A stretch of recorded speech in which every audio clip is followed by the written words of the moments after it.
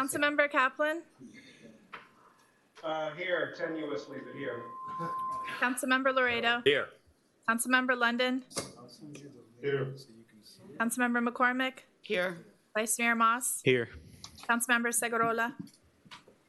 Here. Mr. Mayor, we do have a quorum. Please rise for the Pledge of Allegiance. I pledge allegiance to the flag of the United States of America and to the republic for which it stands, one nation, under God, indivisible, with liberty and justice for all. First item, Mr. Mayor, is brief comments by council. All right, well, hope everybody had a good Labor Day. Now it's time to get to work. Vice Mayor, I think you had comments? Yeah, I just wanted to give my initial look at the budget before we start into the budget from a general standpoint. I first want to thank all of our staff for the hard work they've been doing. I've met with every director, including our manager, multiple times, and it looks like you guys put a lot of work into this. But on the other side, and I know I voiced this with you guys today, that there's certain things that I'm looking for in the budget, and I think we're not there yet, but I think that we will get there with Steve at the helm, hopefully sooner than later. But I'm a big believer in strategic based budgeting, and that starts from our vision and our mission of who we are, what we want to be, going down to where we are, which is our SWOT analysis, our strengths, weaknesses, opportunities, and threats, developing into our strategic plan that develops into an action plan. And over that, we can put together objectives that are measurable, and we have a budget that can support that. And I think that's very important. And what I see that in this budget, it's, again, I think like last year, and I brought that up, that, we did a strategic session, we did a SWOT analysis, but that got left in another document, and then this document appeared. And when you don't have everything together, it's very difficult to see the entire story of what we're trying to do here. And it took me 7 hours on Friday, another 9 hours today, meeting with people, going through line by item to start to kind of piece everything together, which is difficult. My goal is that one of these days, hopefully before I'm off council, that it'll take us an hour to do a hearing, because it's so clear about what we're trying to accomplish in the budget, and we know where it's happening in the budget. This budget does not do that.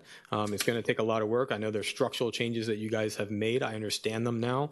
I understand why you're doing them, but it's very difficult to follow without historical costs and see where things are being moved. It's extremely difficult to follow. I want to thank you, but I just wanted to get that out there before we start the budget process, so that when we're going through there, it's things that we can think about in order for second reading to come back with, I think, a more complete information possibly. Okay. Councilmember Laredo. Last week or last meeting and today, and I guess the 21st, I'm in trouble that we didn't have a spiritual reflection or a prayer. And I think more than ever, we need it for today and on the 21st. So hopefully we'll get either one of us or one of our spiritual leaders to do that. I hate to miss that after the Pledge of Allegiance. Councilmember McCormick and then Councilmember London. I just wanted a little happy thing to say. I don't know if anyone has noticed, but there's a section of grass next to the Cade on the Ridgewood side where kids play that over the last few years has gone from dirt to grass to dirt to grass. And I think, Todd, you guys finally got this right. Like, it's grass that has taken and is lush, and kids are playing on it, and it's still grass. So a nice thing that was accomplished there, and wanted just to tell everyone to drive by and look at that nice green grass. Nice. Councilmember London. Many times my dear friend Luis says, really it's not fair. A lot of things to do. We should have more time to review whatever the matter we're going to discuss. This is one of those times which I consider one of the most important things we do as a council, which is approving the budget. And I really don't think you can expect us to do a good job. I mean, no matter how much time we spend, if we get this budget, the final thing, Friday or Saturday, and today is Tuesday, and we're supposed to review it, meet with all the people, do a line-by-line analysis. So today's budget hearing, as far as I'm concerned, is still preliminary, because basically I haven't had the time. We could go on ahead with various members of the department directors. One of them showed me a budget from last year. That's what he was up to. I mean, and the other one, I mean, it's just, I think next year, I guess we say this every year, try and get it done a little bit sooner, so a little bit more time so we can review it and make some intelligent decisions. Thank you. Thank you. Anybody else? All right, let's move on. The next item is public comments. Okay, I've got a number of people signed up. Can you please read the instructions? For those of you who'd like to join for public comments, please call 305-365-7569. Then enter Zoom meeting ID number 231-627-8415, followed by pound.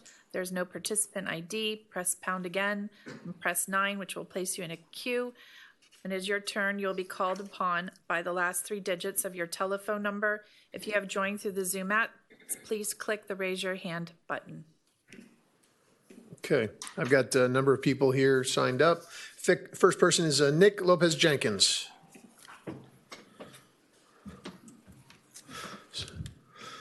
Nick Lopez Jenkins, 550 Ocean Drive, apartment 7A. I'm supposed to say that, right? And just came here to talk to you guys about something that was missing from the budget. I think it's on everybody's radar. I know Steve had a meeting about it today, and I know Allison and Brett have been engaged in it as well. It's what's maybe missing from a role that this village could have in people's lives. It's a special needs coordinator, a point person, a quarterback, whatever term you want to use. A lot of people in the community working towards providing needs for people with special needs, but there's no overlying structure of how to get these things out professionally. Coral Gables has something set up. Doral, I know, has something set up, and I think it's something that we should shoot for as well. I know there's reservations about what kind of, what's going to cost, and like I said, what kind of actual demand we're going to have here in the key. I think it's hard to determine demand until something is actually in place. I don't think people, a lot of the times that need help, ask for help if they don't see help out there. So from that standpoint, it'll be a cost, but it'll be an investment, I think, in the community and the people, like I said, that were most vulnerable. I think this village has always been somewhere that stresses inclusivity, and I think it'll be something to help facilitate that. So I just want to put that back on the radar. I know that's why we're having this preliminary discussion, and I still have a minute and a half. So, but that's kind of where I wanted to leave it. Some statement said, sometimes speak less is more. So it is my dad's birthday. I told you Jose Lopez, so he's here, and I'll keep taking him out soon. But thank you for your time. I appreciate it. Like I said, I haven't never sat in a government budget meeting, but I've done it in the private sector, and I know it can be tedious. So I wish you guys luck and patience. So thank you. Thank you. Happy birthday. Happy birthday, Jose. Terry Oliva. Yeah. Hey, Mike, we're getting feedback here. I'm not sure what that is, but we're hearing feedback when From the people dais, speak at the yeah. podium and also when folks are on Zoom. Terry, you're up. Uh-oh. Mayor Davey, do you mind if we all No, speak together? absolutely. All three of you Okay. together. Okay, good evening, Mayor Davey and council members. State your, yeah. Perfect. Sorry. My name is Amy Del Pezzo, and my address is 101 Ocean Lane Drive. As you are aware, we requested the funding for a special needs populations coordinator to be added to the budget. This position will benefit all ages of all individuals, including children, teens, and adults, as well as seniors with any special needs. We met with the village manager and Todd today, and we're told that $0 have been allocated for this position. We are very disappointed with this decision, and we feel that we are way behind the times as other numerous municipalities, as Coral Gables, Doral, Miami Beach, et cetera, all have these special needs programs. We met with Todd numerous times, provided concrete ideas and goals for this position. We met with Coral Gables Rec Center and obtained valuable key information from their employee who manages their position. Todd has a copy of the job description as well as costs per hour that they're paying their position. I believe their position started off in 2017, but he can clarify that. We now need your help to get this passed. Any individual with special needs needs to be treated properly, fairly, and we feel we need to do this now And this is not a benefit, but rather a right to any individual of all ages with any special needs. Thank you. Appreciate your time. Thank you. Terry or Elise? Elise Benhack. I live at 772, can you hear me? Ridgewood Road. Good evening. Thank you, Mayor Davey, council, manager. Thank you. As Amy just mentioned, what is needed is a full-time special populations coordinator. By being full-time, they can truly be integrated into our community and understand it best. This person will provide immediate training and support to maximize inclusion opportunities for participants in existing village recreation programs.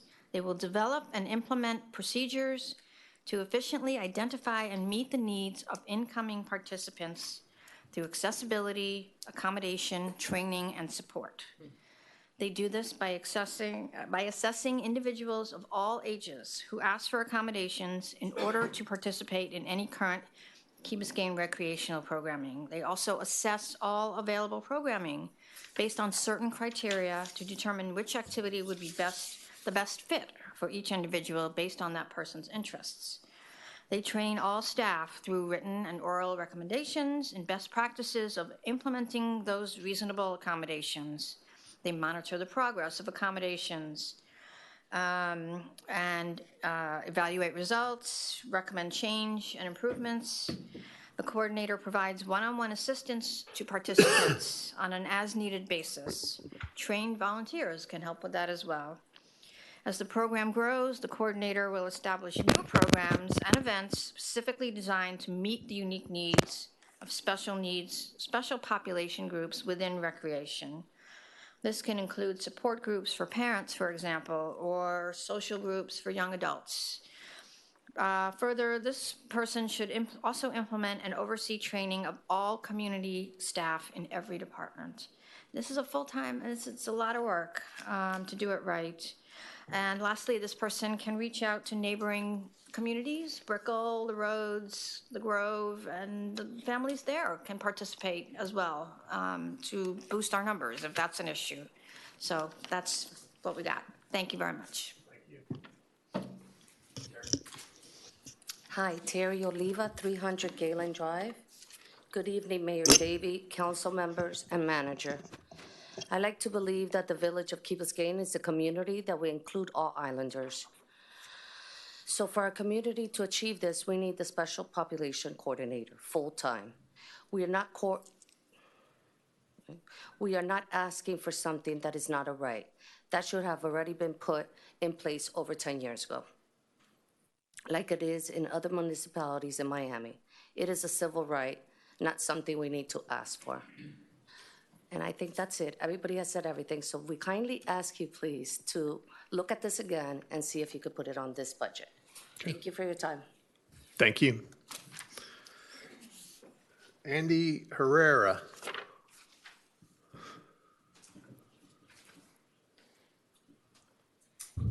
Good evening, ladies and gentlemen. State your name and address. Yes, I will do. Andy Herrera, 166 Harbor Drive, Key Biscayne, Florida, 33149. I would like to address you guys with my concern about the budget. I would like to see that you guys can work all together to improve or to have a reduced budget, taking into account all the inflation that we're going through. We went through a recession already, and we're going to be having difficult times ahead. The Federal Reserve is going to be increasing the interest rate in the next coming months after elections. We're going to have difficulties in the coming year. So I would like you guys to take into account the situation, the future, what's coming, and to see if we can pull out from this together. This is difficult times and requires a lot of work and dedication, and you guys are doing a great job. I would like you guys to improve that. We can go beyond that. And I would like to, like the budget that is in the oven, I want that budget that's cooking right now in the oven. I want to have a good bread for everybody, so everybody can have, a good year. So that's my concern. I want you guys to work together and do a great job to improve our community. Thank you. Thank you.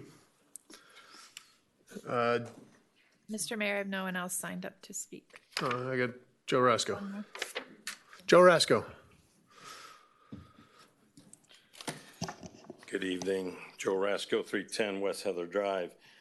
Thank you to Mayor and Council for deliberating on this budget. Here are some of my observations and suggestions. Number one, I think there's room in the millage rate to come down. I hope to see you do that. Number two, the Ask Club asked for a very small amount of money. I can't tell from the budget whether it's in there or not, but I think that's something that we can afford, and we'll, if they keep track of that and tell us what they're doing, I think it would be a good thing. As the other speakers I had in my programming, to begin at the community center to address special needs, and they should also benefit from the community center's programming. And additionally, the youth program, especially for teenagers, if we can find some funds to do things in that area, I think that would be wonderful.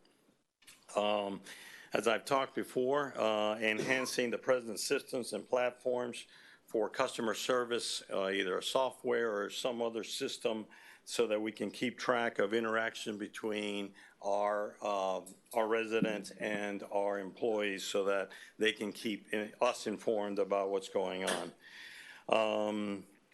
I'd like you to look at the overtime within the fire rescue budget. It calls for a 41% increase in overtime. I'd like to know a little bit about what that's all about. And to follow on Mr. Moss's comments, this is something that we've talked about before, key performance indicators. I think that we need these metrics to judge whether our departments are doing what they're supposed to be doing, and those objectives become metrics. I think that's something that needs to be added to the budget as we go along. As a user of the community center, I think we need to improve our maintenance. We have issues with the gym floor, and we have issues with the leaks in the roof. So before we go to an expansion, I think that we need to take care of those, if that makes sense, and I think it probably does. We know that there's a new gym coming at St. Agnes, so maybe that can be a stopgap between the time that we need to start the expansion and get to it, and to be able to fix these things. And finally, one thing that I think would help in the budget is if you put a column for fiscal year 19, because that was pre-pandemic, and so that number probably is a better indicator to you as to what's going on. Thank you very much, and wish you luck. Mayor, since I think all the comments were related to the budget and millage, I would just ask that the clerk incorporate the comments into the record for both those items, because we still technically need to have a public hearing on the millage and the budget separately. So, okay? Thank you. Mr. Mayor, I do have one caller. With a phone number ending in 396, please press *6 now on your phone to unmute yourself.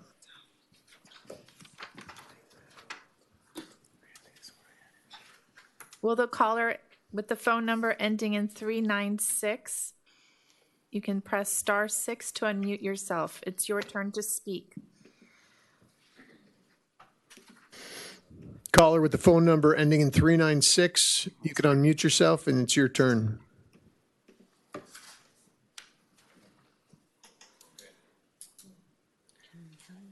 I can't unmute them. I just tried. *6 was. How do they unmute themselves? *6. *6. There we go. Nope. Never mind. All right. Unfortunately. I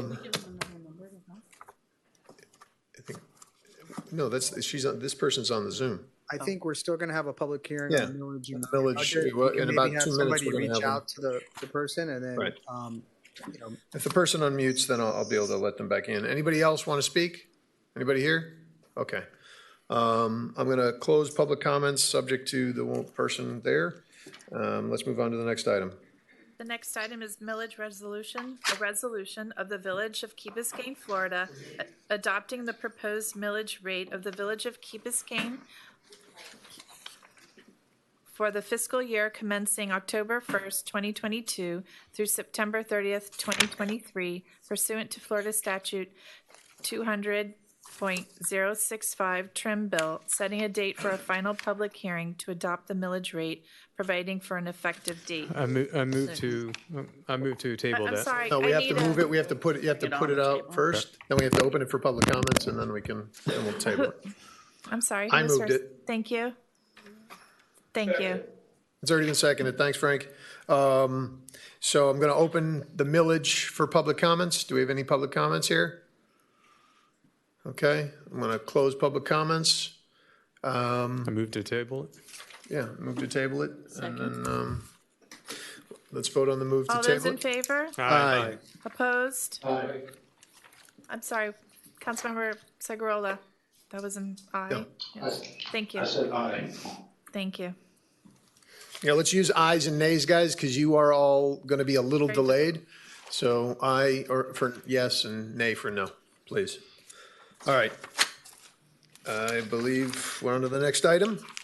The next item, fiscal year 2023 budget book. Okay. Steve, how do you want to go through this? I'd rather, as we go, if we have questions or concerns, things pop up, we can stop you and go to it, or what's your? We do have a presentation we'd like to run through. Okay. And when each one of the department heads step up, that's probably the best time to talk about Yeah. that specific. Correct. That was my intent. And then we'll hit a couple things that I think will be of note as we go through. Again, that'll stimulate conversation. Fine. Hitting on some of the key things that we've spoken in advance of this meeting. Perfect. Can you, for the purposes, not so much for me, but for those who may be watching, give us a 30,000 feet methodology of how we're moving in the next one. In other words, for example, I've tried to do this before every year. If we have a commonality of obvious support, can we sort of preliminary move some items on some departments, or you want to go through it and not have any votes, or votes which would be a sense of the council, as I would call it. It's done all over in every legislature in the world. It's not a binding resolution. Counselor, I'm going to need your, and I mean in plain English, rather than the convoluted legality of millage and this and the public hearing, which a lot of people get lost.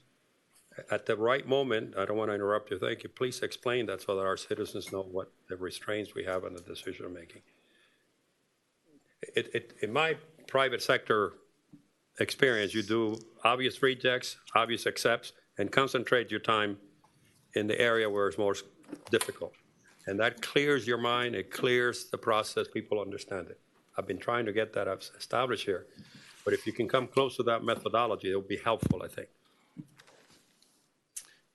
Are you asking me or are you asking? Yeah, I'm asking you as manager, because this is your. So my understanding is that we have to, what we go through today, we have to leave here with a recommended balanced budget. So we're going to have to go through each part of it. If we choose to make changes, or if you all choose to make changes, we would then have to adjust the millage accordingly. And that would set the new millage, and then we would come back on next budget hearing if we want to make any further adjustments. If we do want to set aside certain departments that you feel are good, then we can say, let's set them aside and not bring them back. That's what I'm getting at. It is just a methodology of time efficiency and focus. That's all it is. That's Okay. the will of the council. Because If I you all tried want to do moving that, but it never gets. We'll take whatever Very direction good. that you want us to move coming back to the second budget hearing. Okay. Get her going. So each one of you have a copy of this, paper copy if you want, it's sitting in front of you, and then obviously you'll see this up on the slides as well. So, good evening. Thank you, Mr. Mayor and council members, for the opportunity to present our proposed budget this evening. I want to thank my staff for their hard work and attention to detail in putting this budget together. I especially want to thank our CFO, our Capital Improvement Program Manager, and our Chief of Staff for working the detailed numbers as well as creating a solid budget that I believe is both efficient and effective. It also gives us the ability to respond to urgent and important requirements when and how they are needed. And as you know, we had a number of those come up over the last year. The sort of situations that, when done right, allow us to be the first-class community that we expect to be, as well as what others expect of us. We have looked very closely at each department's budget, focused on priorities, and we believe right-sized the funding levels. In particular, we made an extremely deep dive into both Public Works as well as the Parks and Recreations Department. And we did this with, as you know, with an increase of 10% in property values. At the same time, also knowing that we're facing inflation rates over the last 6 months at approximately 9% or greater. Next slide. This is our agenda for tonight. Nope, go back one second. Most of these things are our standard agenda for budgets. What you'll see that is different is our budget structural changes, which we will go in and explain them in detail. Also, we'll go into some things that we call budget facts and assumptions. Again, coming out of COVID, going into a significantly inflationary period, we want to make sure that you understand the facts and assumptions that we use to make this budget. We'll also be presenting an operations, maintenance, and repair plan, which will be our framework that will focus on our maintenance and repair over the next year. And then lastly, we will give some options as we build what we call the optimum budget. So we'll look at some capital issues, we'll look at some maintenance and repair issues, and then we'll make a recommendation on an optimal budget. Our vision stays the same. And our values, mission, also remain the same, and this is a budget that puts our residents first, encourages teamwork and collaboration, stresses stewardship, pursues excellence, and empowers our employees to act while supporting our residents. Next slide. Our theme for this year is maintaining what we have while building for a better future. Well, we discussed last year, which was a down payment, what do we call it, a down payment for the future of the village, which is the foundation and the direction that we want the village to be in years to come. This year, we recognize that we need to emphasize on taking care of what we have. So what you will see is a strategic balance between operations, maintenance, and repair, and capital investments. We have not stopped focusing, however, on the future. There is a lot of work to be done to transform our infrastructure and transportation network. For this, we are mostly using ARPA funds or other external funding sources. And you'll see in this presentation, go back one slide, we are pursuing close to $10 million in this coming year for our capital requirements. Next slide. This is your professional staff who built this project or this budget and who will also be executing it. Next slide. So before I turn this over to the CFO and the directors, what I want to do is run through just what I see as the big issues that we're trying to tackle. We'll go by each one of our goals, and the first one is safe and secure. I'll just hit two of them that I think are the most critical as we go through. First one is to continually provide a highly rated fire and rescue service, and to also install a new village-wide camera system. Next slide. We want to continue on our building recertification and safety program. It's been very successful over the last year since Surfside. I can assure you that our buildings are safe and they are secure, but there's still work to be done, and we continue to work with our building property managers to ensure that all the certifications are done in a timely as well as a very professional manner. We're going to finish the implementation of our electronic plans review and our Cell Citizens Access Portal. Next slide. We will complete Paradise Park, and if not fully completed, we'll be close to repairing and renovated Beach Park. Next slide. You will see a renewed Crandon Boulevard, particularly starting at the intersection at Harbor and right at the entrance of our village. This construction should start around either December or January timeframe. It'll address the first intersection as well as the intersection entering into Key Colony, and also some of the crosswalks moving down the boulevard. By January, we'll also see an additional 3 freebies, which will add to our fleet for a total of 8. Next slide. We will talk about today, and we'll be ready to implement an operations, maintenance, and repair program that will address facilities, our fleet, our landscaping, our parks, and our roadways, as well as our stormwater systems. We will also be moving forward on a long-term resilient infrastructure plan, which consists of stormwater systems, roadways, and utilities. Next slide. We will improve our resident services and responsiveness. and we will also work to enhance our information technology systems network across the village.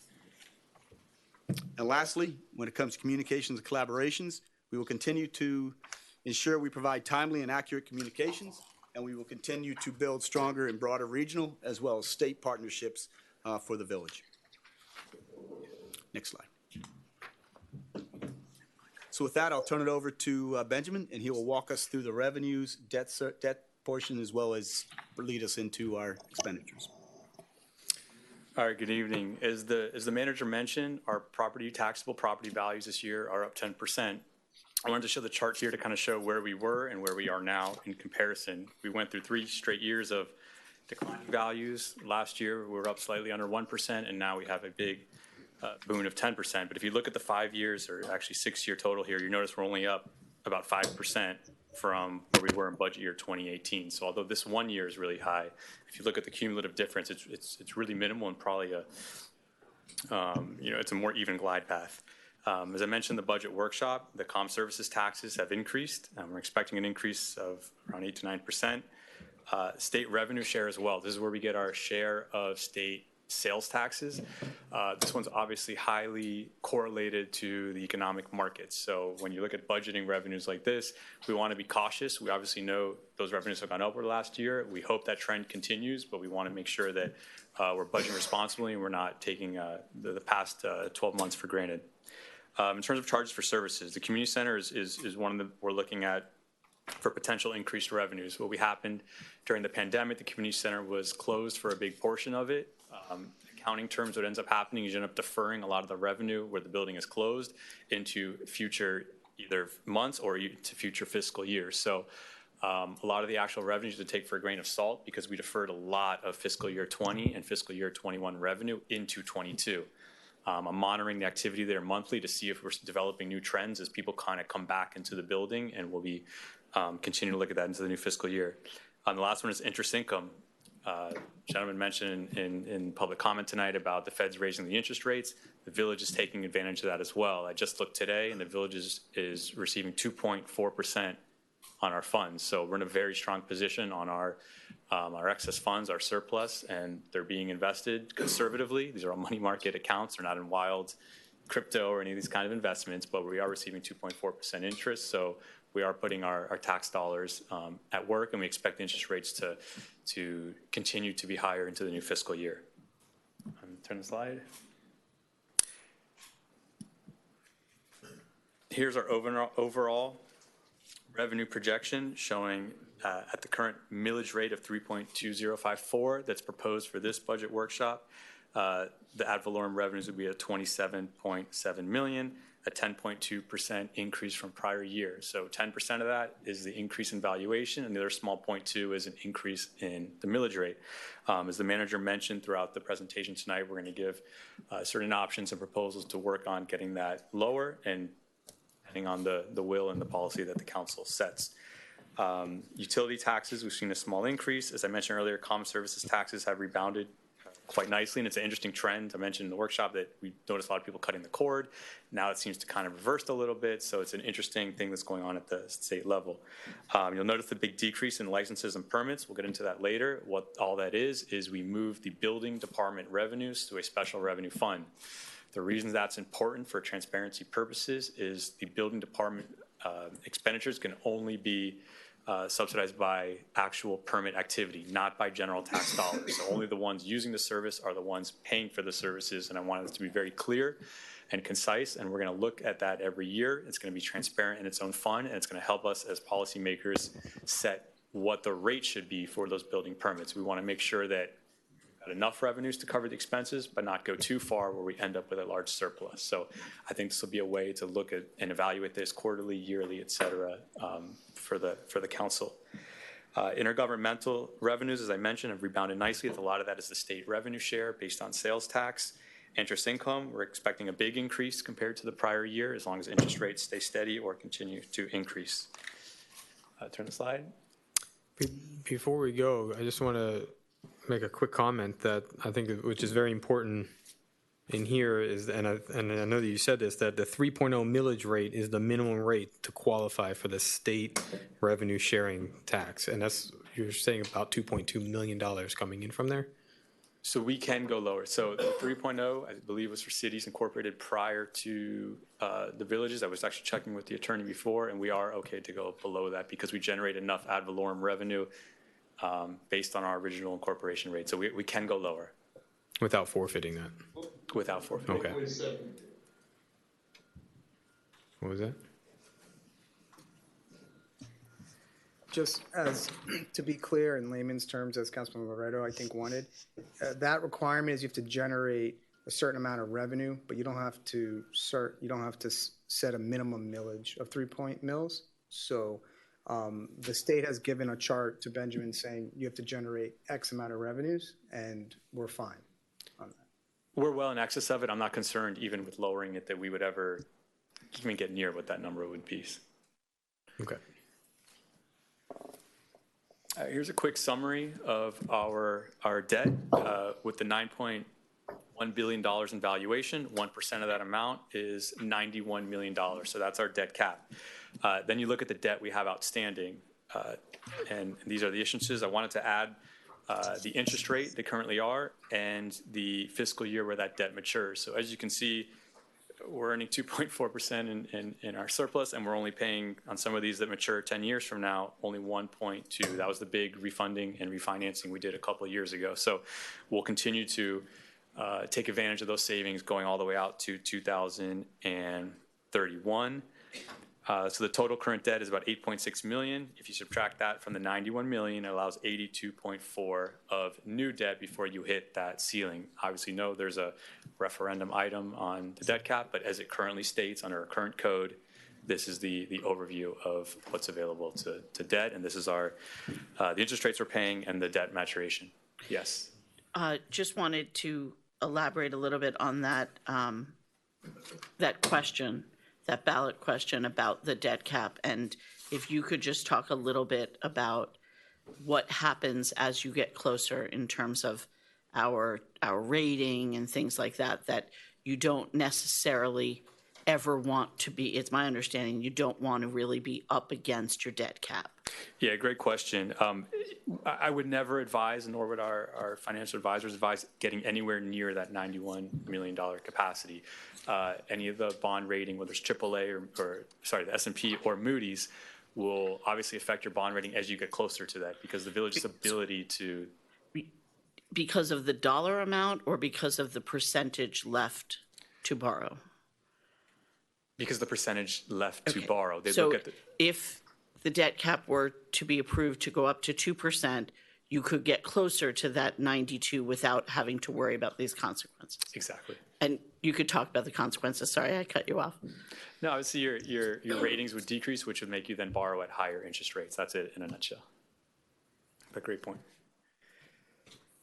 Flipping to the next slide is showing an actual visual. What we did in the last 2 years was consolidated a lot of this debt tremendously. You saw we had issuances all over the place. So between debt maturing that we paid off that was at higher interest rates, between debt that we refinanced at the lower interest rates, we have a much simpler, more effective debt portfolio now, which I think is much easier administratively to manage, and also showing you the lower interest rates. When rates were low, we really timed this well. Next one. Although these don't have an impact on the actual millage rate discussion, the village does, for edification purposes, the village does have other funds that are not the general fund.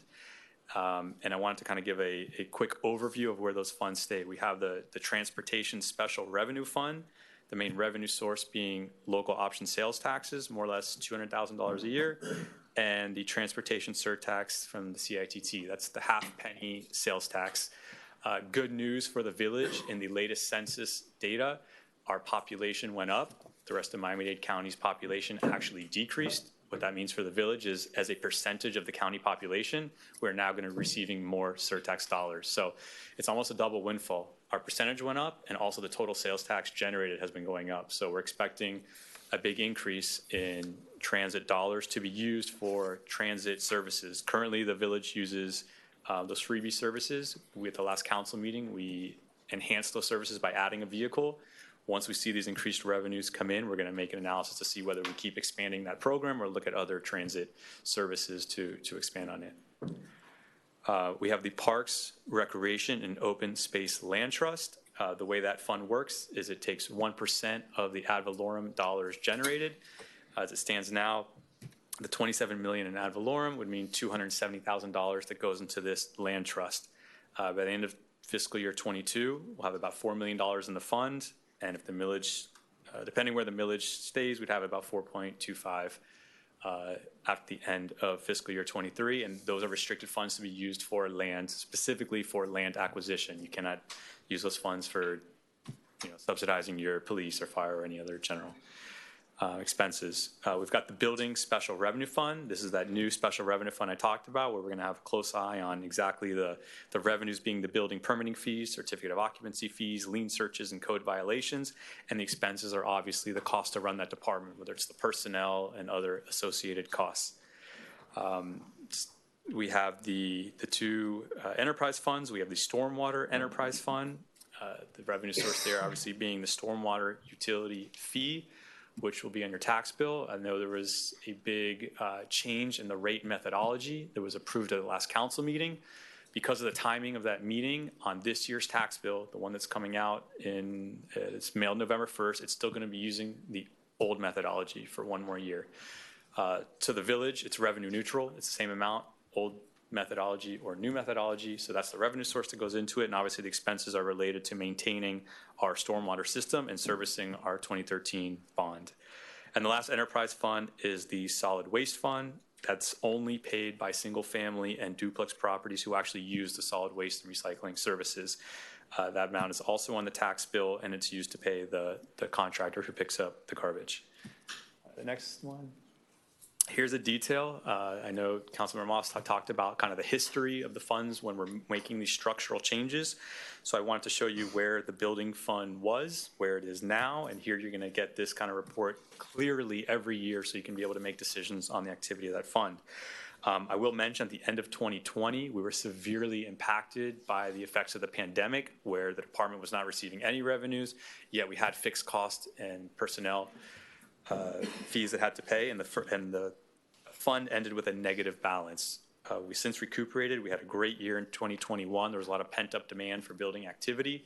2022 seems strong as well, but we're going to keep monitoring exactly where we are at the end of the year. So what we don't want to have is at the end of 2016 where we had a $2.2 million surplus. That's not what we want. We want a healthy surplus in case of an event like 2020, or I don't want to say the H word happens here, but for any reason there'd be a pause in operations, we want to have enough money that it doesn't tap into our general fund dollars, that the building fund is healthy, and there are state requirements limiting how much you can have in surplus. So this is a quick overview where we were, where we are now, and we'll keep bringing it back every year as to what the activity of that fund is. I'd just like to make a comment also, and I'm not sure if anybody else received this, but in our budget, and I brought this up a couple of budgets, each budget that comes up, that the debt service is something that is not an operating expense in the private world, but we do have to keep that in this for reasons of correct government accounting. But I asked for them to put together one that removes it and puts it under other sources, so I'm not sure if you guys received it, but I would like to actually get that into the budget workbook at some point where we can call it another name so we can actually analyze year after year what our actual operating expenses are. So it's on page 36 of this slide. We included that Oh, version. of this slide? Yeah, it's okay. there. All right, so we're going to see it, and if we could bring that in, Sure. I think that would be very helpful. And I think also, whenever we have this summary of the whole thing, if we can get the actuals of the prior year. I know we have them in each department, but I think it's also good to see it as one more column in here as well. Okay. So if we can bring that in. All right, next slide. Here's some of the structural changes that were made from the prior year to this one, and kind of the reasoning behind they were made. So the council and council initiatives were two separate departments, and we consolidated them in here just to simplify accounting. They're not big departments, and they were like kind. We talked already about the building special revenue funds, so we can better analyze the revenues and expenses to set fees in the future.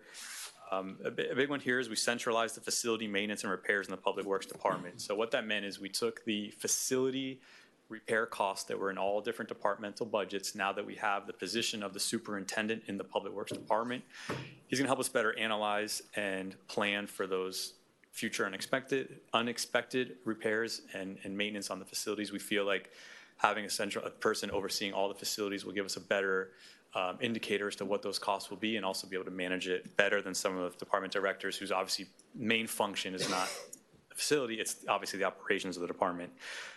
In total, it's about $380,000 that went from different departments into Public Works. So when we get into the detailed budgets, you will see the Public Works repairs and maintenance costs go up. It's not that it's an increased expense, it just transferred over from some of the operational departments. The fourth bullet point, Before you go there, Sure. I want to highlight that because that's one of my priorities, and I want to make sure it's clear what we're trying to do is, as we pretty much hit about 20 years of facilities that we have right now, we're beginning to see a significant degradation in the maintenance as well as the repairs. So we brought on a superintendent last year. That person's got a responsibility, number one, to oversee the program, number two, to create the RFP to bring in a contract manager, someone, or a facilities manager, someone who really does this for a living, who can really take care of our facilities.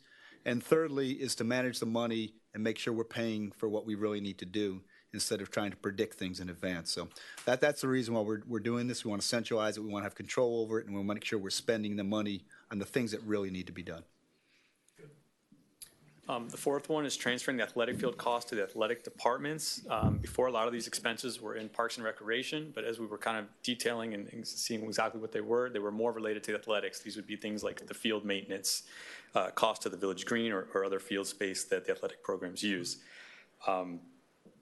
The Community Groups Department, which used to have this whole separate budget workshop process, those have been moved into Parks and Recreation and the Public Works Department, depending on the services that they provide the village, and now we'll have the oversight of those departments on those programmings. 6 is the reallocation of employee costs in the special revenue funds. It's going to better align the cost to the work performed and free up those special revenue funds to be able to do the purpose and related investments. So for instance, instead of allocating so much of an employee's cost to the stormwater fund, that's been moved back into the general fund. There's a chart in your budget book that shows exactly the percentages of some of those positions that are kind of split functionalities to how much is in the general fund and how much is going to some of those other funds. And the last one is just an accounting change. The GFOA revised their guidance, so you'll notice across the board a lot of the subscriptions and memberships line items goes down. That's been moved to operating supplies as IT expenses.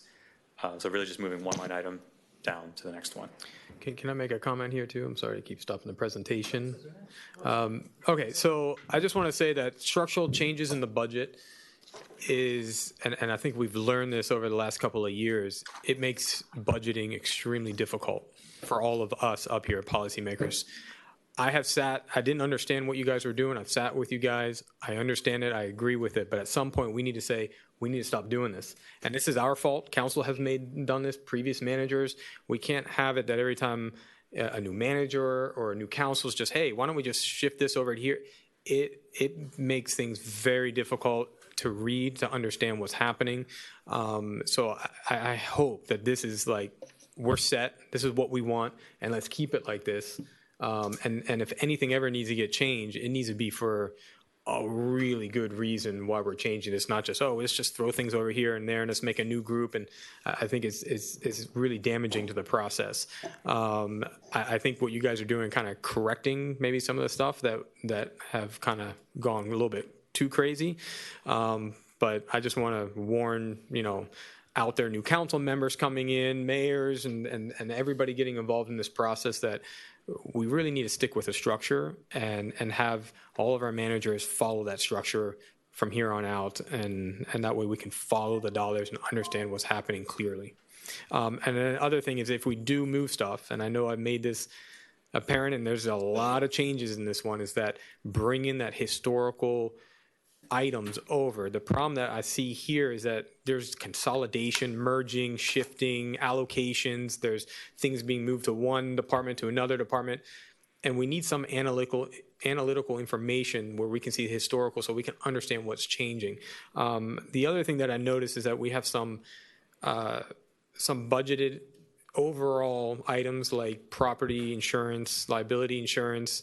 I think it was the janitorial, a lot of these things, to understand what those are overall and how those changed year by year. Because when they're allocated and then you're saying, oh, next year we decided to do square foot instead of linear foot, and it's shifted, and I have no idea what's going up and what's going down because everything's just, the pie's getting cut up differently.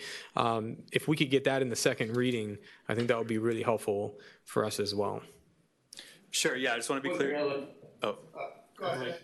Let me know when. Is that I'm making changes that make sense, great, make them. By the same token, as Brexit confusing to us to try and make a decision when the budget amounts go for the following year. So you should present to us the old way. In other words, before you make the changes, what was the operations in 22 versus budget, so we can see what actually happened and then make a decision for 23. Because what you've done is make it very, very difficult to make an intelligent decision.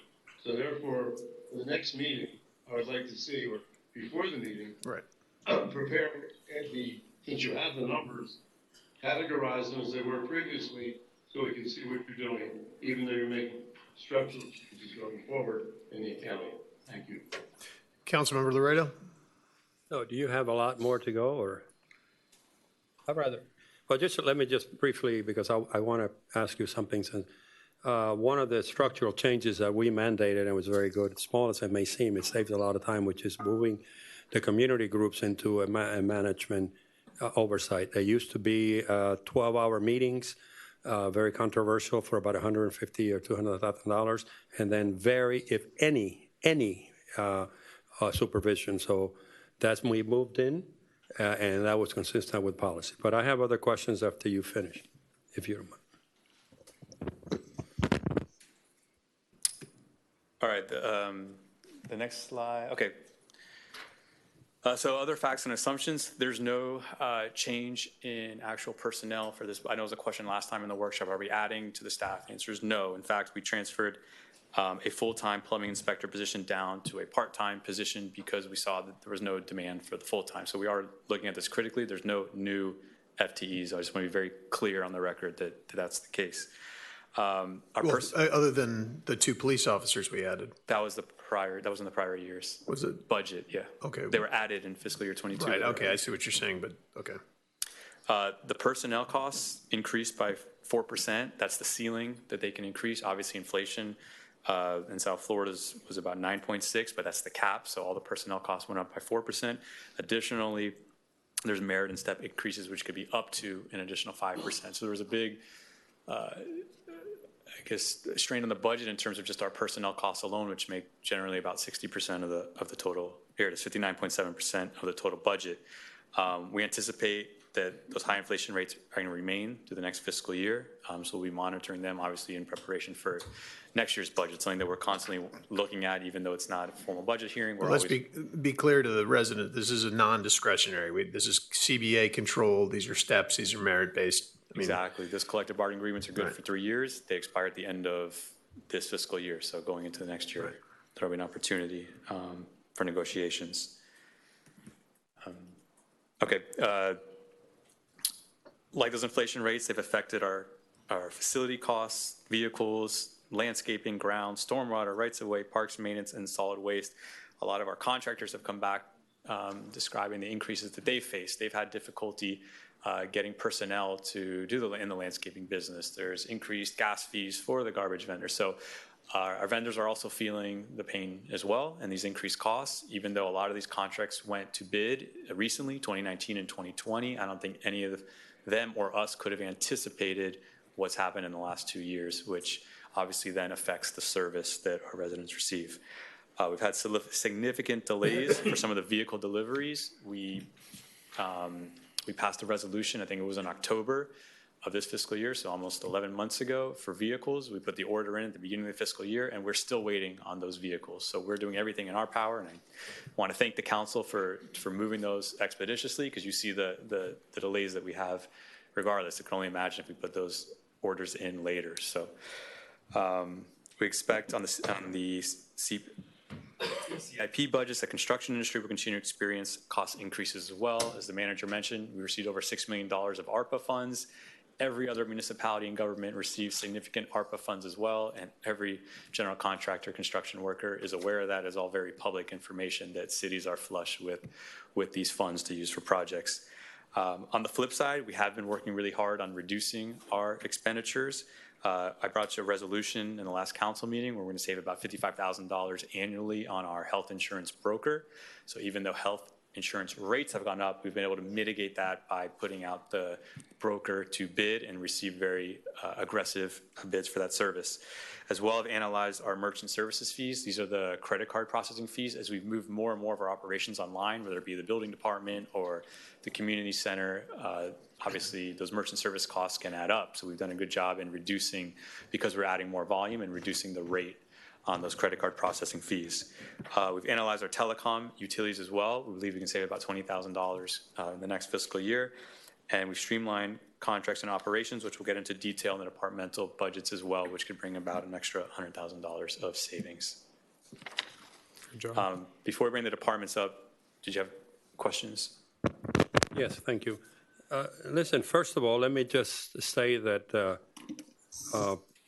both you, Ben, before, and then Steve, have made a big difference, even though we may have some problems as we go into line items by line items and general philosophy in straightening out what was, to me, surprisingly and shocking financial controls.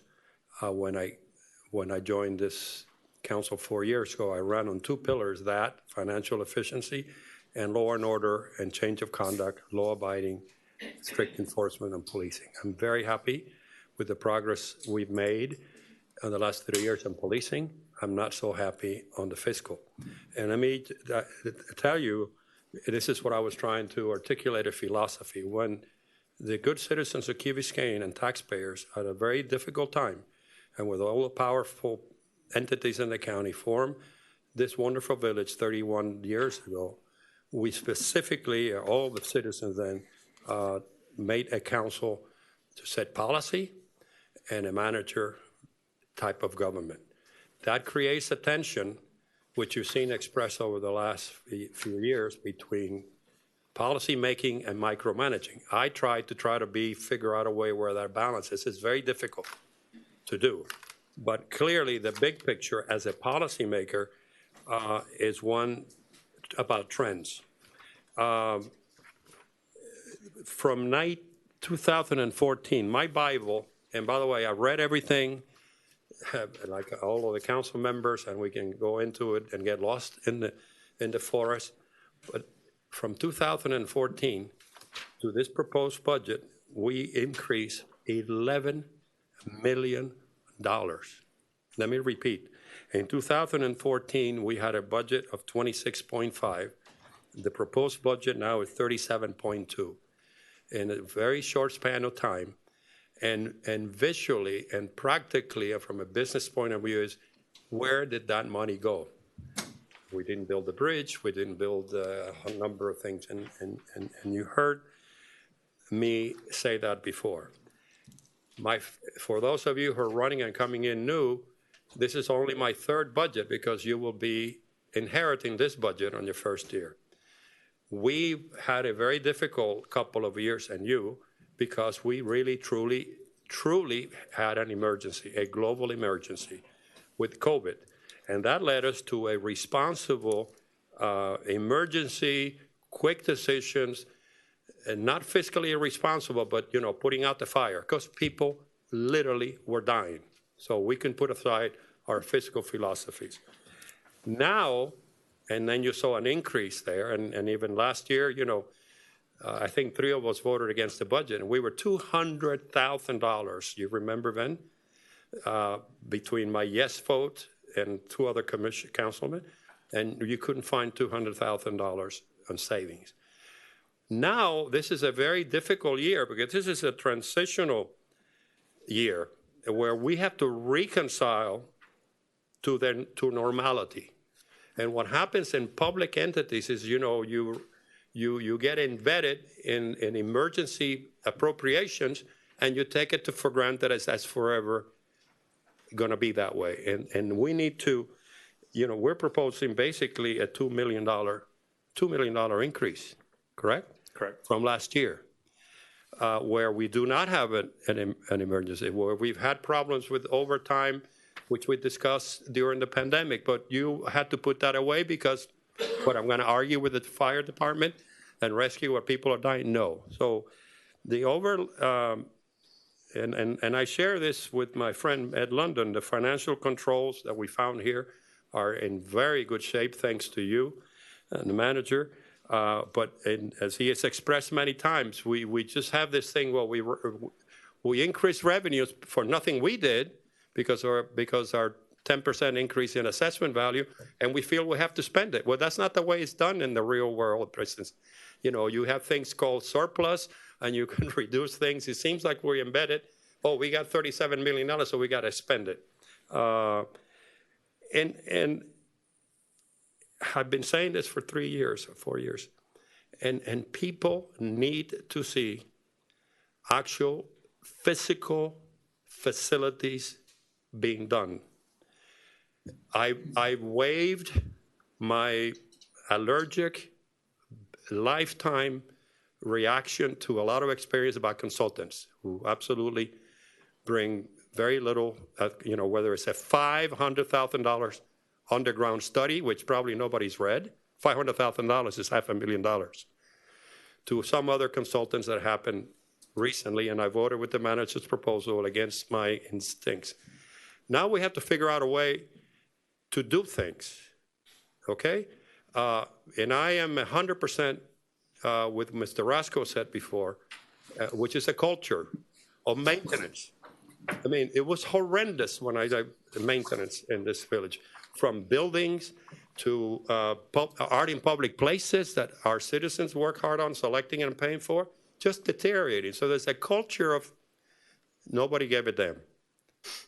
You know, because maintenance, as those of you who are in business and Ed who's in real estate, it's not sexy. You know, it's not sexy, but that's what maintains values in private property. So, I mean, this is a historical budget. It really is a historical budget where we have to responsibly transition to normality without carrying on these emergency decisions that we had to do, because we had to do.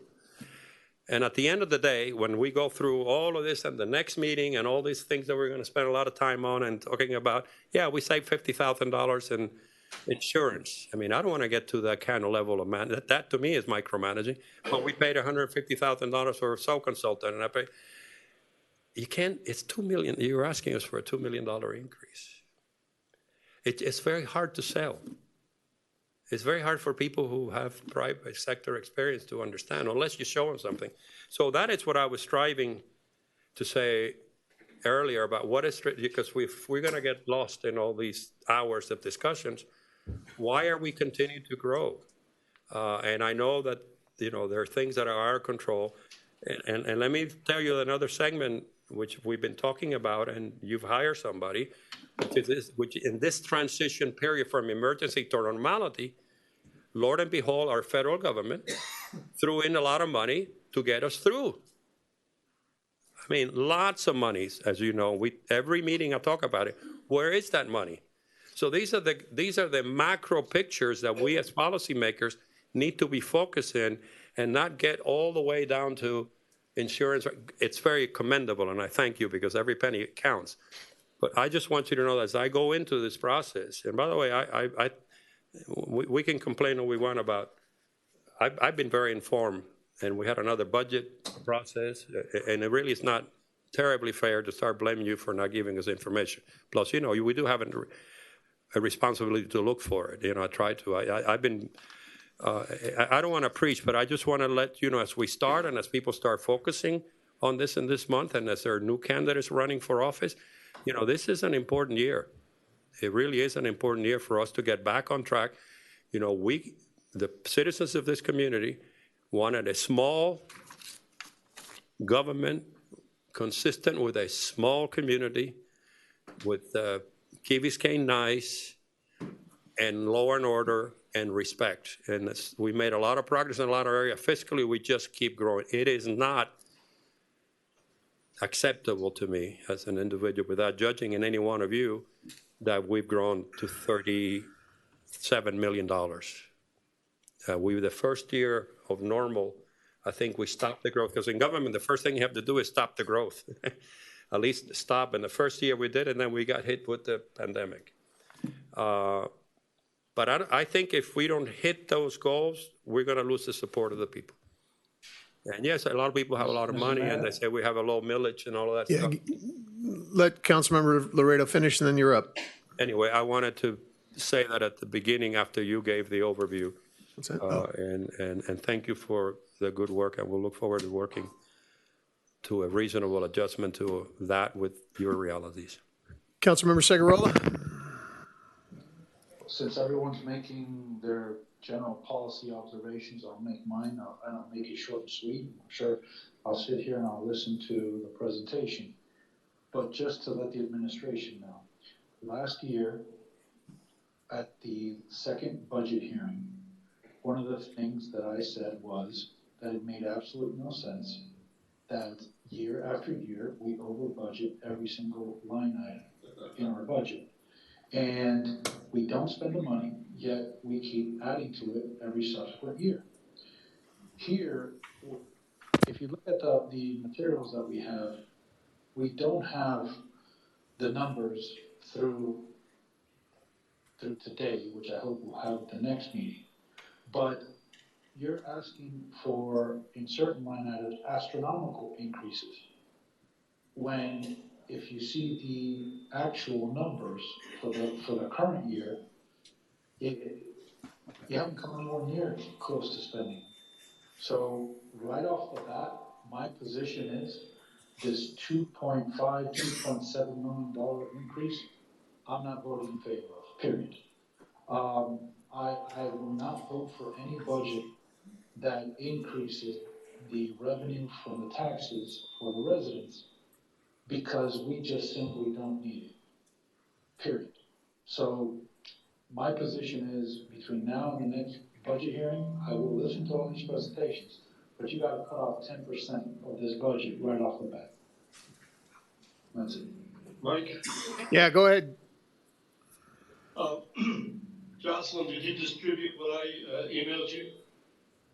Yes, she did. Yes. And so if everybody takes a look at that, they can see on the lower part of the budget where I've looked at what we budgeted for this year and what we spent first 10 months, and my estimate based on what we've done monthly for the next 2 months, to see, as Ignacio just said, almost everything is over budget. Almost everything. In fact, probably everything. And basically this goes on year after year. I've been bitching and complaining about it forever. And basically it also almost makes the budgeting process meaningless. The budgeting process really has two major goals. One goal is to make sure that how much money we're going to need to operate the business, operate the government. That's number one. So we create a slush fund in every category, so we have too much money. Number two is, how do we manage? How do we know whether the department directors, whether the manager, whether everybody's involved in making decisions with taxpayers' money is doing a good job? We can't do that if we over budget, because if we do, every time we look at the budget, every time monthly, which we should do, which we're not doing, we should be getting a report on the budget monthly. And if we did that, we would say, hey, we're doing great. We're always going to do great because we over budget. We should budget accurately.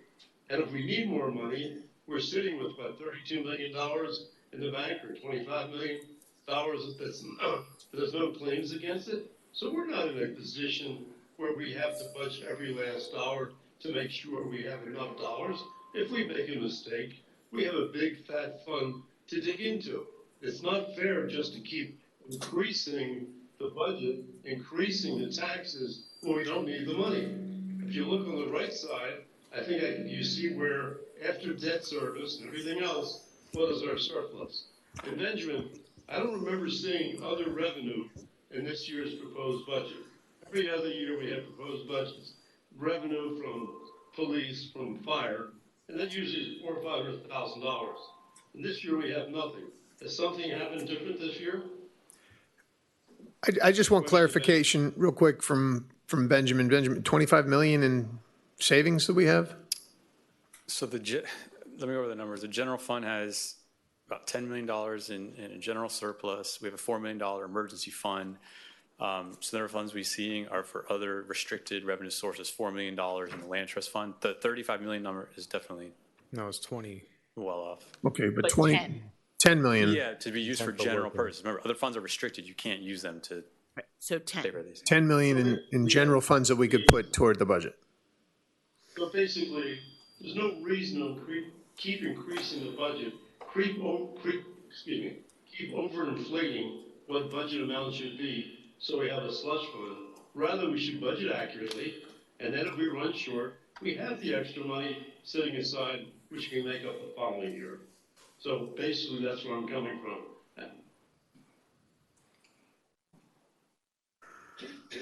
That's it. Okay.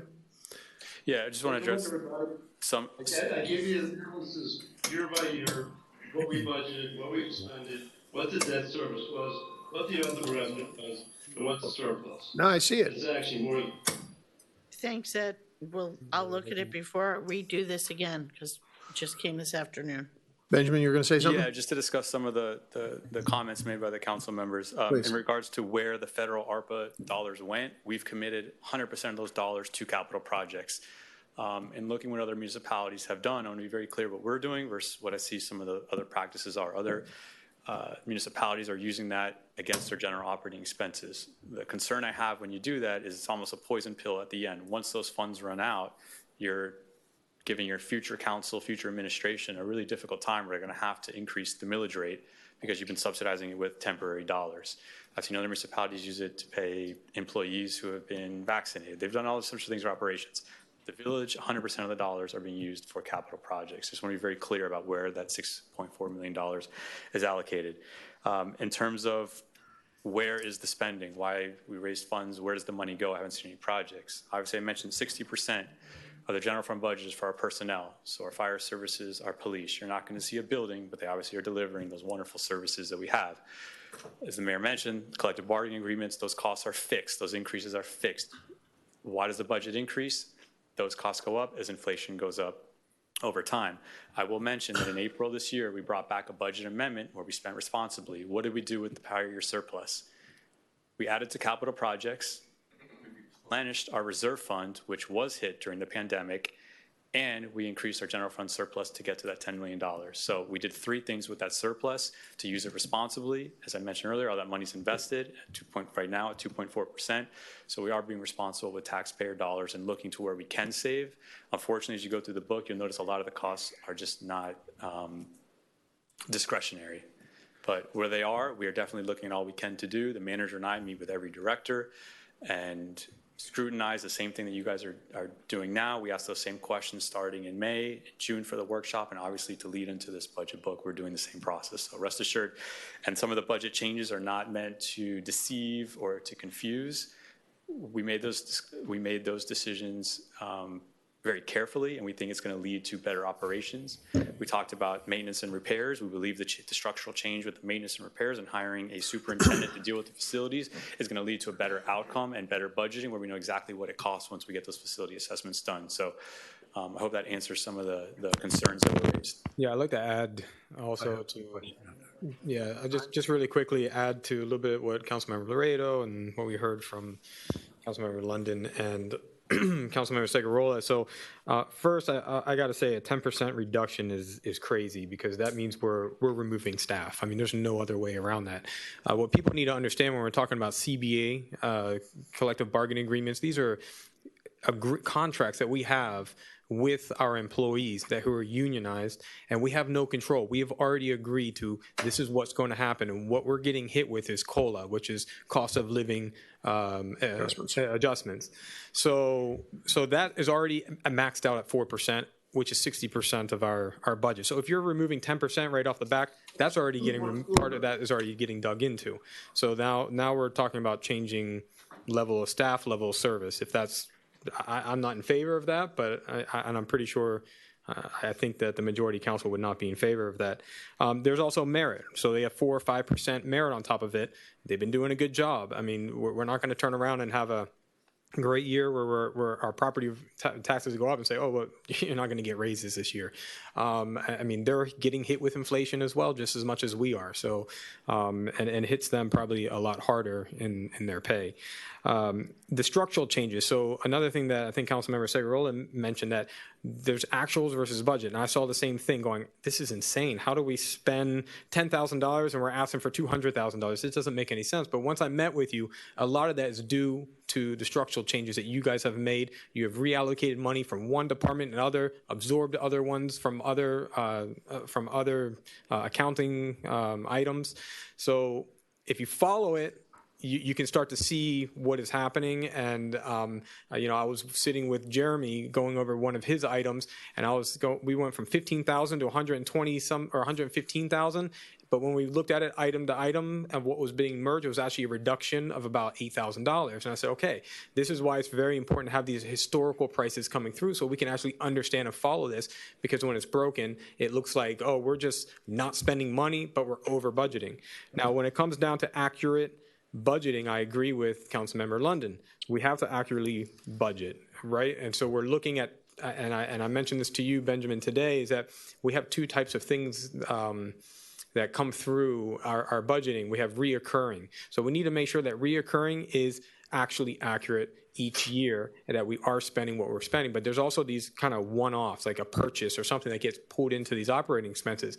And if that doesn't get spent, I mean, we have to make a decision maybe from a policy standpoint that the money that possibly be carried over from last year into this year, that maybe we reallocate that portion for those one-off type pieces, because those are going to fall off anyways at some point. But if we start doing that with our recurring, it also will start messing up the balance of our annual and following what exactly we're doing. But we can't be over budgeting. We can't spend $800 and budget $15,000. It doesn't make any sense if that's what is actually happening in reoccurring. So I want to put an ask out there again, if I have agreement with the council, is that if you can, for the second reading that we're going to have, if you can come back with an estimated amount of what we think is going to come back as a budget amendment in next year, what we did not get to spending. I would like to know what that number is, because that, and also if we can find any of those one-offs in our budget to pull those or highlight them so we can see maybe we can carry that over to help reduce it. And I guess that's my question coming off of, $10 million that we have in surplus sitting around. I'm just looking at capital improvement projects, right? I mean, there's $950,000 coming out of general fund. There is a lot coming through ARPA. There's a lot coming through state money and the GOB and things like that. But there's almost $1 million right there. And as Councilmember Laredo, you start adding these things up, it's real money. Why couldn't we dip into those funds? Because to the Vice Mayor's point, it is one-offs. These are one-off. I mean, these aren't we're not going to put a burden on subsequent count. My concern is always when you start cutting things, I get it. I don't want to burden the next council to then have to be the bad guys and come back and say, okay, guys, we have to jack everything up. But why couldn't we utilize what we've saved over time toward that? And you can. There's no reason. It's really a policy question of the council of how they'd like to spend the surplus. But you're the CFO. I guess my pushback on that is you're the expert we hired for this. And, I tremendously respect your opinion on this. I'm a lawyer. We do law stuff. We don't do numbers. And so I'm asking you truly, why couldn't we do that for these numbers? For CIP, you can, because they're one-time projects, versus I would not do it against operating expenses. I agree with you 100%. On things that are long-term, I would not want to spend that money against that. But when you have that, we do have things that we could use it for, and that would reduce what we need to do with the millage. In terms of our revenues. Do we have question? Sorry. I'm sorry. A follow-up to that is, as the CFO, what's the number that you're comfortable with of keeping there in reserves for things like we didn't expect COVID, right? And things happen, and we want to be able to continue the level of service that our residents are used to. But it seems to me like, $10 million to me is really a lot of money. So where would you be comfortable? It's a tough question. The other thing, it's always not bad to have reserves. Our bond rating agencies, as we start issuing debt, will be looking at those reserves and obviously help with our rating as well. It's hard to give a hard number recommendation with 10 is a healthy amount. We also, as I mentioned, the budget amendment replenished the emergency reserves to 4. That one's been at 4 for 10, 15 plus years. That's one I'd consider increasing. Obviously, what 4 million could buy 15 years ago is different than now. So we could come back with a recommendation as to where we think healthy reserves are if it helps you guys set the policy on what to do. Can I ask you, so I thought that same thing about the $4 million, and I made a note to myself that when we're finished with this process, that should be a policy decision that we make. Do we want to increase that number? And my question is, does that, when the rating agencies look at us, even though that is assigned to emergencies, is that part of this sort of ratio that they look at? It counts. Okay. And if I might add as well, Councilwoman, if you take a look at us, we run about a $35 million budget each year, and we hold reserves at $10 million. Just look at it even from a simple household. I actually think it's kind of low. If you held a bank account of 1/3 of what you made each year, we are moving into significant investments, significant infrastructure investments. And number one, it does provide us a better bond rating, but also provides that access to of funding when we need to go further into much more expensive infrastructure we plan to do in the future. So I would say it's actually kind of low for the size of budget that we run. Keeping in mind that we have those other reserve funds too. Right. Excuse me, I couldn't hear you. We're an individual. We have the right to tax. People don't have the right to refuse. We're a monopoly. People don't have a choice. So the fact that we have the $10 million is more than enough. And as far as a 4% increase, if we have 60% of 35 million, that probably comes out to close to 20 million. So 4% is only $800,000 increase because of personnel costs. We also have a few $1 million, it's more than a few $1 million surplus this year, which more than offsets enough that we did want to run. I'm not saying we're going to lower it 10%, but we certainly have the financial ability, capacity, and security to lower it by 10%. May I ask you, or just share with you some reflections? I think I might have misheard Mr. Moss, but let me ask you, our employees are well paid relative to other municipalities? Middle of the road. We're competitive. I will say. Okay, well, use whatever word you want. But so 4% is what everybody gets because of inflation. Everything is inflation. Merit is 5%. It's up to 4% for civilian employees, and a step increase for our uniform personnel is 5%. Right.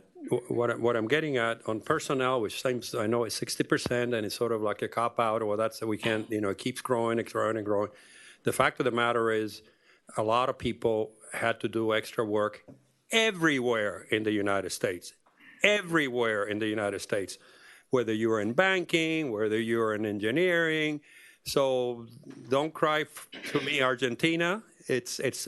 Everybody shares, including the vast majority of the taxpayers of this community, which are not multi-billionaires, okay? They also have enormous pressures, whether it's college education, let's get over this, and during this emergency, we were very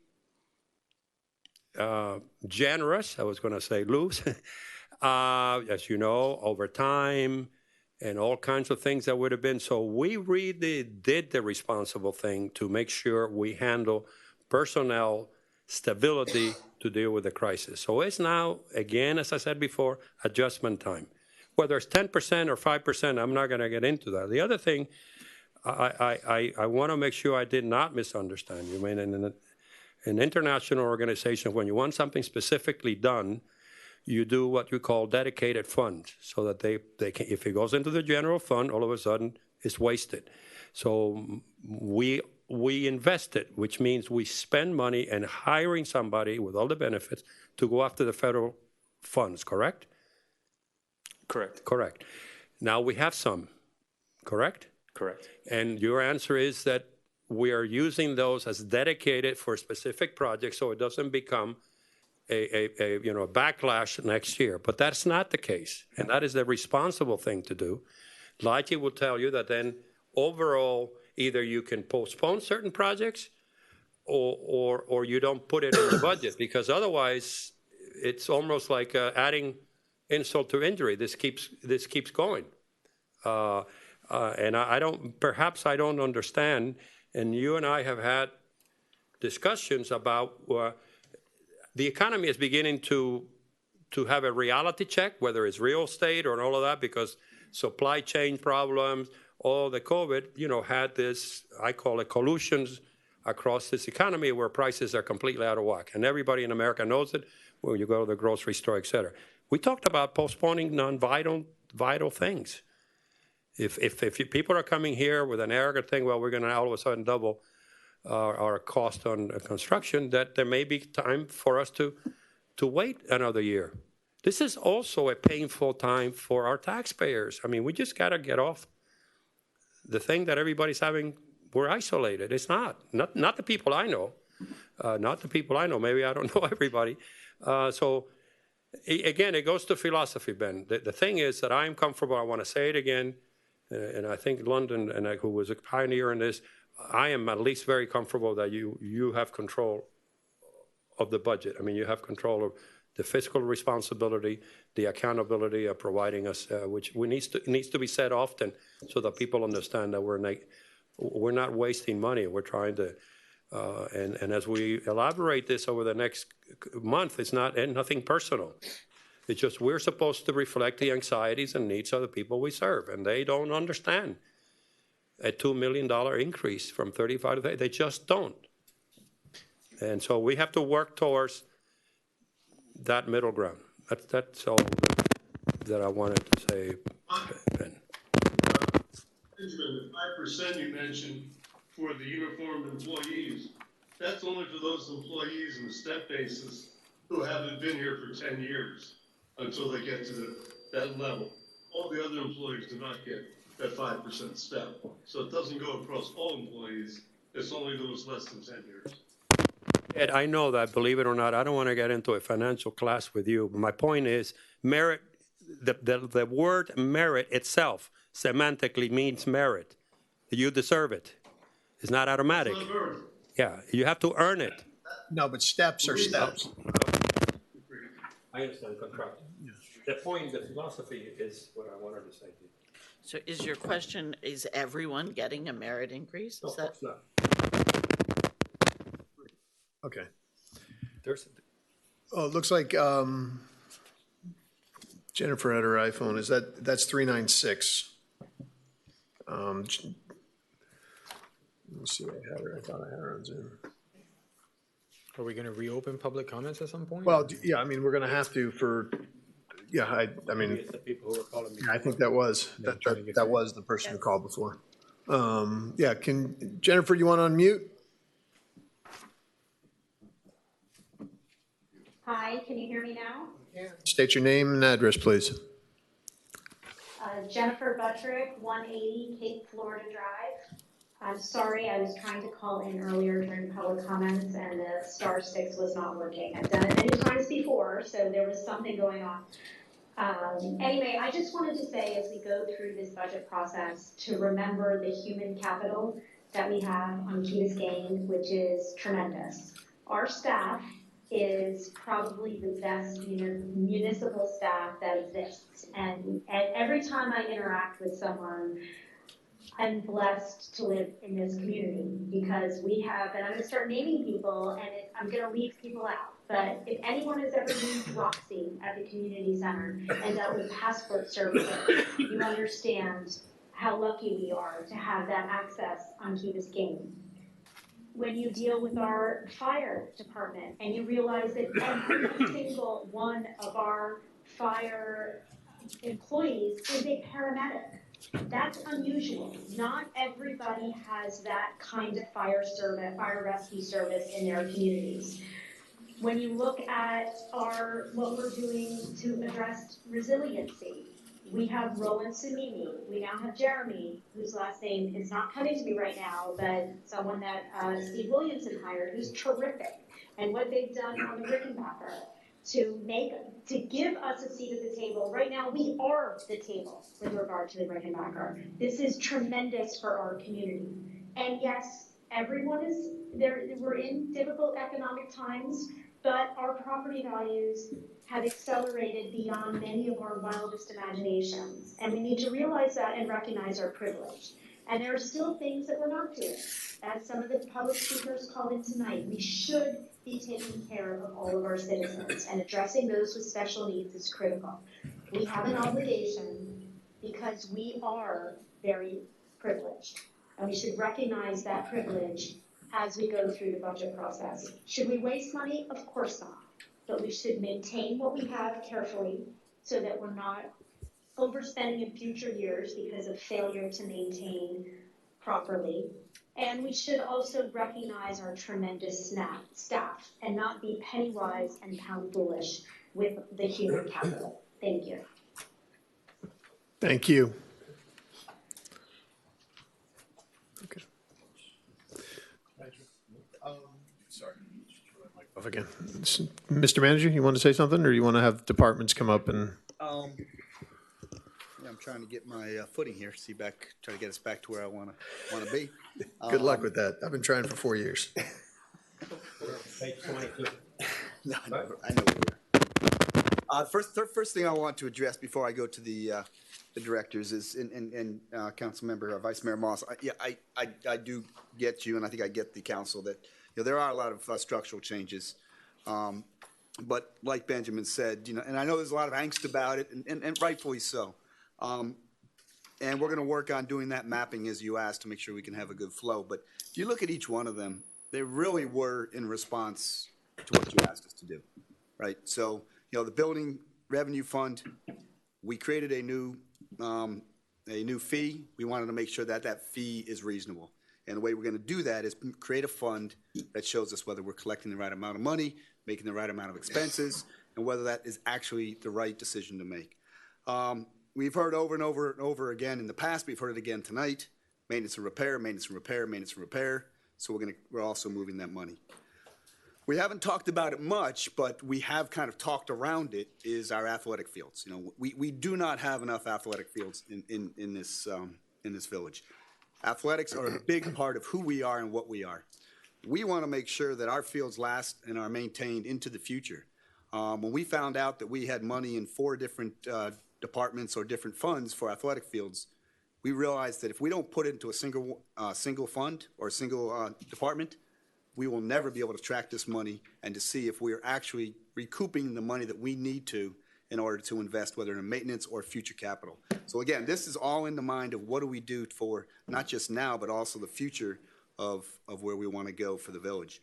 I know the council member Laredo talked about community groups, and you'll see that we have created a structure when Todd comes up for oversight. We hired that individual, and also we went through a competitive process to bring those community groups and community programs on as well. The reallocation of employees. One of the reasons why you actually see employee costs go up is we took the money out of the special revenue fund so we could use that money to invest, whether that's in stormwater, whether that's in new freebies, whether that's in solid waste programs that we put on. So we actually moved money out of there and put that back into the general fund so that we could actually use that special revenue fund for the purpose that it is. It's not there. It's not intended to pay employees, staff, salaries, but it's there to actually do the purpose of it is. So we did purposely follow that. And Councilmember Laredo, I know you mentioned before, and I know you had asked Benjamin earlier this week, or maybe it was last week, for how much has been the budget since 2001 to today. I actually asked, and maybe my Bible. Yeah, Benjamin could give it a more detail. We actually did that though. We graphed it out in 2001 dollars, and then we also graphed it against population. And if you look at it over the last 22 years, actually our budget has not been keeping pace with our population. And we'd be happy to share that with you, which we were actually surprised when we graphed it. But we've in 22 years, there's been significant amount of inflation, some up, some down, some not so much. But as he did the work, and I'll turn it over to him for a second, just kind of explain it. We only went up we actually did not go up, we actually went 80% plus or minus. But our population has gone up almost twice as much. So we have really I want to engage in a debate with you, a healthy debate. You mean to tell me that I want you to show me a tangible project, bricks and mortar, and or I would accept a significant maintenance, like somebody else mentioned, which I found atrocious when I joined, that it justifies, which, by the way, that population number, which fluctuates, a lot of it is part-time. In 10 years, it goes up from 24 to 7, $11 million. I mean, I don't do them. I'm not a method. I mean, really, even if you use 2020, what dollars are you going to use? We use $2001. $2001. I actually talked about 2014. Okay. So in 2020, that $11 million is because we had an increase in population, which we all know that this is not a full-time population. Well, we're just going by what the census says. Okay, but all right. My other thing is, even though prudence would probably tell me that I should be quiet, but I want to say, because it's election time and people. When I discuss personnel, which I constantly from this podium have praising the quality of people working here, and so any free comment about how great you are, it is embedded in the job description. I expect you to be the best.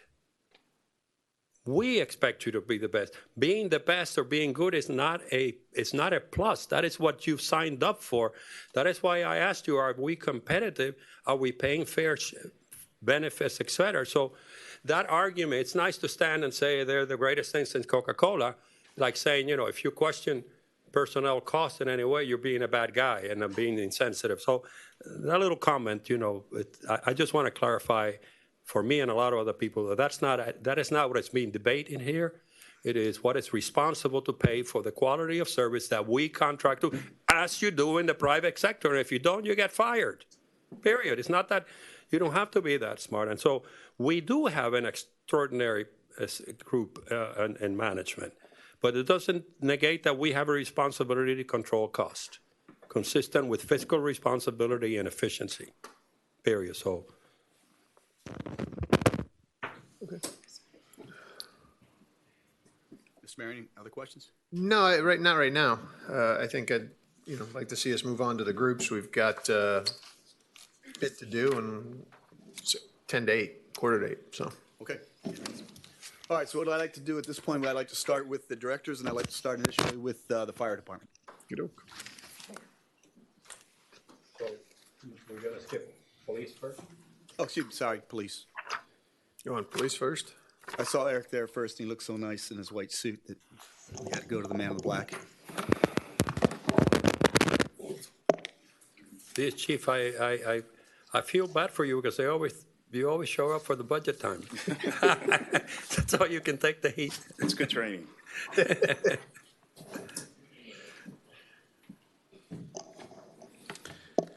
Good evening, Mr. Mayor and Council. I'm Jason Eunice, Deputy Chief of Police. I'm standing in for Chief Souza.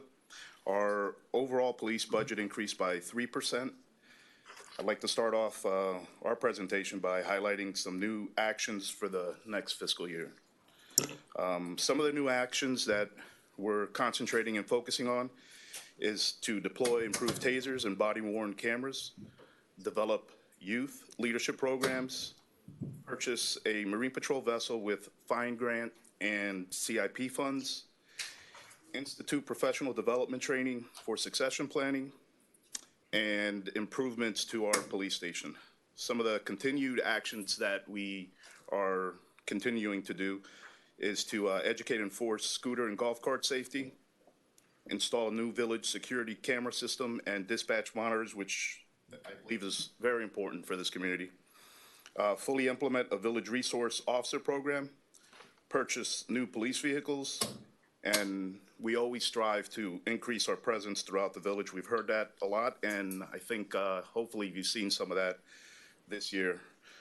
Some of the efficiency initiatives that we've been working on and that you'll see in not only this year but in years to come is we bundled up our Axon contract to include taser and body-worn cameras. Those were sitting on 2 different contracts, so that's a cost saving of $16,000 per year moving forward. We also streamlined the crossing guard program. That again, it was a $13,000 savings per year. We're looking to right-size training to develop a safe and effective workforce to support department succession. I'm open for any questions that you have on our budget. Well, I just want to make a comment on what you had here really quickly. And I mentioned this to you earlier today when we met, that, you know, when you say purchase marine patrol vessel and purchase new police vehicles, that we're replacing existing ones. So I think we should say we're purchasing new to replace something old, that this is not added additional to what we already have. And all that was beginning to be a detriment to Reach the life, reach the end of life. I, just so that the one thing I really articulate and people see, you know, I talk about people, taxpayers like to see, is the improvement on the police department, visibility, the change on law enforcement, which I ran on, people beginning to respect not only each other, but the law. Nobody's above the law. So this budget, I don't need to discuss police, would be something that I can move right now to not have to discuss again on September 21st. It is one of the gratifying things having been here is to see tangibly the change and the expression of people saying, wow, we see the difference. So congratulations to you. Thank you. And all of your men and women in the department. It really is amazing. And your budget is just fine. 100% with me. Ed, you're in the dark, so I can't see if you're waving. I can see Ignacio, and I can't see Frank. A quick question to, well, 2 things, Jason. Number 1, Jason, you're asking for basically $9,200,000. Like, look, so far, this year is about $7,700,000.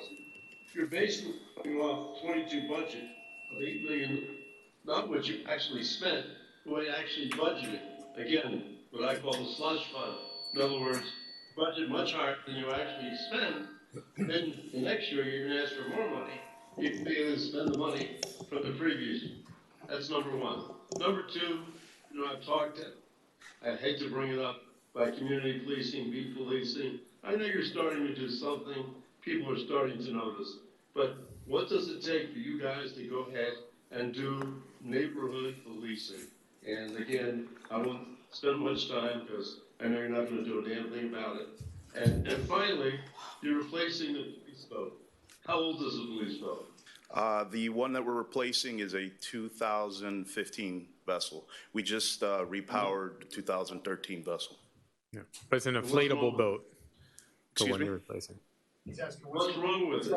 What's wrong with the boat? It's costing us a lot in maintenance. There's a lot of issues that we have with that vessel. It's actually not operational right now. Is the engines or the boat, what's not operational? Both the engines, and there are issues with the lower and upper units is what we've been sitting on. That's good. So basically, you might need new engines. Why do you need a new boat? The vessel does not, at this time, really, it's not functional for our use at this point. Why? It's a riprap, and it's very difficult. It's very difficult. It's very difficult to maneuver in bad waters or high seas out on the ocean side. We need a vessel that's dual purpose, and that one does not meet criteria. Okay. Anything else? Did you want me to address the? The main thing is that you had the surplus from this year that you're not spending, and yet you're asking more money for next year. Okay. That's what bothers me. Right. Well, we are spending it, and I can tell you that the chief and I and our staff, we work very diligently, and I don't think you're going to find anybody more frugal than the 2 of us and our staff when it comes to the budget. So some of the numbers that you see here, if you look, it's year to date from up to June 30th. For instance, if you go to the professional services, it only shows that we spent $14,000, but in actuality, we spent $75,000 in upgrading some servers. We've also spent some other monies that are not reflective in there. So we will get to those numbers. We don't have a slush fund in the police department. I can guarantee you that.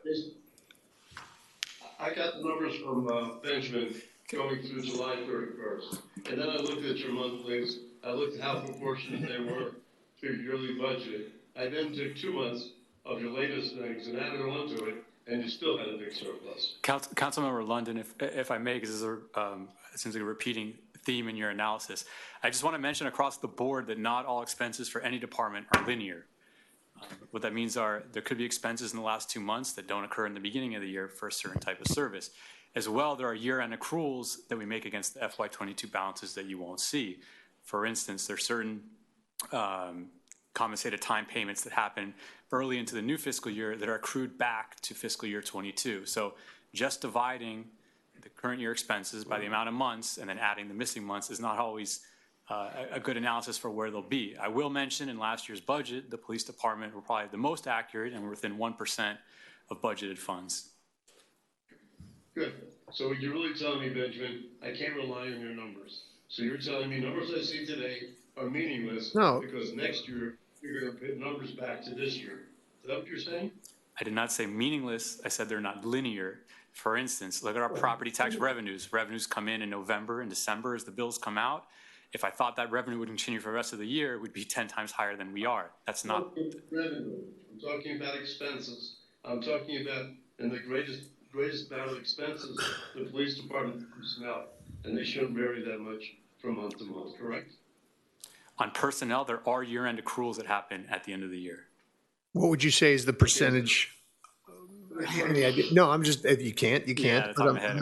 I don't have it. It also could be when the payroll period ended. A month could cut off, but the payroll is one day into the new year, into the next month. So it's not as simple as he's making it out to be by dividing by the 9 months and adding the 3. Understood. All right.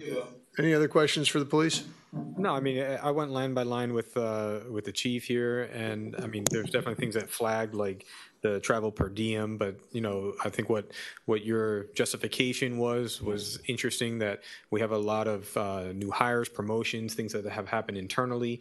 We also had COVID, so when we're looking back at historical prices or costs, is that, you know, a lot of stuff was delayed and wasn't spent at that time. So, you know, and then my understanding is that we were pretty steady in our personnel at that time. A lot of changes just have happened recently, and that price should come back down in the following years that are coming up. That's correct, yeah. And to get to Councilman London's point too on the community policing, that's a primary focus of ours, and that's what we've been concentrating on. As we were getting personnel in, then we were able to shift the personnel that were going into the Village Resource Officer program. That included some of the trainings, which you'll see that, yeah, the training dollars here look low, but through this summer, we've been able to push 3 or 4 of them to go to classes. So that those dollars you'll see moving up, and it's a foundation. We're going to get to that point where we're going to have that neighborhood community resource officer in the neighborhoods. It's just right now we have out of 7 that we hired since October, 3 of them are now deployed in the field. We have 2 that are currently in training, field officer training, and then we have 1 in the academy that's graduating in 2 weeks, and then we have another one that's finishing the process to be hired. And so those are the delays that we have in pushing the program to its full capacity, and obviously it's going to grow from there. And then I just want excuse me, Jason, was that, you know, each year up until last year, actually, you're going to do it this year, but obviously decided not to. You always ask for more policemen, and I always ask you, why do you need more police? Where are they? How do you know where they are? How do you know when the guy goes out, what's happening? 3 years ago, the council approved GPS for all the police cars, so you would be able to better manage and be more efficient in managing the people who work under you. I asked continually Andrea, and then basically Steve, And it turned out that, we bought all those things, they were never installed. So now I understand they're all installed. So now I've asked, has anybody, any board members, the manager, can I see a copy of this thing to know, well, are they being efficiently used? Are your police being deployed? And I was told, well, it's sort of, I forget what the term you guys use, sensitive information, and so you have to redact it first or something. So to this point, I still don't know whether you have the proper number of policemen. I mean, you say you do, I hope you do, but I have no idea, and unless you guys are looking at stuff, I can't believe you do know what it is. So the sooner the better, the happier I'll be. Yeah, our supervisors do look at it. We look at it as a staff as well. And then there's like body cams that we also review, so we know that the officers are doing what they're supposed to be doing. Now, if there's an issue of you wanting to look at the data, I'd be willing to sit with you and the chief and review that information with you. But it is sensitive. I was turned down. Okay. So you guys will be able to do that? I'll get with the chief and I'll. Since this is the first detailed department that we're going through, I just want to mention to the public that I've highlighted the areas where either we have allocations budget village-wide that we're sometimes reallocating around and structural changes. The line items I came up with was contract services, communications, utility services, rentals and leases, property liability insurance, repairs and maintenance service, office supplies, operating supplies, subscription and memberships, and training were the big ones that I found that were being shifted around a lot. So we're going to see this continually in each department, but we are looking at a lot of those items, and a lot of those you might see some really wacky numbers just because of the shifting and reallocation that we're doing. So I just want to let the public know that that's in all these budgets, and again, when you're looking at actuals against what's budgeted, some of them are really crazy. But we're looking at each of those line items with you guys to make sure. All right, let's move on to fire.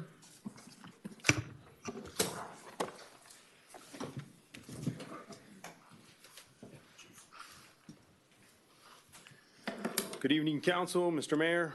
Sir. Those of you who are joining us on Zoom and in the audience. So I know our job is to make sure that we're excellent. That's why we're here, right? Well, 29 years ago, we started the fire department. We took over service on October 1st. And I think what Councilmember Laredo was saying is spot on.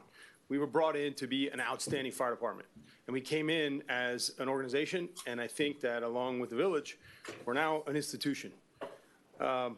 A few things, people always say, Key Biscayne, it's paradise. Well, why is it paradise? Because everybody in here keeps it that way.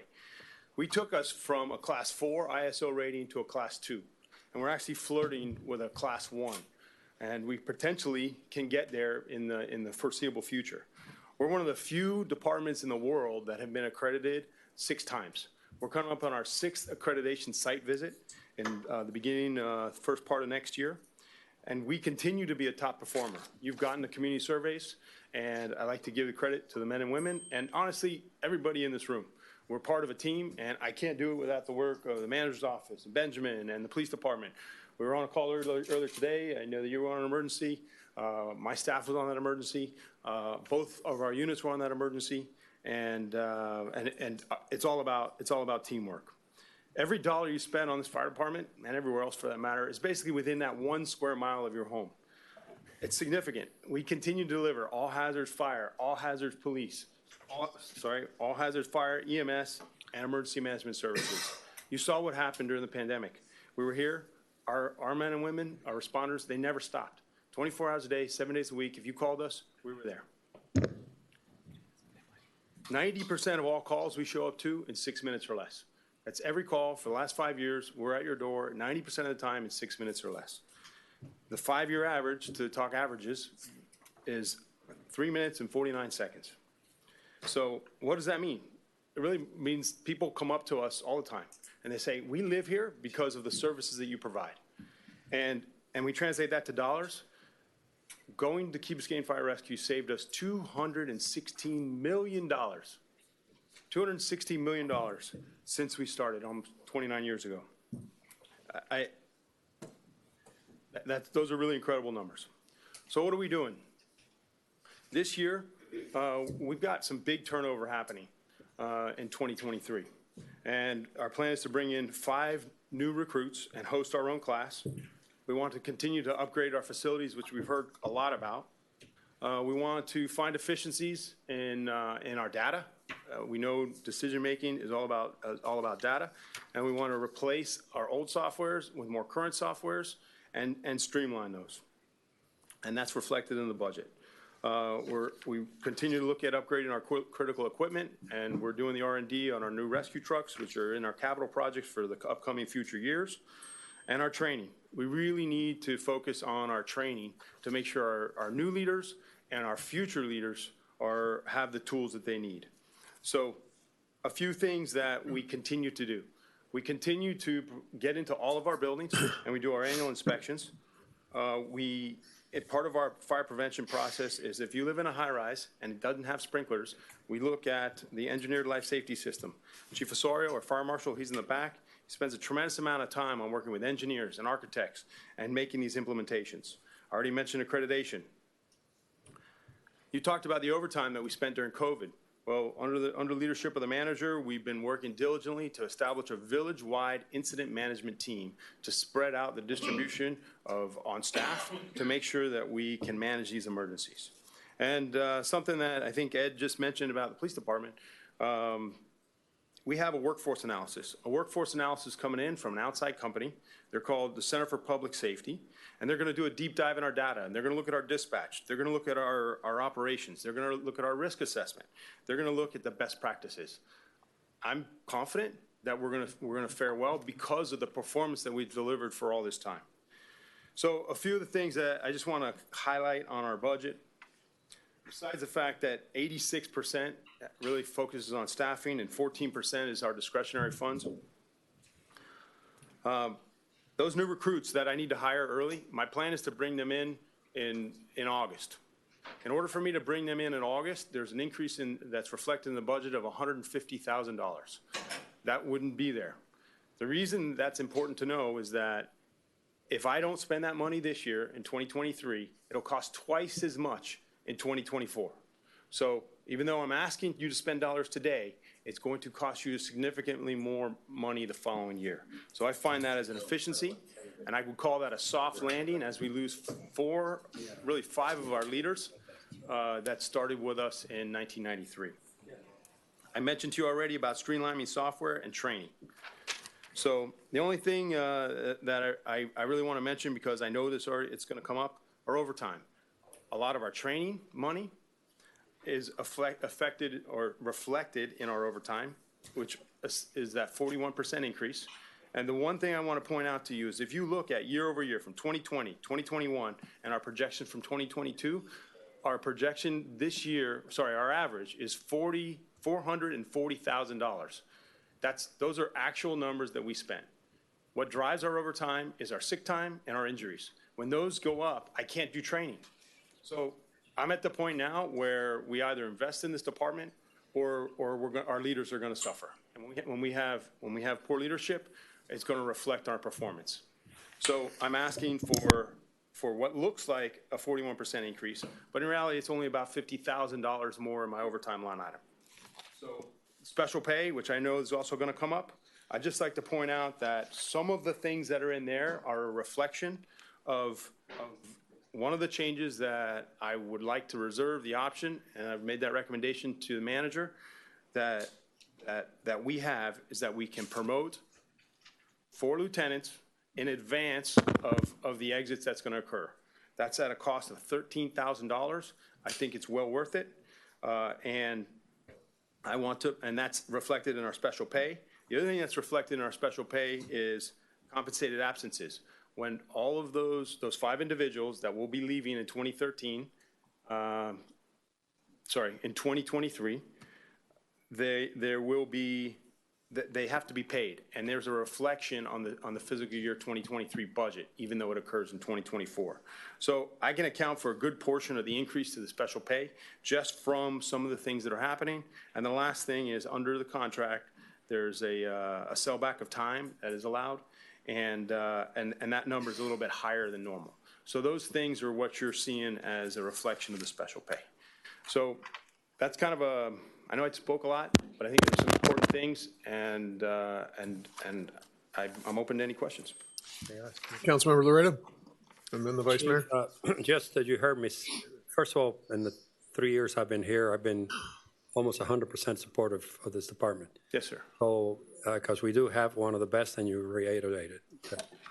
However, you don't see, as from a previous comment, because other councilmen, that we still have, it's not you versus us.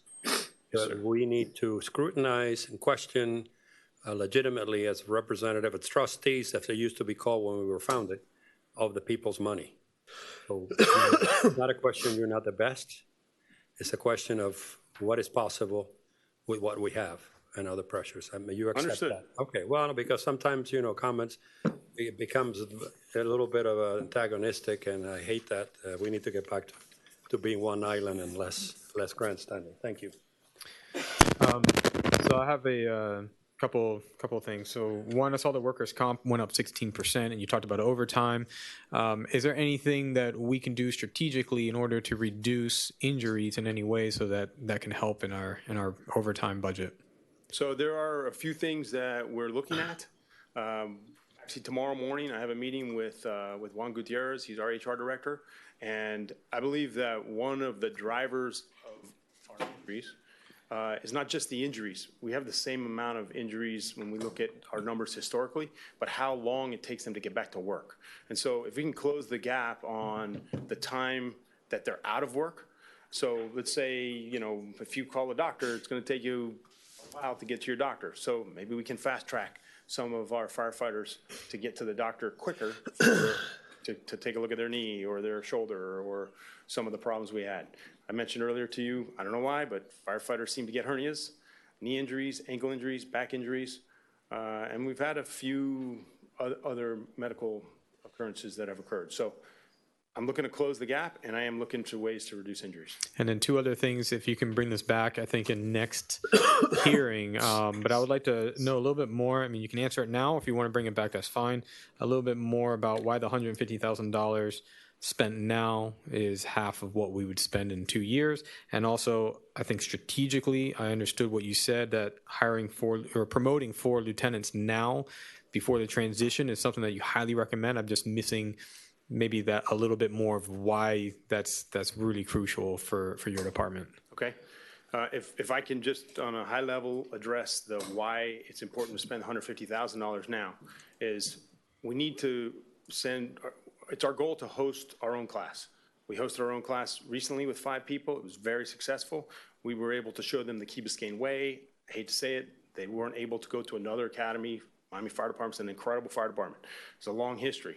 Well, they drill into their recruits that the Miami Fire Department is the best fire department. And I said, well, they might be the second best fire department, but our recruits come out of there and they want that connection. So we're gonna have to pay overtime to bring my instructors off the floor, which is where they ride the truck, and I have to backfill those positions. Those are 2 instructors for 8 weeks. It ends up being about $50,000 on average. I'm not saying we're gonna spend all of that, but that's the projected number of what it's gonna cost. They're not gonna make $50,000, but for me to remove them from the floor for 8 weeks, basically they work a 48-hour week, I have to replace them if we fall below minimum staffing. So that's the budget of $50,000. We're gonna spend that now, or we're gonna spend that later. The other thing is, I want to do this, we want to do this, while we don't have a vacancy of 5 people. If I have a vacancy starting into October 1st, and let's just say I didn't hire till December, our budget's gonna look similar to what happened, where I have to backfill to our minimum staffing, and that is going to basically, the money we're spending is on overtime to backfill versus kind of optimizing the time without the vacancy. So, and we ran numbers, and when we lose as many as 5 people on the floor, it's not healthy. It burns out our personnel, it costs more money, and so it's an efficiency for us to do it now. And I'll get back to you on the lieutenant's promotions. Okay, thank you. Why are you going to do 4 lieutenants when you're only losing 2 lieutenants who are going to retire? Why are you going to promote 4? So the breakdown is I've got Captain Jose Marti, and Captain Jeff Liversedge are retiring after they began their department with us. In addition, Lieutenant Boris, Lieutenant Delgado, and Manny DeVesa, they were all part of the first cohort in 1993. So I need 2 new captains, so we'll have to replace, ideally we're going to take 2 lieutenants and promote them, which will give me 4 vacancies at the lieutenant spot. So we have 4 vacancies that we would need to fill for our fire lieutenants. I thought we only had A, B, and C crews. Why do we, I thought there's only 3. Where's the 4th one coming? We do. We have 1 captain and 2 lieutenants assigned to each shift, A, B, and C. So that's 6 lieutenants on the floor, or riding the trucks, if you will, and 3 captains. I thought you told me that basically you only needed 2 officers or 1 officer now, and you were basically sending out people who are not officers and paying them out of class pay because it's more efficient. So keeping the captains inside. So I don't understand. So we have something called minimum staffing. So minimum staffing, we have to have 8 people minimum on duty, and that always requires 1 bugled officer. As what you and I discussed, Ed, is that we are working through some changes, I guess, in our response. And the reason that we're working through those changes in our response is to provide a higher level of service to the village and to develop our current leaders and our future leaders. So we actually used to have 1 captain and 1 lieutenant per shift.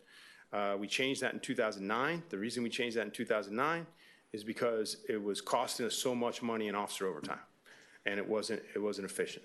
So that's when we added a 2nd lieutenant to each shift, and we found that that's an optimum model. And if you like, I'd be happy to bring that up to our consultants that are looking at the department. You say consultant? Yes, sir. Get them started. Ed? Yes, sir. No, anything else on that? I mean, I talked to her before. Yeah, I know. Wait, yeah. Except the 3 things which he's addressed are overtime, special pay, and what was the other thing? I think they were, and the salaries, because basically, again, now Benjamin saying it's something different, but for the first 8 months, for the first, 6 months, for the first 9 months, it's $3.1 million, which would indicate $4.2 million for the year. His budget was $4.6 million, which would give you $400,000 surplus, and now he's asking for $4,876,000. Again, he told you part of that is for $150,000 to overtime, to use other people to train, et cetera, et cetera. They're my major questions. I'll meet with him before the next meeting, so no reason to vote for everybody else. Okay. Everybody good? Thank you, sir. Thank you, Council.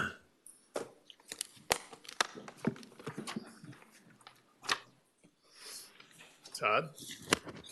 Oh, sorry. For the building and, oh, okay, because we skipped you first. Sorry. Good evening. Good evening. The enviable task of following up fire and police. But I think you'll see for the building, zoning, and planning budgets, which is, multiple departments, really four different departments. First and foremost, our goal is similarly, it's providing high level of service. Most of the changes you see here are 2 things that are driven by building. One is continued transition to electronic plans review, and some shift in priorities from scanning and processing paper to electronic. And another one is in staffing, where we did not continue with the request for the full-time employee for a reviewer position in order to keep flexibility for that budget so that we can keep on with consultants for the more specialized reviews. Overall, we want to continue providing a high level of service, because as much as inflation is an issue for increasing building costs and a lot of the other types of costs, delays in permitting can be a much, much higher cost for developers, and we want to continue to be the place where service providers, where architects, where businesses want to come and open shop and want to come and do work because they know they can get a timely review and they can get timely permits. So I'm available for questions. Just Councilmember just a reflection. I'm not an expert. The turning around on the permit quickly in these times of would eliminate a tension from the consumer, that is, people who own the houses that some work is being done, because it's honestly the architects, the contractors are using, the normal punching bag is the government. And so I've had so many examples that to justify that they are in essence taking too much work, they blame the permitting delay. So I mean, you're on target that as quickly as we can turn those around eliminates that excuse that they pass on to the resident of, am I making myself clear? Yeah. Yes. Yeah, it's a phenomenon that is part of what's going on. A lot of professions are abusing this special period to do things that are not exactly, So I applaud that you're moving in that direction, because that takes that away. Yeah, I just want to say that, I mean, the budget hasn't really changed from last year to this year. I think you guys found a lot of efficiencies. Again, my comment to you on the revenue, I did ask you if you thought that was over optimistic, because there was a pretty nice increase in revenue, but you feel that with the 40-year recertifications and other things that are coming up, that this is definitely a realistic number that will be coming in. Yeah, there's two things. One was the increase in fees, the adjustment And the that increase occurred. in fees too, yeah. Occurred earlier this year, passed by you all. And then, work associated with 40-year recertifications. Mhm. That has been one of the main activities, outside of typical reviews that the building department has been working on, is bringing all of our properties into compliance. So that push means that we're expecting some. And then underneath professional services, this is where we're getting our digital permitting system up and going. And you seem very confident that by the end of this year, by this time next year, this thing is implemented and rock and rolling, and we're all happy. But at the same time, I think people should know that under printing and binding, it's dropping down significantly because of all the scanning that we're doing with the hard copy permitting process, which is going to go away, or a majority of that's going to go away. So it's already sinking this year. Next year, we expect it to go down even more because we're going to be in electronics. We don't need to do all this scanning and storage and all that kind of stuff that we have to do. So that's going to be dropping off as well to make us more efficient on the cost side, hopefully. You don't have, remind me from all the numbers, you don't have any consultants coming up in this year, right? See what you did, Eric? Now you've done it. Now you started them. Yes, we do, actually. Anticipated future work. And honestly, I think one of the reasons I'm here is to make sure we get very, very good and efficient use of our consultants. Or that you replace with your talent and background some of those consultants. I do a lot of the work so that our consultants can focus on the things they do best. I can't engineer roadways. I can't produce books that have lots and lots of graphics in my time, but I can manage those and make sure that they're doing good work. And you have been already. You're currently doing that with the vision board. We're using Jeremy a lot on a lot of the stuff. So it's excellent to have you there. There's a reason they didn't come back and ask for additional money. Right. Yes. Mike? Yes, sir. Jeremy, your regular salaries are $521 for 9 months, assuming that's no great difference. That's $680 a year. Your budget is $1,049,000. Now you're asking no change, basically $1,051,000. And again, unless Benjamin, you tell me your numbers are completely wrong, it appears to me that you, excuse me, you have $370,000 surplus in that account. Well, I think the issue is trying to extrapolate from a smaller sample size for the entire year. But I'll let Benjamin expand. Yeah, so a few things happened there. One is, I think Jeremy joined us partially through the year, so his full salary wasn't at 12 months. Obviously, next year it will be a full 12 months. There's also a number of different departments, so that should be significant. Okay.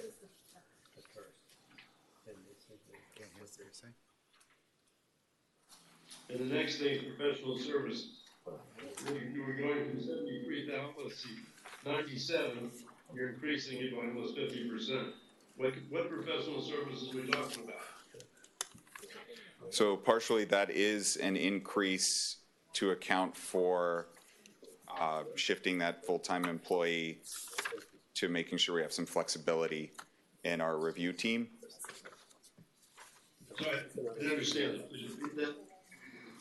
So we had in the previous budget, we had asked for an additional full-time or a shift from a part-time employee to a full-time employee, and partly that we are keeping that position as a part-time employee and having some funds available for flexibility so that if we need to bring in an additional reviewer or pay overtime for certain services, for instance, during the 40-year recertifications, our structural reviewer was spending a lot more time than typical, stay on top of those reviews, that we have that flexibility to pay those contracted staff.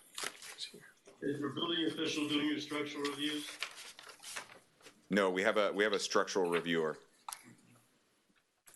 Why isn't your building official doing that? He's overseeing the department. He's also overseeing the compliance side of the 40-year recertifications. He takes meetings whenever there's questions about reviews that happen for any of the other reviewers, and staying on top of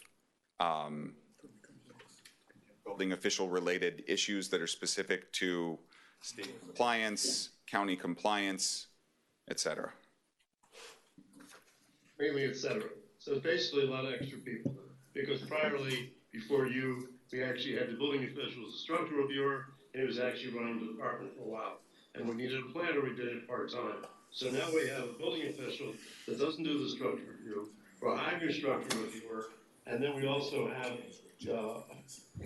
professional services. Yes. More structural. All I'm saying is, it doesn't look like it's very efficient. I don't know.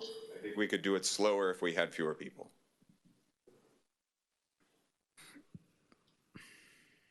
All right. Anybody else with comments? All right. Thank you, Jeremy. Yeah.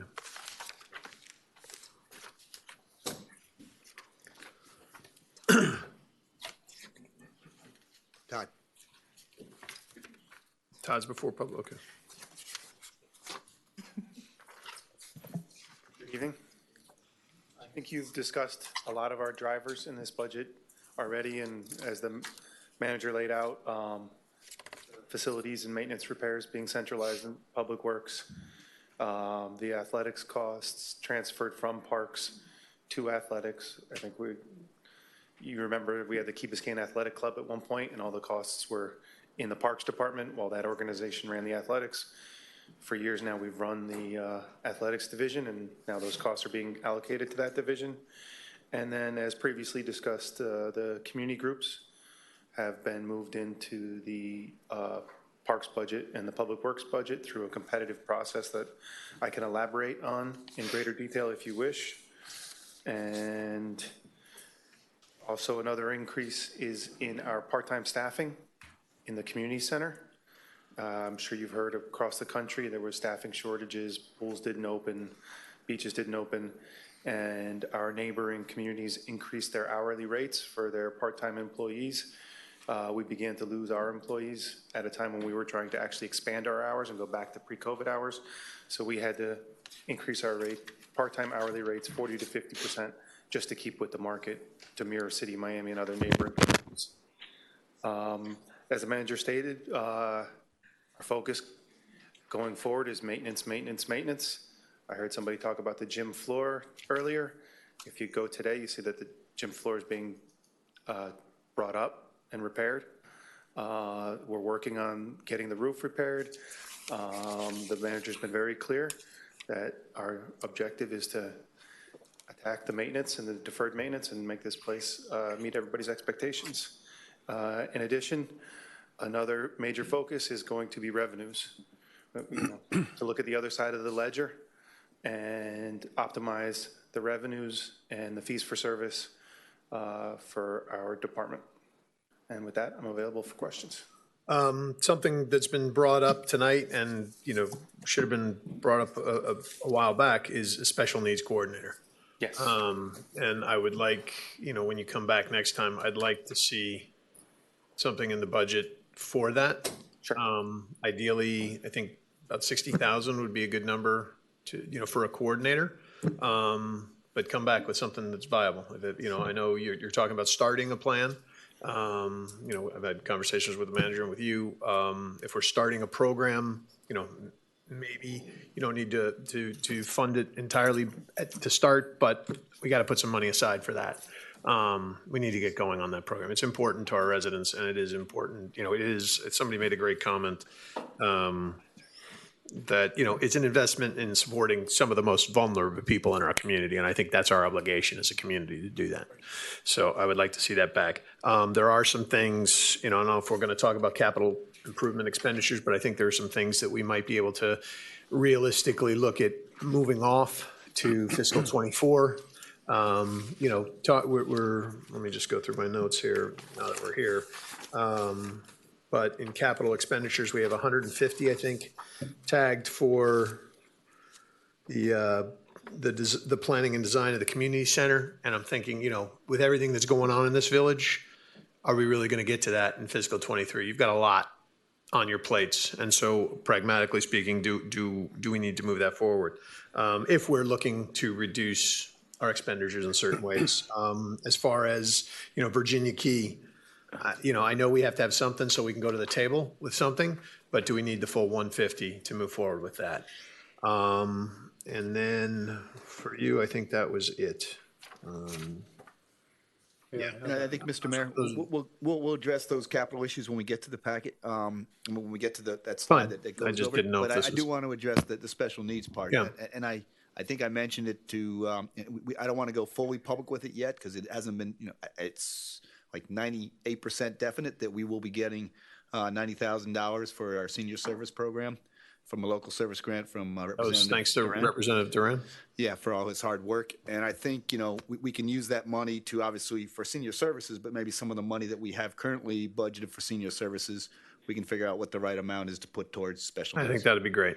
But let's do it. Let's commit to that. It's very easy, unfortunately, to sort of overlook because it's just 60,000 and I understand numbers add up, but this is an important thing. And I think it's been, we haven't focused on it as much as we should have in the past. And I feel to blame for that. So I would like to see that. Okay, I do want to, obviously, we hope that this is a continual grant that we get on senior services. We're going to continue to pursue it.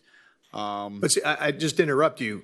I'm not predicating this on getting a grant or not. You know what I mean? I just want to make sure I understand where this goes. That so if this is something that we do, and I hear that this is something that the council wants to do, I just want to make sure that this would charge a services before we hire somebody. I'm sorry, Ed. What? You think we should find out what the demand is for these services before we hire somebody? I agree with you, but at this point, we're establishing a budget for the coming year. And I think it's important that we put the money. Before we go spend the money. I'm not saying spend the money. I'm saying budget the money. Well, let me just jump in with Ed because I wanted to clarify at least one councilman. I mean, I have the experience that I have a family member who's had special needs, so it's something very dear to me. But this is something that I need to know more about. I don't even know where the 60,000 came from. I think this is, if it's a sense of any one of us asking the manager or you to come up with some proposal. I haven't seen what I think Ed and I think alike. What is the service that's going to be provided? Specifically, what is the service going to be provided, and what is the cost as you see it, not as I see it, and or anybody else is proposing it. So I'm open on the question and support it, but it's like put it 60,000 is not a mandate of this council, I don't think. Just so that we're clear as far as I'm concerned. Second of all, because some comments from the public earlier. First, I want to commend your staff, as obviously, as I always told you, it's probably with the police department and fire what people really see their taxpayers' money at work. But there was concern, and you addressed it a little bit, perhaps, if he doesn't have it, about maintenance is something that you are addressing. Yes, sir. Okay. And the last thing, which I think I've asked before, the Ask Club. What is the increase or that they're asking for? Because I support them. They do incredible with the little money we give them. I think what the manager stated is we're getting these state funds that are going to allow us to increase their funding. You won't need to do it through your general fund budget. I understand that, but we don't have a number, or they don't have a proposal. I mean, Mr. Stone, in other words, once money comes in, it starts getting, I like to be able to do some dedicated funds to a program that has a track record of success. Prioritize it before I go to something very worthwhile, but nevertheless something that is new. So we'll give you a breakdown of what's being dedicated to that for the next budget hearing. Okay, well. So right now, Councilmember, we have 96,000 for senior programming in the budget right now. And that's up from last year? That's up $20,000 from last year. Okay. With the addition of this $90,000 grant, which again, 98%, I don't want to say 100%. So with this addition, we've got plenty of money to put towards senior programming. All right, but let me stop you because I want to. That's a good news story, Councilmember. Of course, and I want to put it in plain English. Irrespective of where the money, regardless of where the money comes from, senior citizens, and particularly the Ask Club people who are doing a great job, please be aware that you are going to $96,000. Okay? Is that simple enough? Is that a true statement? Yes, sir. Thank you. Councilmember McCormick? So I wanted to join this chorus talking about the special needs position and whatever this program ends up looking like. I think it is essential that we budget something for it this year, including the fact that we do, as Ed said, we need to assess what our needs are. We need to assess what's going to work in our community. I love the initiative that we have from residents who have taken their time and gone with you to meet with Coral Gables to see what they do. And I love the idea of trying to expand, like, can we bring other people in to help us offset costs or to make it more meaningful? These are amazing ideas to have coming out of the community. And I think it's important that we budget for whatever that exploratory period is while we're developing a plan, any costs associated with developing a plan, and then any salary that would be associated with this position for whatever part of the year, assuming we get to that part during the next fiscal year, which I hope we do. It's sad to hear that other places have had this for so long and we haven't. And I'd love the fact that when we do something, we do it right and we do it nimbly and we really get it done better than other municipalities. So I would love to see us really hit the ground running, figure out responsibly what needs to be done, and then have something implemented before the end of this upcoming year, I think would really be amazing. I had another question about the overseeing of the community groups. Yes. Costs associated with that, because that's a service we used to basically get for free through the foundation. Staff position plus benefits. So how much is that? That's going to be about 60,000. 60 plus benefits. 60 plus benefits. It was about half the cost of the fund. When we terminated the contract last year, half of it went to funding the full-time personnel. But we didn't pay administrative fees, right? No. So, okay. So it's a full increase. Right. Okay, thank you. Vice Mayor? Okay, on the Parks and Recreation under special pay. So we have a big increase here going from 35,000 to 50,000. going back to Councilmember London, what he's saying that the actuals are very low here, not carried over. And I'm not sure what the actual is to date, if we're even going to be close to that $35,000. We may be. But what my understanding is after meeting with you, Todd, is that special pay, a lot of that is vacation that people did not take during COVID that have been holding on to this and that might be using it and selling it back or whatever that they do. But this sounds like it's a one-off. And I think these are the opportunities where we can take maybe what we didn't spend 1 year before and try to transfer that over to cover these little one-off things, because it seems like that 50,000 is going to be for 1 year and it may go back down and it's an effect from what came from COVID. So I just want us to take a look at those Benjamin, if we can see which ones are kind of these one-offs that maybe we can use. Now, going to the special population coordinator. So, this is something I fully agree that we need to look at and see if we can bring this into the budget. I'm in full support of it. Todd, I'm going to be a little bit strong on this, but it shocked me that when I looked at this budget that what Councilmember Laredo said, I think is 100% correct, that he doesn't know what we're talking about because there hasn't been that initial study of different ways that we can, bring this back. And, it was very clear to me in the workshop that we said we want to look at this and bring it back, but somehow it got disconnected into the budget situation. So I don't know what happened. I'm going to go back and look at the tapes because I remember saying it. I remember Allison, I think even Councilmember Laredo, the mayor, we all said, yes, bring that back. And it didn't come back at all. So now we're at the point where we're talking about it again. And I feel like we're back at the workshop here. And now we only have 2 weeks to kind of come up with an idea to come up with, or 60,000, 50,000, 80,000. We don't know. So, you got to do your homework now. But I think we need to pay attention to what we're saying up here, because in a workshop, there are no motions. We don't make motions in workshops. We said we wanted to see this, but we got to get it. We got to get it here, because this was, I think, a very important. Going back to what Councilmember London said, we have to assess what this person's going to do and the needs. But I think we need to reach that level of being able to provide these services for our residents. And I think it's very important that we're not even looking at the minimum, but we're trying to surpass that minimum and do excellence. But I do understand that there is, a certain amount of population here that may not fulfill, or we don't know, a full-time position.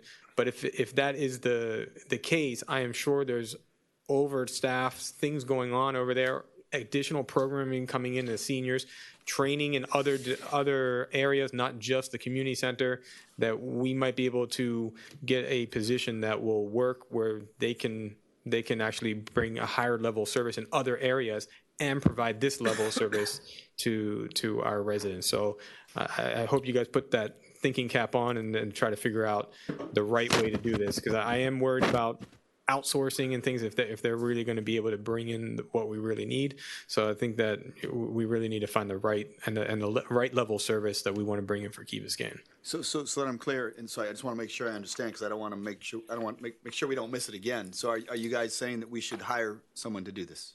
I think we should explore it. I'm not saying, again, to the point that's been brought up, I'm just saying this is the budgeting time. This is when we budget for this stuff. Mm-hmm. Then we certainly do our due diligence and we figure out what is the most effective way to provide these services to our residents. It may be hiring somebody full-time. It may not be doing that. But I'm talking about budgeting the money. And again, let's get going on this. And what Councilmember Laredo, I think you are right. That's why I always, you guys don't agree with me. I always say, let's pass a resolution. Yeah.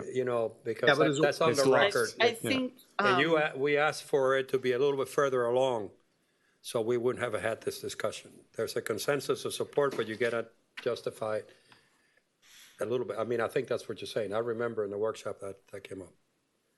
And Councilmember Laredo, what you said, whether 60,000, 50,000, what that number has to have some reasoning behind it. So I'm saying the directive from my side, if you guys agree, is that come back with it in the budget with a reasonable number based on what you know.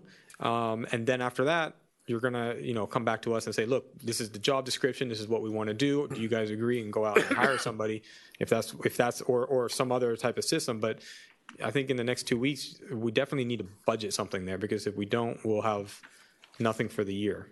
And I think it's important to recognize that whatever we do now is going to evolve, right? Our needs are going to become more clear, more opportunities are going to be presented. But I think what I feel and what I'm hearing here is that this council is committed to finding a way to serve this segment of our population, and that we would like money in the budget to start that process. That means figuring out the plan and hopefully getting to the point where we have a person in place who's actually boots on the ground doing it.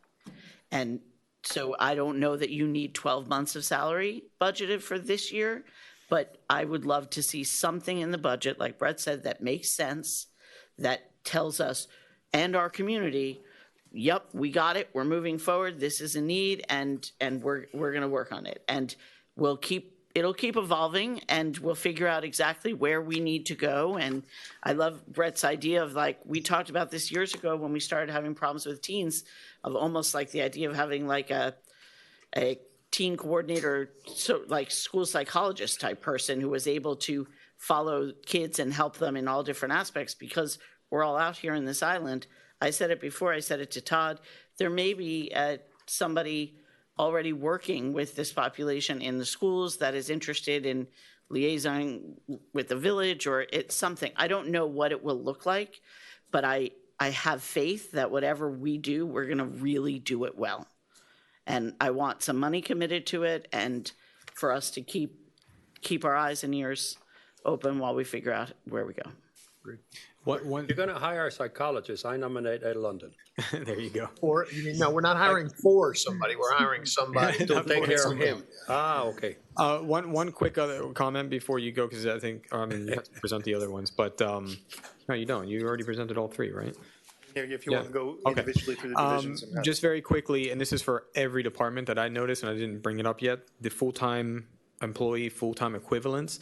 And I mentioned this to all of you, that when you have part-times, we have to make them a fraction of an employee, because it doesn't really tell a true statement of how many employees we have. If we move someone down to part-time, it should be a half or whatever it needs to be, especially in your department more than anybody's, but building also, we went from a full-time to a part-time, and that should be going from 11 to 10 and a half employees, so people can see that there is a full-time equivalent change that's happening. So if we can do that for the next meeting, maybe just clean up the part-times and just get the real equivalents in there.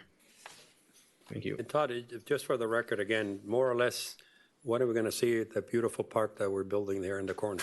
December, you're still on target? Yeah, we're still on time. Okay, it's good to hear. Schedule. It's good to hear. All right. Actually, we're having a big meeting with the boss out there tomorrow morning. One other question, revenue related. Have you started giving permits for activities going on at Harbor Park? No, we haven't. Okay. We're looking into that. Oh, the shrubs, by the way, are lovely. But I think that there's a lot happening there, and we're probably missing out on some opportunities. Okay. Well, to collect revenue, like there's people running classes. I thought Harbor Park was passive. Passive, yes. Well, then we should ask them to leave. I don't know.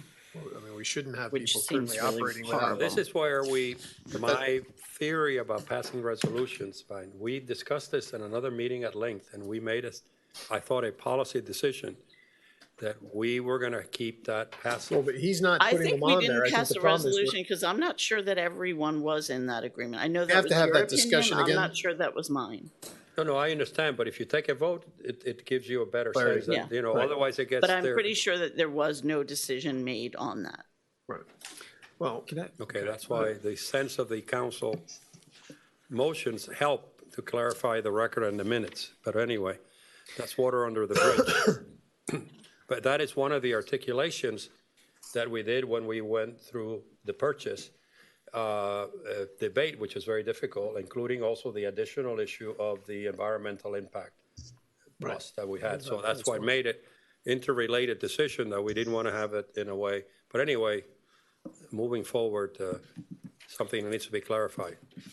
And then I just wanted to, just for the public, just to understand this, but under the community center, line item 3100, professional services, And I think it's also under athletics, promotional activities, I might have to say. But the higher the number is in the expenses, the better it is for us because it's actually generating revenue for us at the same time, right? So that was the one where I flagged it and like, hey, why are we spending so much here? And they're like, no, you actually want to spend more there because the revenue comes in because that's a cost sharing that we're doing with different activities, sports, all kinds of stuff that's going in there. So, you know, if the public's looking at it and sees that number and they're flagging it like this huge number, but it also is coming in on the revenue side to compensate for it. Yeah, it actually nets a revenue for the village. Yeah. And we're working to get back to pre-COVID values. which Am I is- right? There was a promotional activities on the athletics or no?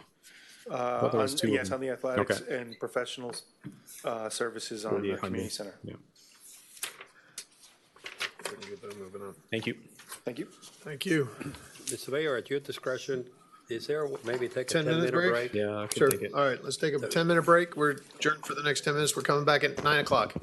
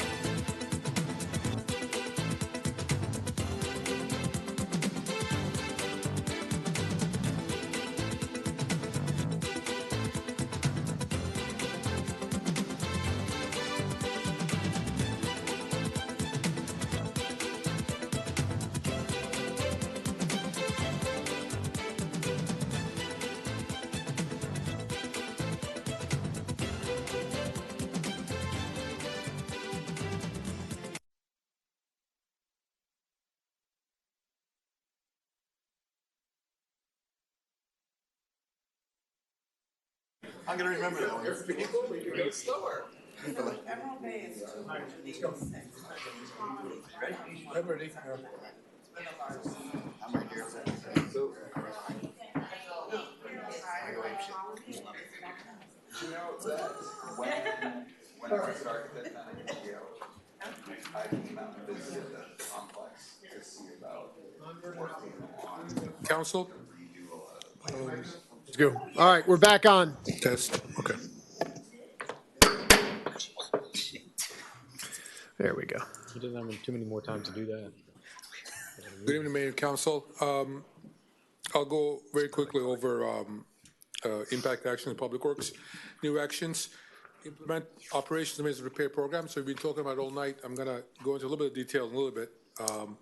And next year, we're going to be very busy with designing our stormwater system, making very important decision along with our community on how our streets, swales, and stormwater system are going to look like. So there's going to be many decisions coming before this council for approval.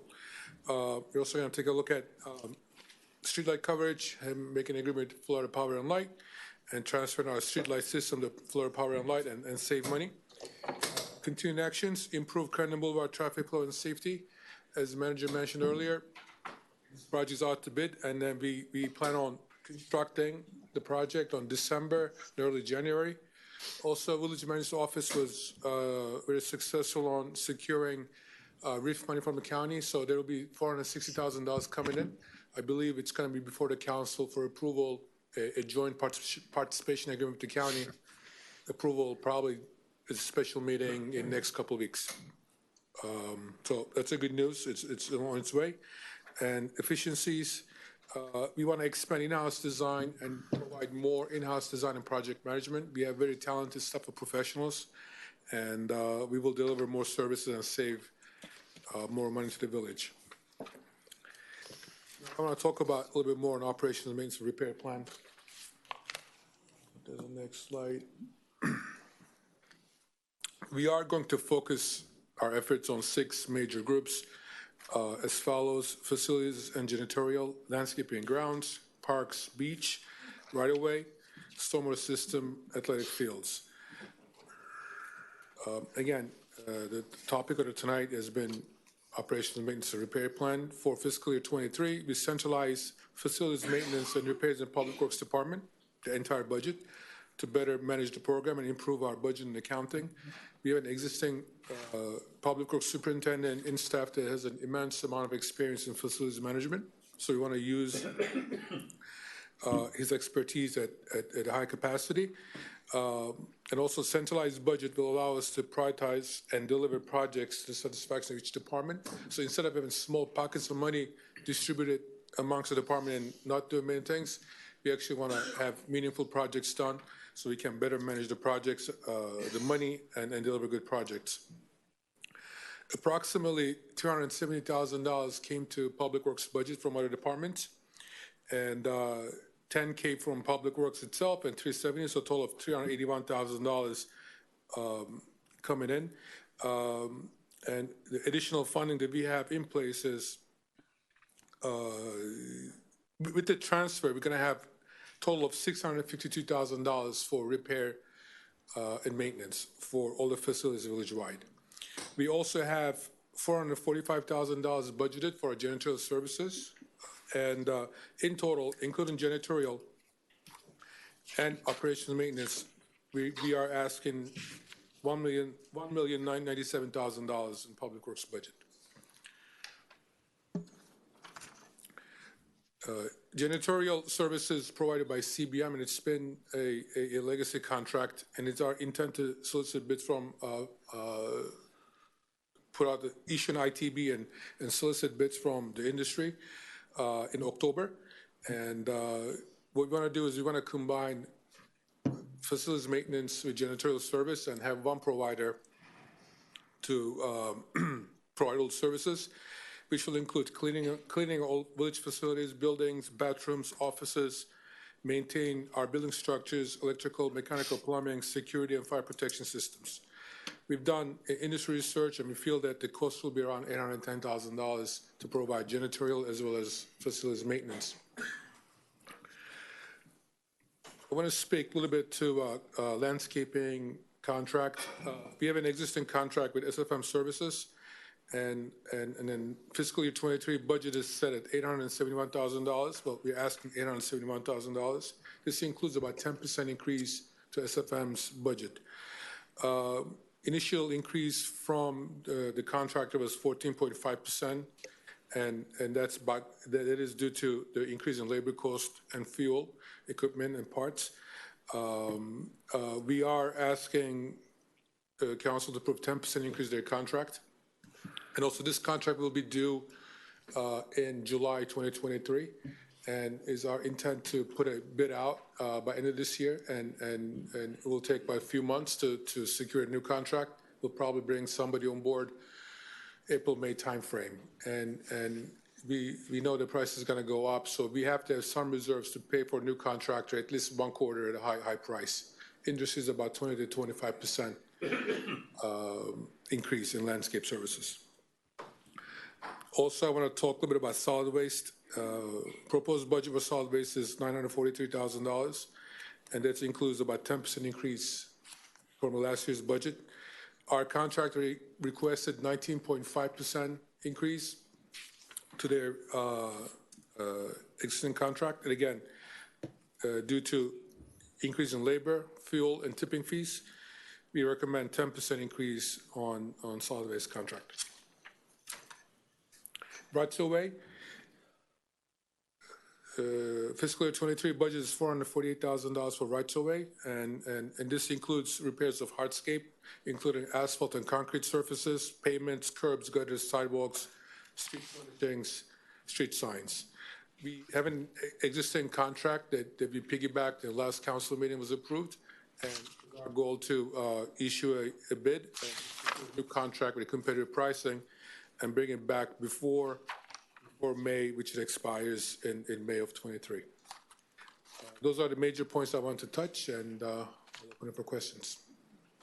Okay. Vice Mayor, and then Councilmember Lennon.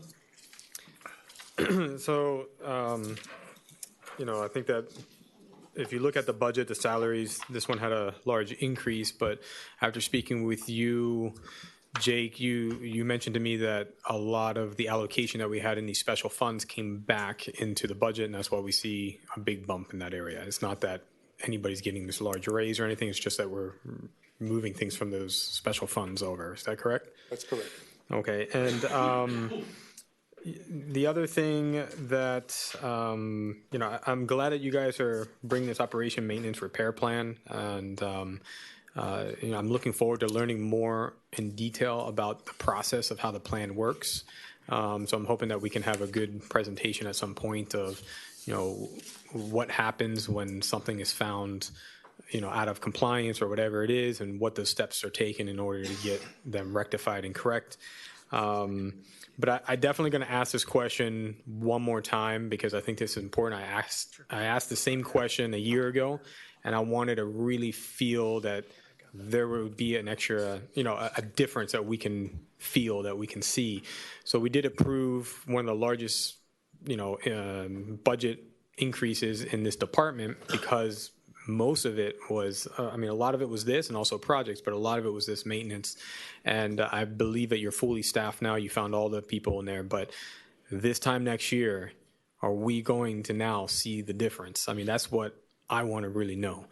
And I might be wrong. Maybe there are differences that are underground or something that I can't see. And that being the case, I think it would be really important maybe for us to have some type of monthly update on how our maintenance operation maintenance plan is going, so that you can tell us, hey, we took care of this many stormwater wells, and this is the process that we did. So we can say, hey, this is being done. Sometimes you might not see everything, but we know that they took care of these. They went out, they inspected it, they found an issue, and it went through the process, and it's already been taken care of.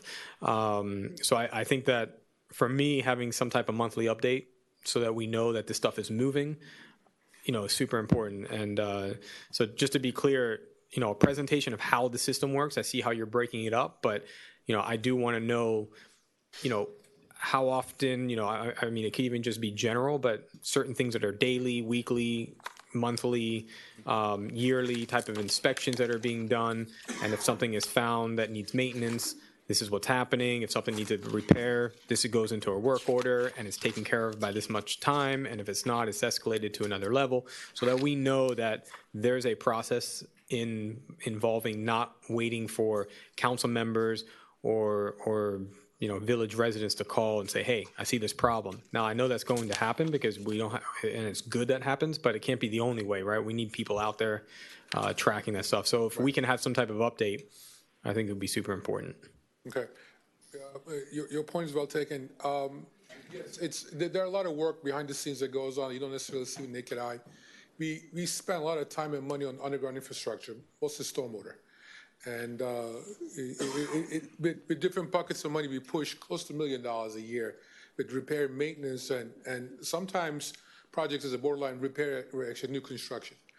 And so it is out there, and we try to maintain our system to the best capacity because we know the storms are coming our way, and it has to be in its own best condition. It's already under capacity as it is, so we can't really afford to let that go. So that being said, a lot of effort goes in there that you don't necessarily see with naked eye.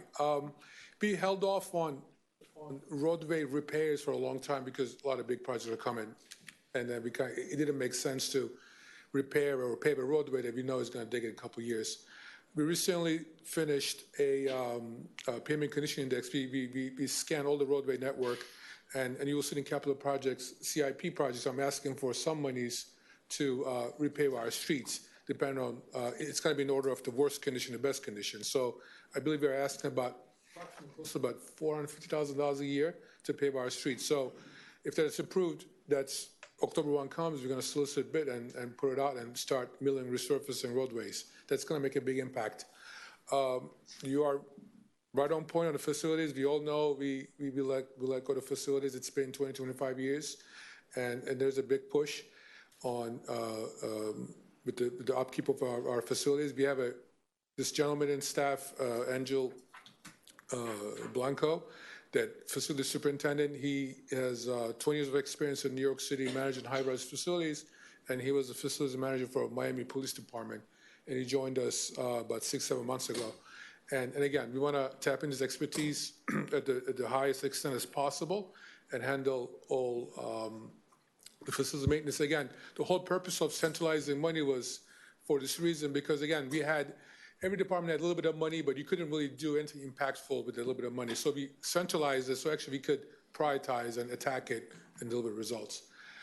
As far as reporting, I actually asked staff, and we all worked on it. I have a maintenance operations plan and actually the workflow of how things work. We do things, and we don't do a good job of reporting. You are correct. And so that's been actually formalized, and we're going to track it on CityWorks, the system that we have. It actually has a GIS interface. You could log in, and then you could see the ongoing work. A lot of times, I get a message from text message from manager asking me to do things, and I ask my staff what's the status.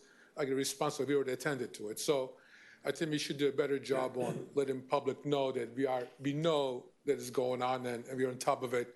But maybe hold on a day, and then the results will be there. So that's definitely going to be an improvement for us to communicate what we're doing day to day to the public so they know and they understand. Councilmember London? Sorry, Councilmember London?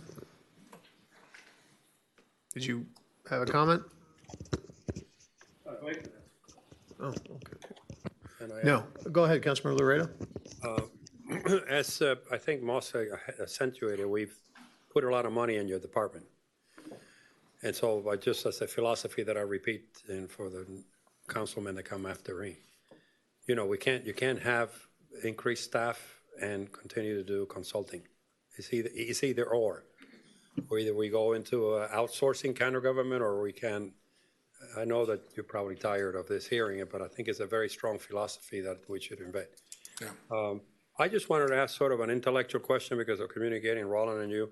Do you feel in your outreach, I think that the next 4 years are going to be critical because of all of the public works that have to do and the disturbance that it will do in people's daily life and all of that. It's going to be something else to be sitting here, right? People complain. Do you think that the word resilience is getting across to people? They understand that word versus public works? It's just sort of, because I've had discussions with people and they get kind of lost with the word. What is resilience? Is that like becoming embedded?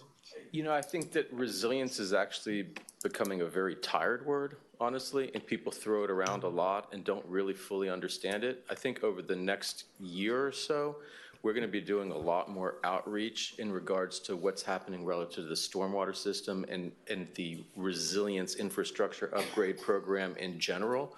And that'll be the opportunity to really sort of drive it home and clarify it.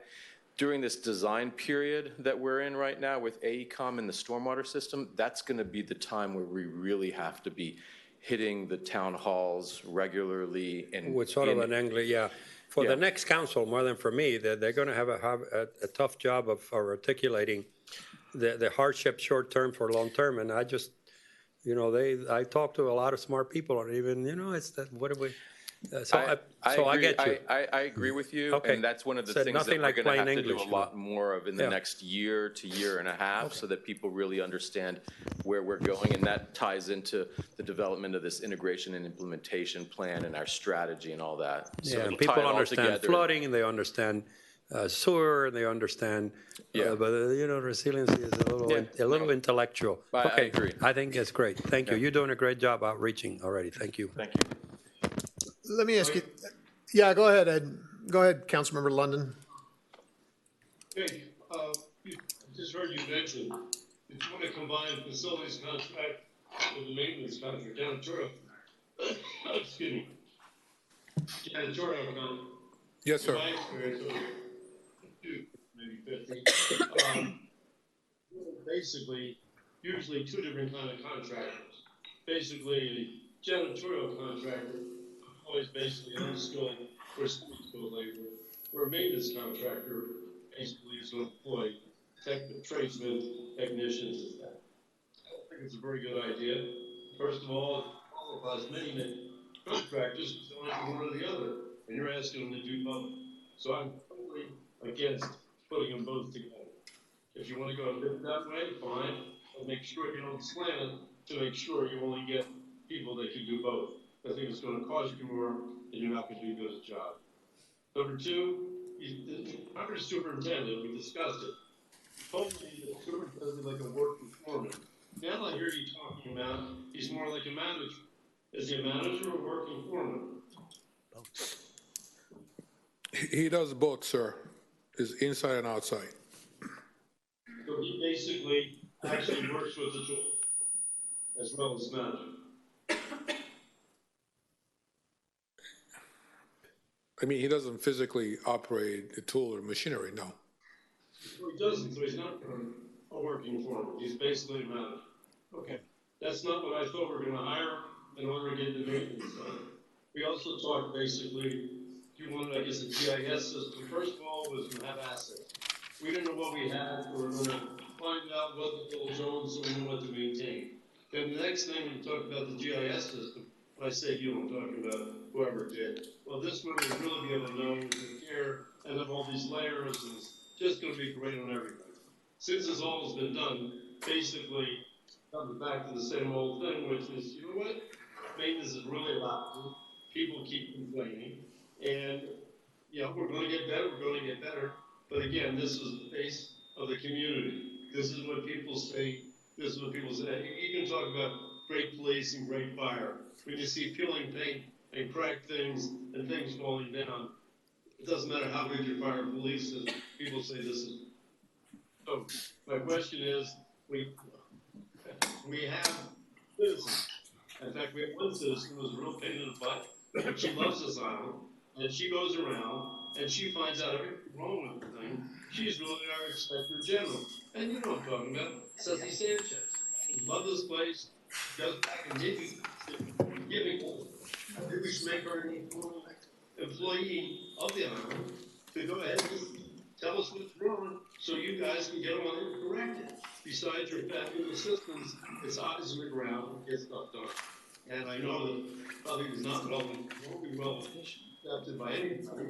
By the same token, it's something we should be able to do to get things moving and get this thing cleaned up and get this place really looking ship and a maintenance standpoint, although as far as the next thing is, what's the engineer do? I know we hired an engineer because the last manager's previous boss's son was looking for a job, so we had an engineer. Now I assume we replaced him, but what does the engineer do? Okay. So the first question on the facilities contract. So we actually went out and talked to a number of providers in the industry and asked them if this can be provided, and there are actually a number of them will be interested in doing it. I'm not going to say more the names out there, but there are major companies out there that provide both services. Now, the way that we intend on putting this out, it's going to be separated bids, so we could actually exercise our option to pick one or the other. We don't have to give both contracts to the same company. If we feel that it's a better service to the village to have janitorial separated, then we can do so. If we feel that the same company provides both services, janitorial as well as mechanical, electrical, plumbing, and building maintenance services, then we'll go that way. But again, it needs to be put out. It has not, to my knowledge, the inception of the village, it's been the same company that's providing services. It was never bid out, so I think it's time to put it out there and get the best value. Inspection and maintenance program that you touched, yes, you are correct, and we appreciate our residents giving our feedback. It helps us a lot, and what I want to do is, again, to earlier my point, we do a lot of work, but we don't do a good job communicating out there, and a lot of times we know what's wrong and what's the issue way before the public knows. But again, things take time. We are a very small staff. A lot of our work has been done through contract, and there are things that we attend immediately. There are things that take a day or two. But I do feel that we could do a better job communicating to the public that what we do and how we do it. As far as the engineering position helps me out. We've been actually doing more in-house design than ever before. And the engineer that I hired came from City of Miami Beach, has a lot of experience in traffic and transportation. He's been running the project, the Crandon Boulevard Improvements Project, a number of others. I can go through his job description, discuss with you if you like to. But it's an addition to our department to provide in-house design and project management, so make sure that we get best value of our monies on design and construction. And lastly, a resiliency coordinator. This is to coordinate basically Rolly so he comes to work. What's the purpose? You got to check rolling to make sure you shout. So resiliency coordinator is actually the backfill of the position that the Cat Kulpa vacated. Again, it has one of the main functions is going to be a GIS, information management. And again, we are undertaking a very large program that we're going to run next 10 to 15 years. And it's going to be a lot of information to be managed and communicate to the public at a very, very high speed. So that is going to be the resiliency coordinator managing that, along with a number of other things that me and Roland can tell you. But it is the GIS is one of the biggest responsibility position. I'm sorry. Then in capital improvements, you got another $400,000 or $500,000 for Black and Beach, or whatever the name is. They're going to be a coordinator also. So we're going to do a lot of coordinating for stuff we're not doing right away. Is that correct? It is correct that Black and Beach is our program manager. It's not correct that we're not coordinating. No.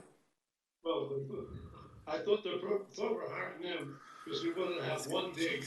I think you called it or something. So it get all done at the same time. We wouldn't rip everything up more than once. So that's why we want to hire them. And to me, I said before, when I was against them, why don't we have our own person?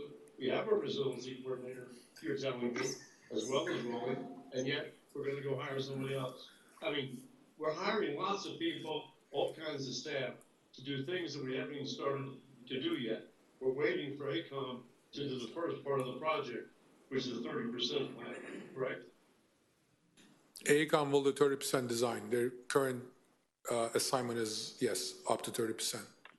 We can talk about paving, and I think you got, I don't know, $3, $4, $5 million in there for paving. I'm not saying you shouldn't pave anything, But I'm saying, if we're gonna have, why would you pave anything before you design, in case you have to raise, lower, turn, or anything with the streets? Why are you gonna pave it and have to rip it all up? If ACOM comes back and says, hey, listen, guys, this street should be up here, at that station should be down here, this station, all in all, it doesn't make sense to me. Seems like a waste of money at this time. Not a waste of money to pave the streets, a waste of money to pave the streets before we have a complete drainage plan.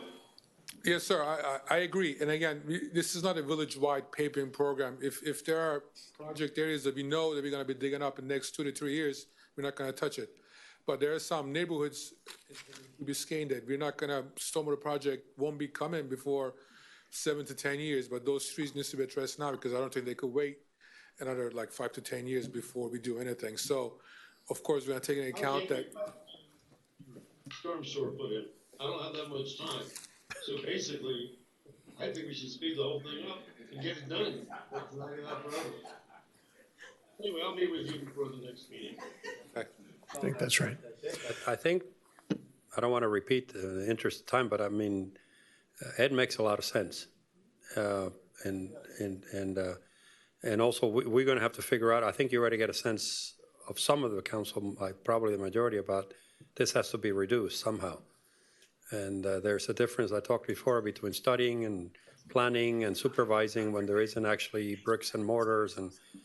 And I think he echoes a lot of my, I'm not prejudging, but his concerns are right on target as you prepare for the next meeting. I agree So, again. Let me take, I got a question. So I'm confused, council member. So, I mean, I hear that you don't want consultants, but then when we try to do it in-house, you don't want us doing that Well, either. So I guess I'm trying to figure out, well, we're about to take on potentially a $250 million program to fix the infrastructure in this village. I understand. This takes people, this takes smart people, this takes talented people. So do we do it in-house? Do we do it out-house? Or do we not do it? I'm Right. What I'm saying is that is your job. My job is to articulate what people feel that we spend enormous amount of money planning, studying, consulting, all of that, and we don't need to prejudge it. Going back to undergrounding for $500,000. There's a gap that is not sustainable in the public elected officials between all of this planning, whether you go one way or the other, and actually doing. And we all know that there's a cottage industry, a very successful cottage industry, who lives off these plans, and 90% of which are boilerplates, you know. So, I mean, the feeling, the execution of this, his reflection and mine, is your job to make it happen. Because I don't want to cross into micromanaging. I mean, I'm always trying to, I just wanted to echo that I feel as he does. And a lot of people who talk to me, I feel frustrated. You know, look at the, you know what I mean? And for those people, you have to articulate something concrete. You can't intellectualize it, whether the word resiliency and all that stuff. They're very grounded. Yeah, and I apologize. I don't have the answer. Yeah, I came across defensive on that, but you know, since I've been here for almost a year and a half now, that's all I've wanted to do is get stuff done. I understand. And our staff completely and totally understands that we want to move forward, we want to get stuff done. So, you know, I want to make sure that, you know, I'm protecting them because they're working their butts off. They're working very hard to get stuff done that this village needs. Right, and I think that's kind of the point. I understand your frustration over time, but remember that $500,000 was budgeted in 2016, 2017, and so what we're talking about is these folks are now doing the work to finally get us up on our skis so we can move forward. Yes. And we, you know, we've got the money on the bond, but we've got to be efficient and we've got to do it the best way. And they're coming to us and saying, this is the best way. This is the most financially efficient way. Nobody, you know, they're not getting rich off this. They're doing their jobs. This isn't a profit model for them. They're in the service industry and they're doing, you know, what they believe is in our best interest. And I appreciate that. I agree with you. It's our position to challenge them on this. But at the same time, we've got to trust. That's my point. And if anybody, almost the preamble to everything I say is praise you guys. So let's don't, and I already mentioned it before, let's don't make this personal. Let's don't make this I am trying to reflect to the best of my ability as an elected official, people who talk to me and they are, doesn't mean that they have a better answer. I don't have a better answer, but there's a frustration out there about rising taxes or budget and nothing tangible. Do I have the answer? No, but I don't, I don't, and that's all. And it's constructive reflection, Mr. Manager, is not you have made. My first words tonight was to start praising all of you for all the things that I, as I'm leaving the council, feel that you've taken us out of a dark period into, we can see the tunnel, if not the light at the end of the tunnel. So let's get this discussion in the positive thing. Let's not fall into the you versus us. That's not the point. So maybe my frustration. It's all right. I understand it, and I appreciate it. It's my guilt of always beating them on the head every day about getting stuff done. Maybe that's what. Well, you shouldn't feel that way about I feel Jake. bad that I do that every day. Every other day, perhaps. Maybe.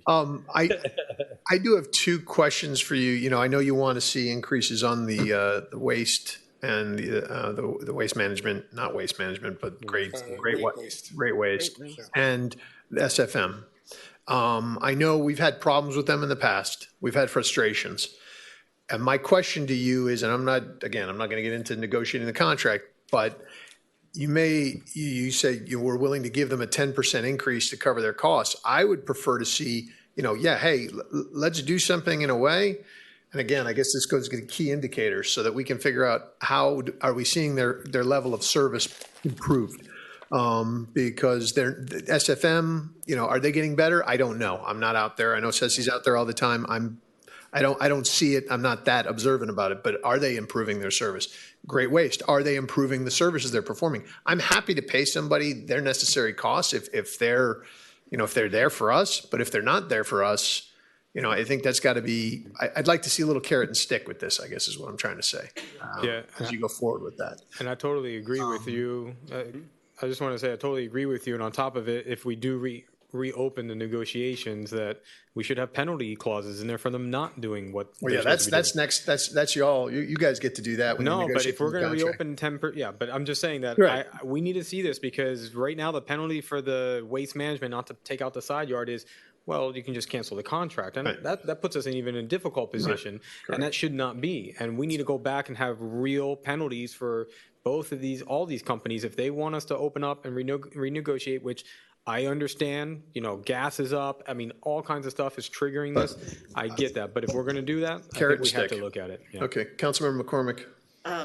Yeah, I agree with what Councilmember Moss said. And I know the manager and I have talked about this with these contracts, and I understand what's happening with them. This is maybe not the totally appropriate time to say it, but I do think that when we put out to bid on those contracts, I think we should have a discussion on council about if we want to make a policy of trying to ask these vendors to be willing to extend the rates the village gets to some of our businesses or gated communities the way that we did with the stormwater, the cleaning of the catch basins and stuff. Yeah. It may help us get a better rate, may help our residents get better rate, even on their private property. And if they're making the trip out here, it makes sense that they may want to do that. The other thing, listening to all these conversations about how can you have so many people and you're nothing to show for it kind of thing, I think you really need to find a way to highlight all the work you're doing and everything you're accomplishing. I would suggest that you not hire a special person to do that job, but I think that you really need to get it out there because, this community's been through a lot. We had people campaigning against the bond saying you can't trust your government. That stuff's still out there. And we know you're doing really good work. I know nobody is sitting around eating bonbons, but you need to put it out there and you need to make sure that people know. Thank you, Councilman. To a point, I guess manager can speak to franchise agreement, solid waste. Yeah, so no, I'm actually glad you brought that up. So one of the things that we are going to talk about as we go forward with the negotiation with Great Waste is to the possibility of franchise agreements as well, which we'd extend that same service to other folks across the village. Two benefits, obviously, they get the benefit of that, and secondly, hopefully we can get some more vehicles off the road. Didn't think about it with the landscaping, but that also is something we may look at as well. When we put this out for bid in December, January timeframe, somewhere around that time. Yeah, perfect. That's great. And again, we have plenty of lessons learned from both contracts that there are things that, we copy from other municipalities thought it was gonna work in Key Biscayne, it didn't work. So we kind of know what we want, what works here, so we'll make sure that we don't make the same mistakes the next contract around and get the service we want. Are we doing that? Are we doing that for stormwater cleaning for all the people who else need it on private properties, that they can get the same piggyback on the same rates? We have not. We should. No, actually, we have. No, I Mr. think Mazza, we yeah. have. Okay. I thought. I just want to make sure that's part of it too. It is not an official agreement. It's it is, actually what happened was, we gave our contract, that we asked our contractor to honor the same rates to, That's right, that's what. it's not that it's an official requirement, but and actually Ocean Club took that and then they negotiated a better rate than us. And we did an ITB and Steve Powell was there and then he did it, more power to him, and then Key Colony copied it. So actually this contract is up, expires in February, and so. So we want their rates. Yeah, we want their rates. No, we got to negotiate better than for us. that. Come on.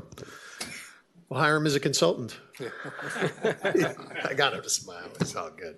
Yeah, but to reinforce what we all said, it's noticeable. It's noticeable that they are now getting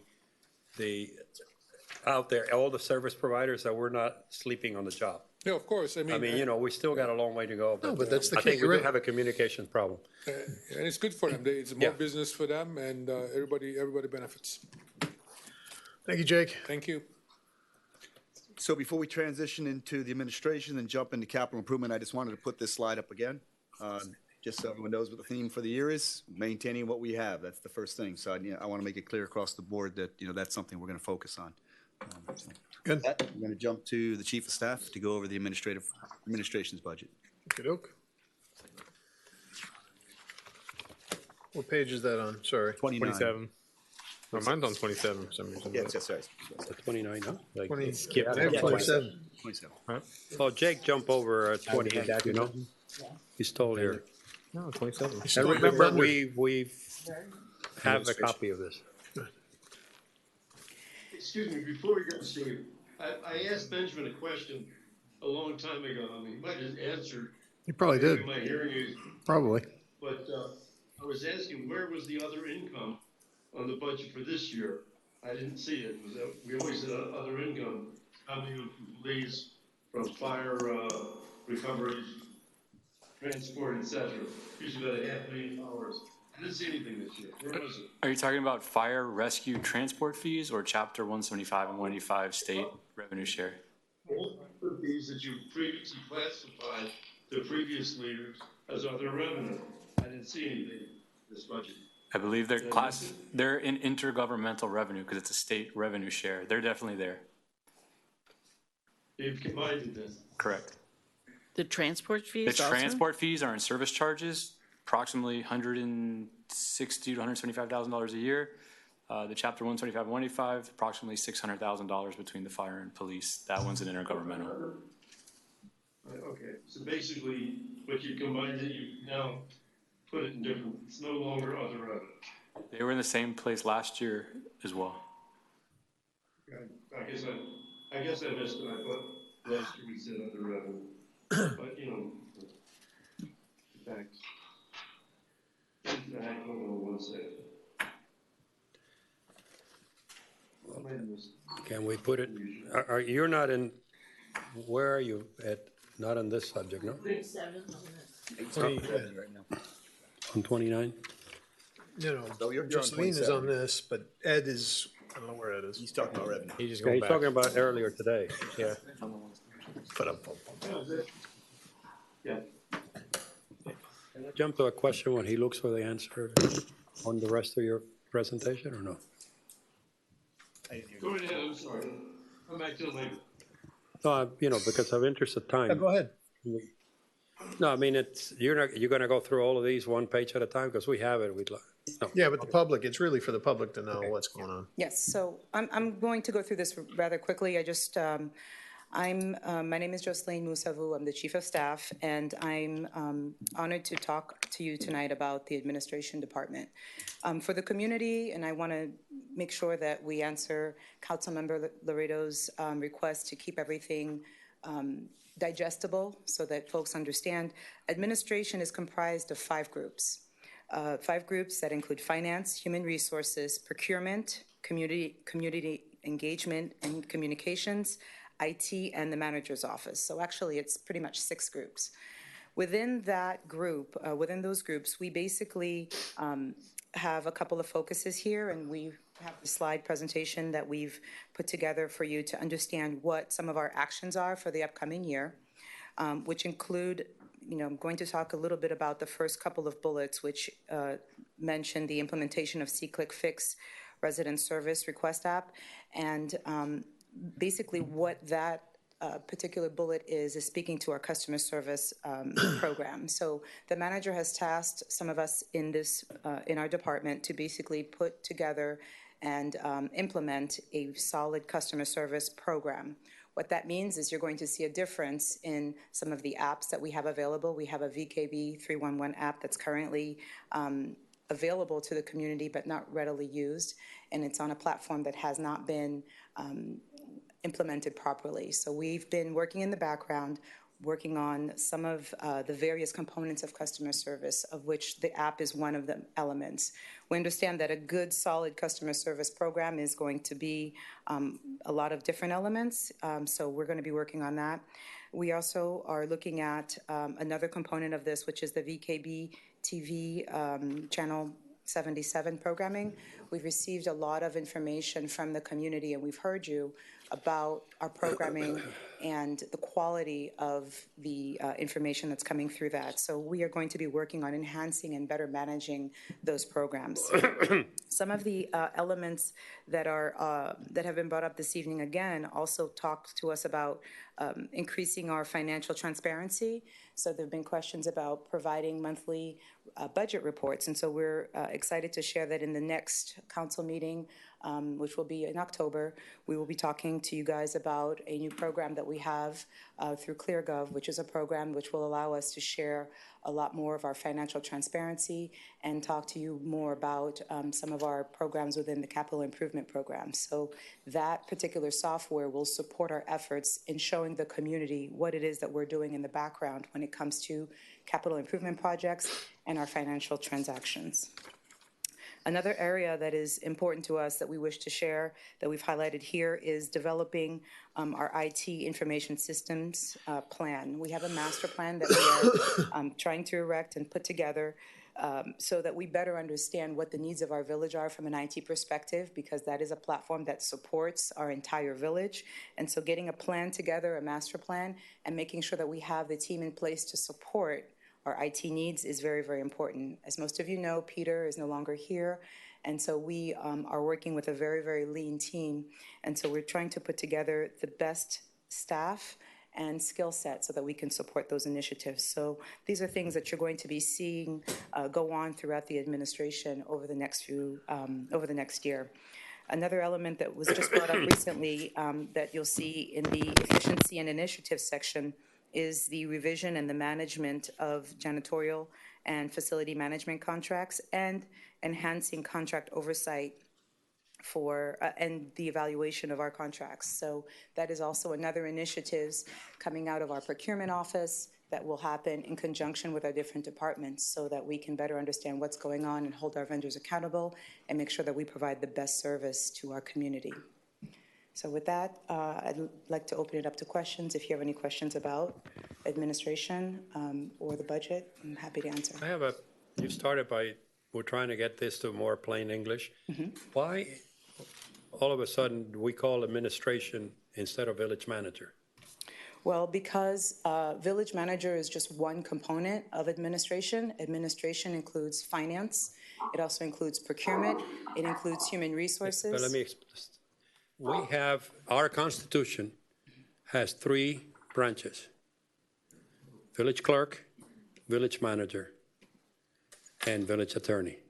All of this that you call administration is under village manager. It doesn't refer to an individual village manager. It refers to structurally to our Constitution. And you have it in the budget, village clerk, you have village attorney, and all of a sudden administration. Little thing, but changing the term, people get a little confused. I mean, I'm just suggesting. I don't see why change it. But let me, Because don't we also, like, Public Works is under the manager, they're all. everything is under the manager. Right. And Other than we call attorney? them all separate. Yeah, other than attorney, well, yeah, but I mean, all right, I just go back to the core constitution, that's our charter. We have 3 branches we're gonna discuss, and we have to approve each one of their budgets. But I'm just, semantics are important in, again, in communicating. I never saw that. But let me jump right, something that jumped at me on the page, since the chief is here, and on page 32 of this presentation, maintenance and repair, vehicle management, maintenance is up 13%. When we have invested, I thought, in a lot of new equipment, vehicles, because they were costing us a lot of maintenance. Maybe it's a timeline that I'm missing here. Yeah, we're On going the to one get, hand, we're buying new equipment, and on the other hand, it's going up 13%. Yeah, I'll answer that one. As I mentioned earlier, we committed and appropriated funds to buy those vehicles. They haven't arrived yet. Hasn't arrived. That's the What's answer. happening is we have the older vehicles that require more maintenance. We fully expect. I got that the to answer. Thank you. They haven't arrived. Sorry. Thank you for the clarification.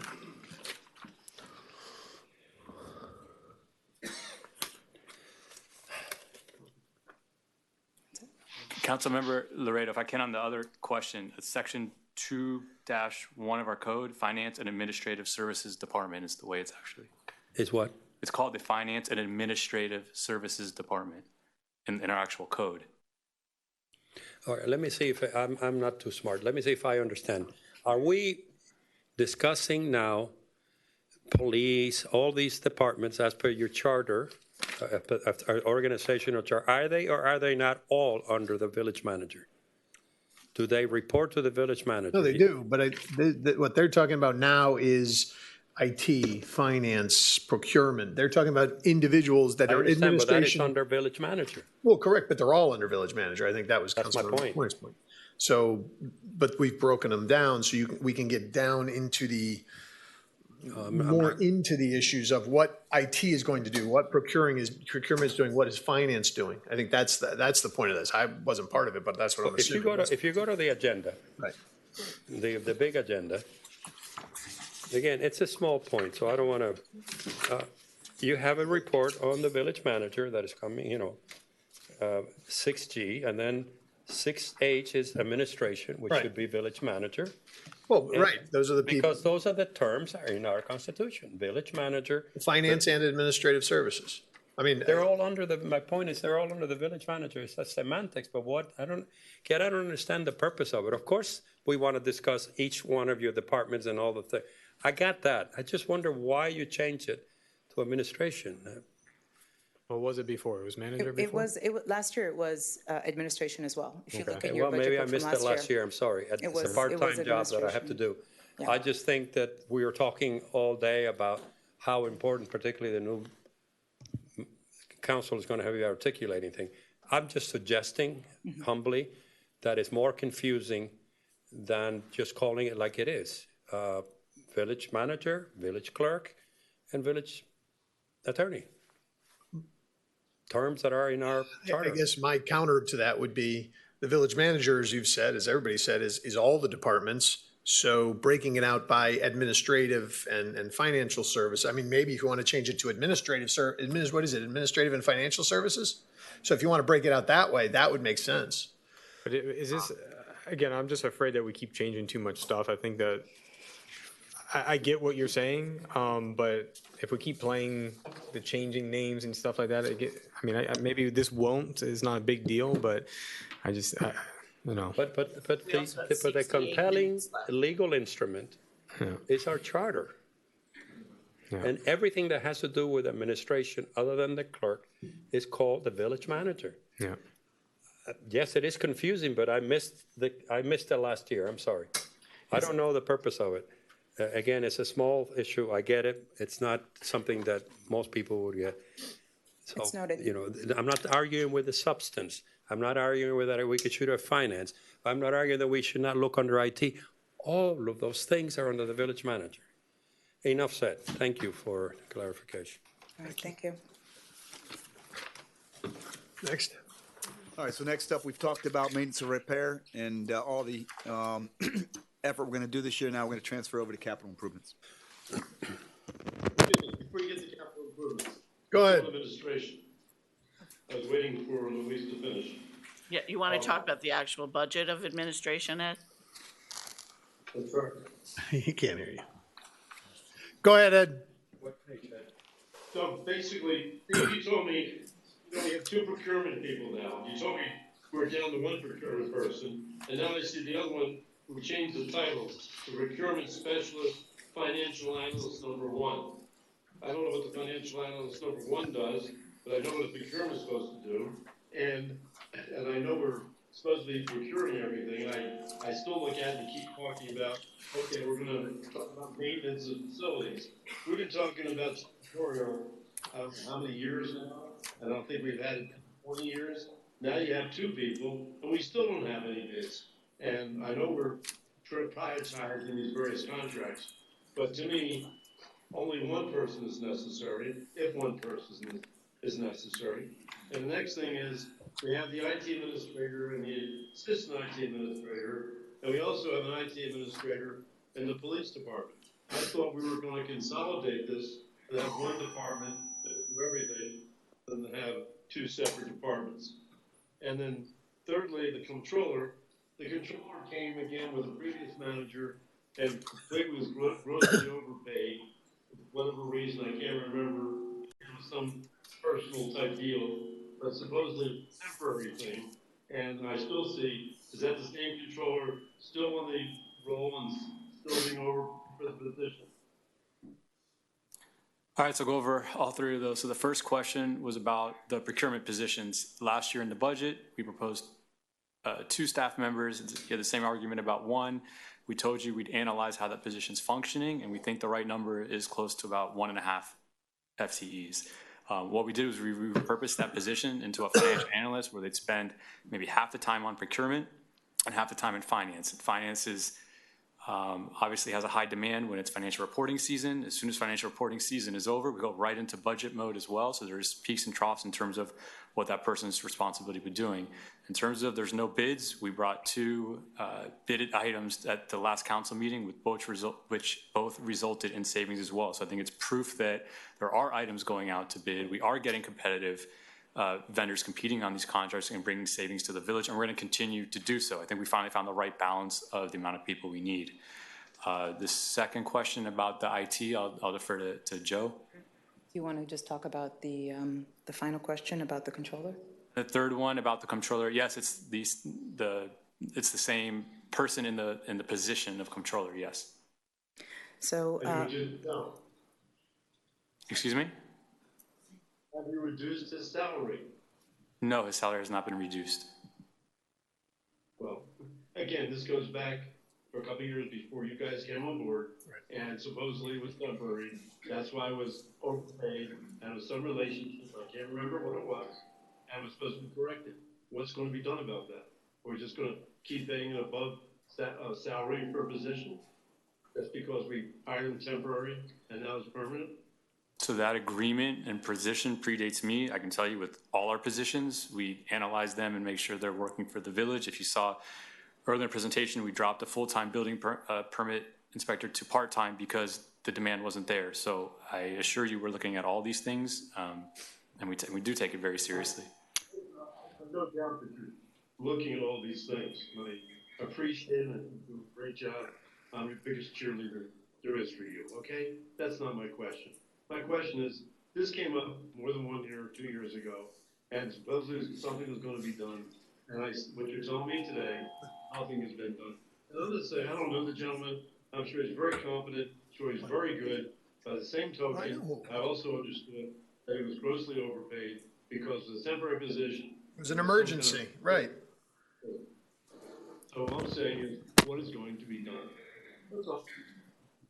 Well, I mean, I agree. I remember him bringing it up 2 or 3 times. And, you know, these things fall, you know, we are part-time and we got families, we got jobs.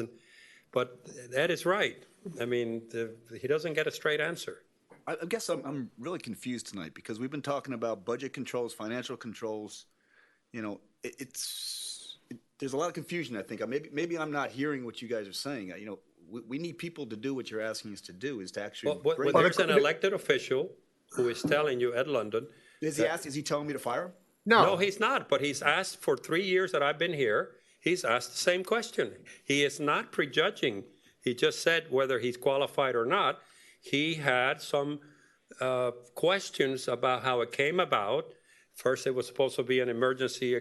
Temporary status, and all it was of a this, it sudden, was that. There's a salary that it seems to be high and has been there. And he has asked 3 times that I remember, and he still hasn't gotten an answer. The answer would be, yes, we have, and we think he's worth $300,000 a year. That would at least answer his question. Well, we're not paying $300,000. Huh? We're not paying $300,000. Forgive me, I can't speak other than figuratively, I was saying. He is asking 3 years without prejudging to a question that has not been answered. That's all. If you don't get that. He wants to know if the position that we have, if that salary amount justifies what that position you need. Because it seemed like it came to us before that it should be a lower salary, and that was where we left off, but nothing changed. So we may be wrong. You might say that this is the correct salary for that position. I would imagine at the time it probably was over. If you look at it, and we've done this now and trying to hire positions, it's probably more or less correct now. So even if the person wasn't the right fit, in order to attract the kind of talent and what we need for that position, with all the, as the manager mentioned, all the financial controls we want in place, the increased transparency model, which we're going to debut next month, the financial reporting, the budgeting, all the things we do, segregation of duties, we need different positions. It can't be me approving a transaction from start to finish, which you don't want. Yes, I think it's the. So you think the position has grown enough to justify the salary? I do. Okay. And in response, Councilmember London, for your IT question, so what we're currently doing with the IT department is unifying all 3 positions, which include the 1 position that supports the police department, and then the 2 positions that support the remainder of the departments. They are going to all be classified under 1 department with a unified mission and basically officer leader. So that's the plan in the upcoming year, and that is also what's driving our search for talent in replacing the positions that are currently either vacant or that are coming up for vacancy. Thank you very much. The other thing, Benjamin, you said that I guess it was going to be June and then September that everything would be on our website. Now I think you have the payables on the website or check balance, but everything was, all financial was supposed to be there. Has that been delayed? So no, I've been working on it simultaneously while putting the budget together. As Joe mentioned, at the next meeting, I'm going to do a demonstration of that. You're going to see the payables, a live look into budget to actuals. You're going to see the CIP projects. It's a whole new software that we've been implementing while doing the budget, and I think you're going to all be very satisfied with the live look in that you're going to receive now. They're not going to be static documents. My question's real simple. Will we be able to say, when I say we, will the village, anybody who's interested, who's concerned, will they be able to go onto the website or if they have it and be able to see any financial transactions or any financial assets, liabilities, or payroll or anything else that we have? Will that all be on the public record? Yeah. Or public? Yes. Yes, great. Thank you very much. All right, that's. All right, thank you, Joe. All right, now the fun stuff. Exactly. Okay, so I'm just gonna go over the fiscal year 23 proposed CIP. We have 8 rollover projects from fiscal year 22 and 24 new projects. 12 of those are smaller projects. They're under $150,000, and 12 of them are larger. They're over $150,000. 4 of those are just straight out purchases, so it's just a matter of issuing a purchase order, and then they're complete. 10 are partially funded by other sources. Six are fully dependent on other funding. So without that funding, we will not be starting those projects. Two projects are also building our portfolio for the general obligation bond, the first tranche in fiscal year '24. And that is more or less the overview. The highlighted projects indicate what the projects that are dependent on other sources of funding in order to be fully funded. Okay. We're gonna go through them one by one? Yeah. Sure. Do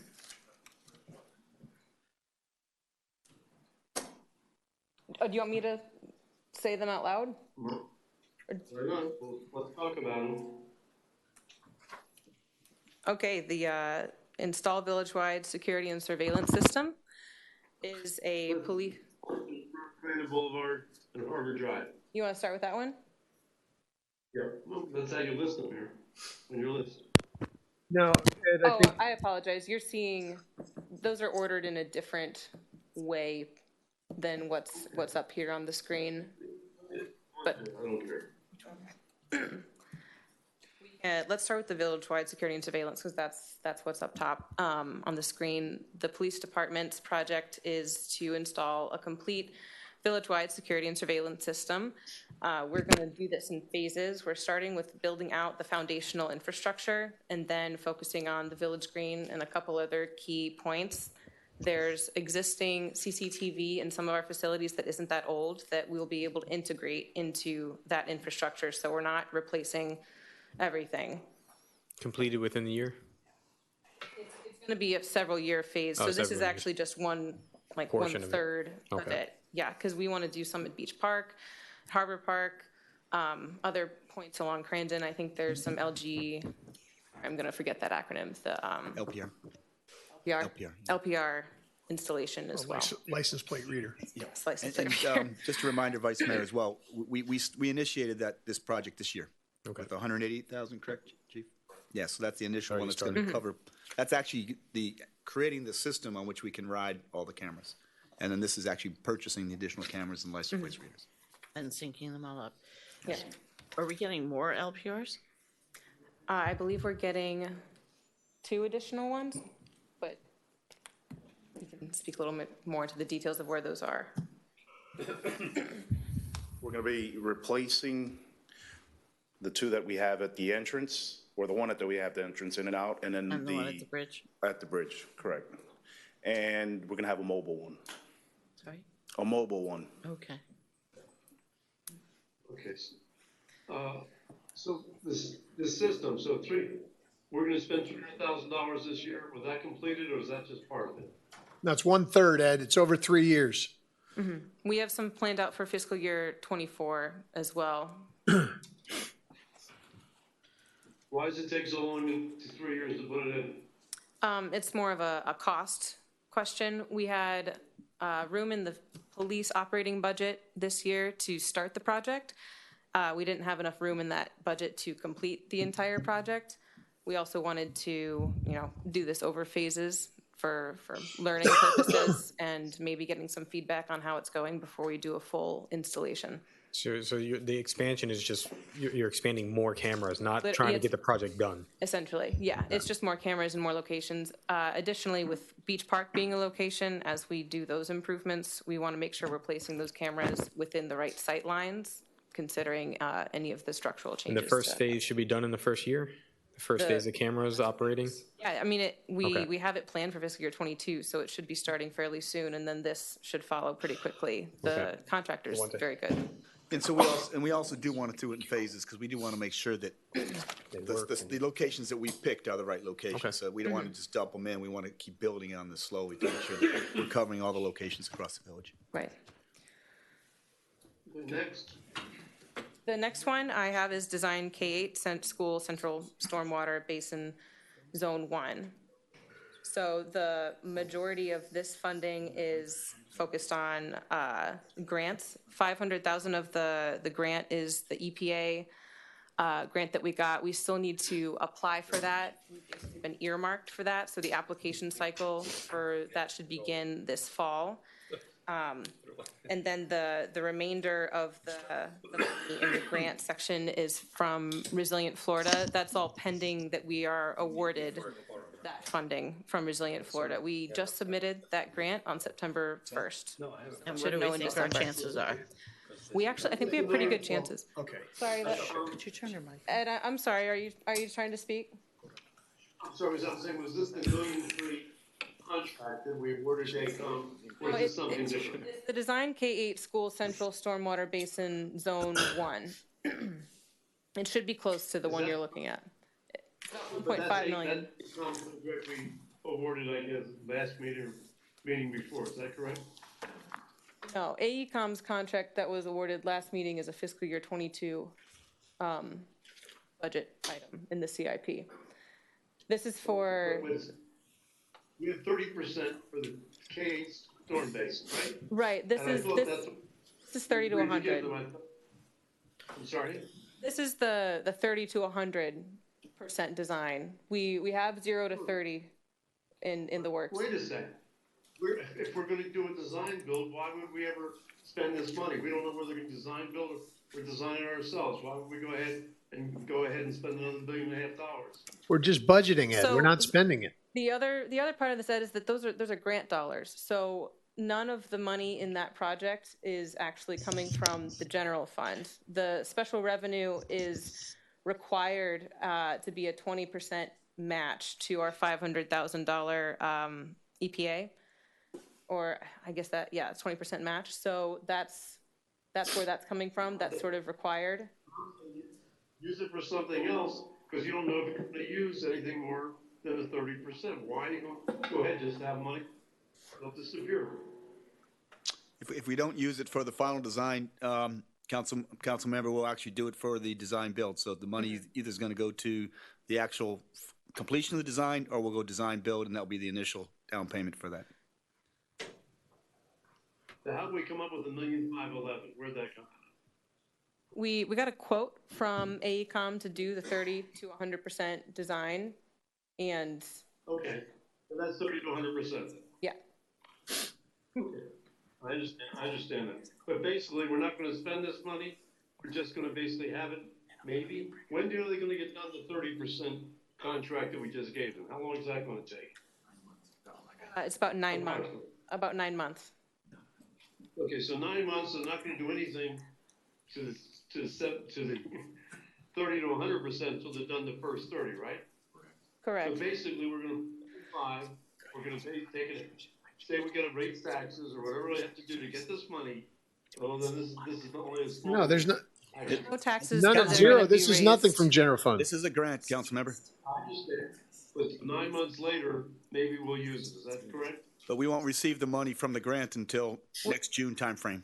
Right, we That's have the it time period timed for the out so June. that we technically aren't supposed to start projects until we've been given a notice to proceed from an agency that we've been awarded a grant from. So we have to be careful about when we start using that money and starting those projects. I understand, our next, Yes, what we're trying to do, Councilman, we're trying to time our grants with when the projects come about, so we can most effectively use the money from, obviously, other people's money, if preferable, yeah. next. Okay. The next one I have is formulate and promote the resilient and sustainable infrastructure integration implementation program. The 870 is Clean Water SRF, and we just got notified last week that we have been included on the priority list for Nice. that.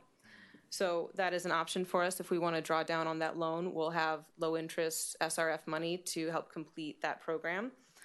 And the $350,000 is the Resilient Florida Planning Grant that we applied for. Unfortunately, they're delayed in their review of that, and they won't be notifying us if we got that money until the first quarter of the new year, so January to March.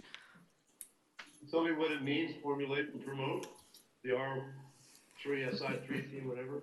It's the What does it, It's the project that we're working on with Black and Veatch to develop the full program for our resilient infrastructure upgrades over the next 10 years or so. So that's the program they're going to be working on with us, including the strategic plan.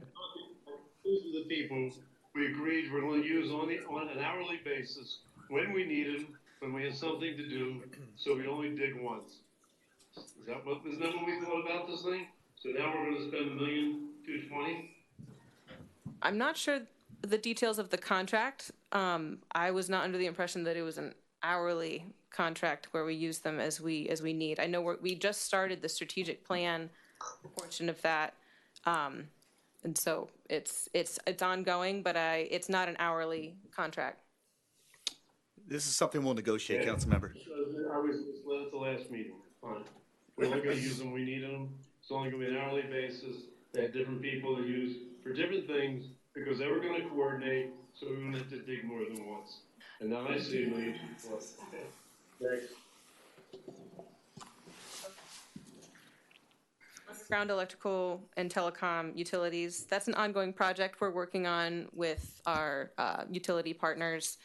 They're doing the design work for the undergrounding currently, and we have money set aside to begin undergrounding for the next fiscal year. What was that again? Repeat that one. It's the underground electrical and telecom utilities for $500,000 in fiscal year 23. That's also a general obligation bond. So Councilmember, what that is, and I think you heard her mention it before, that we're starting to stack up projects for the first portfolio of the tranche of the bond. So this is one of the first projects that we'll start building when we issue the first tranche, likely at the beginning of 2024. I thought the only thing we agreed to with that P&L was to give us an estimate of the cost. That's what we're working on with them right now with fiscal year 22 CIP dollars. We know that we're going to need to build out a drawdown from the GOB, which will include undergrounding utilities. So this is adding into that tranche, that first tranche, and what we're expecting that we'll be needing to spend.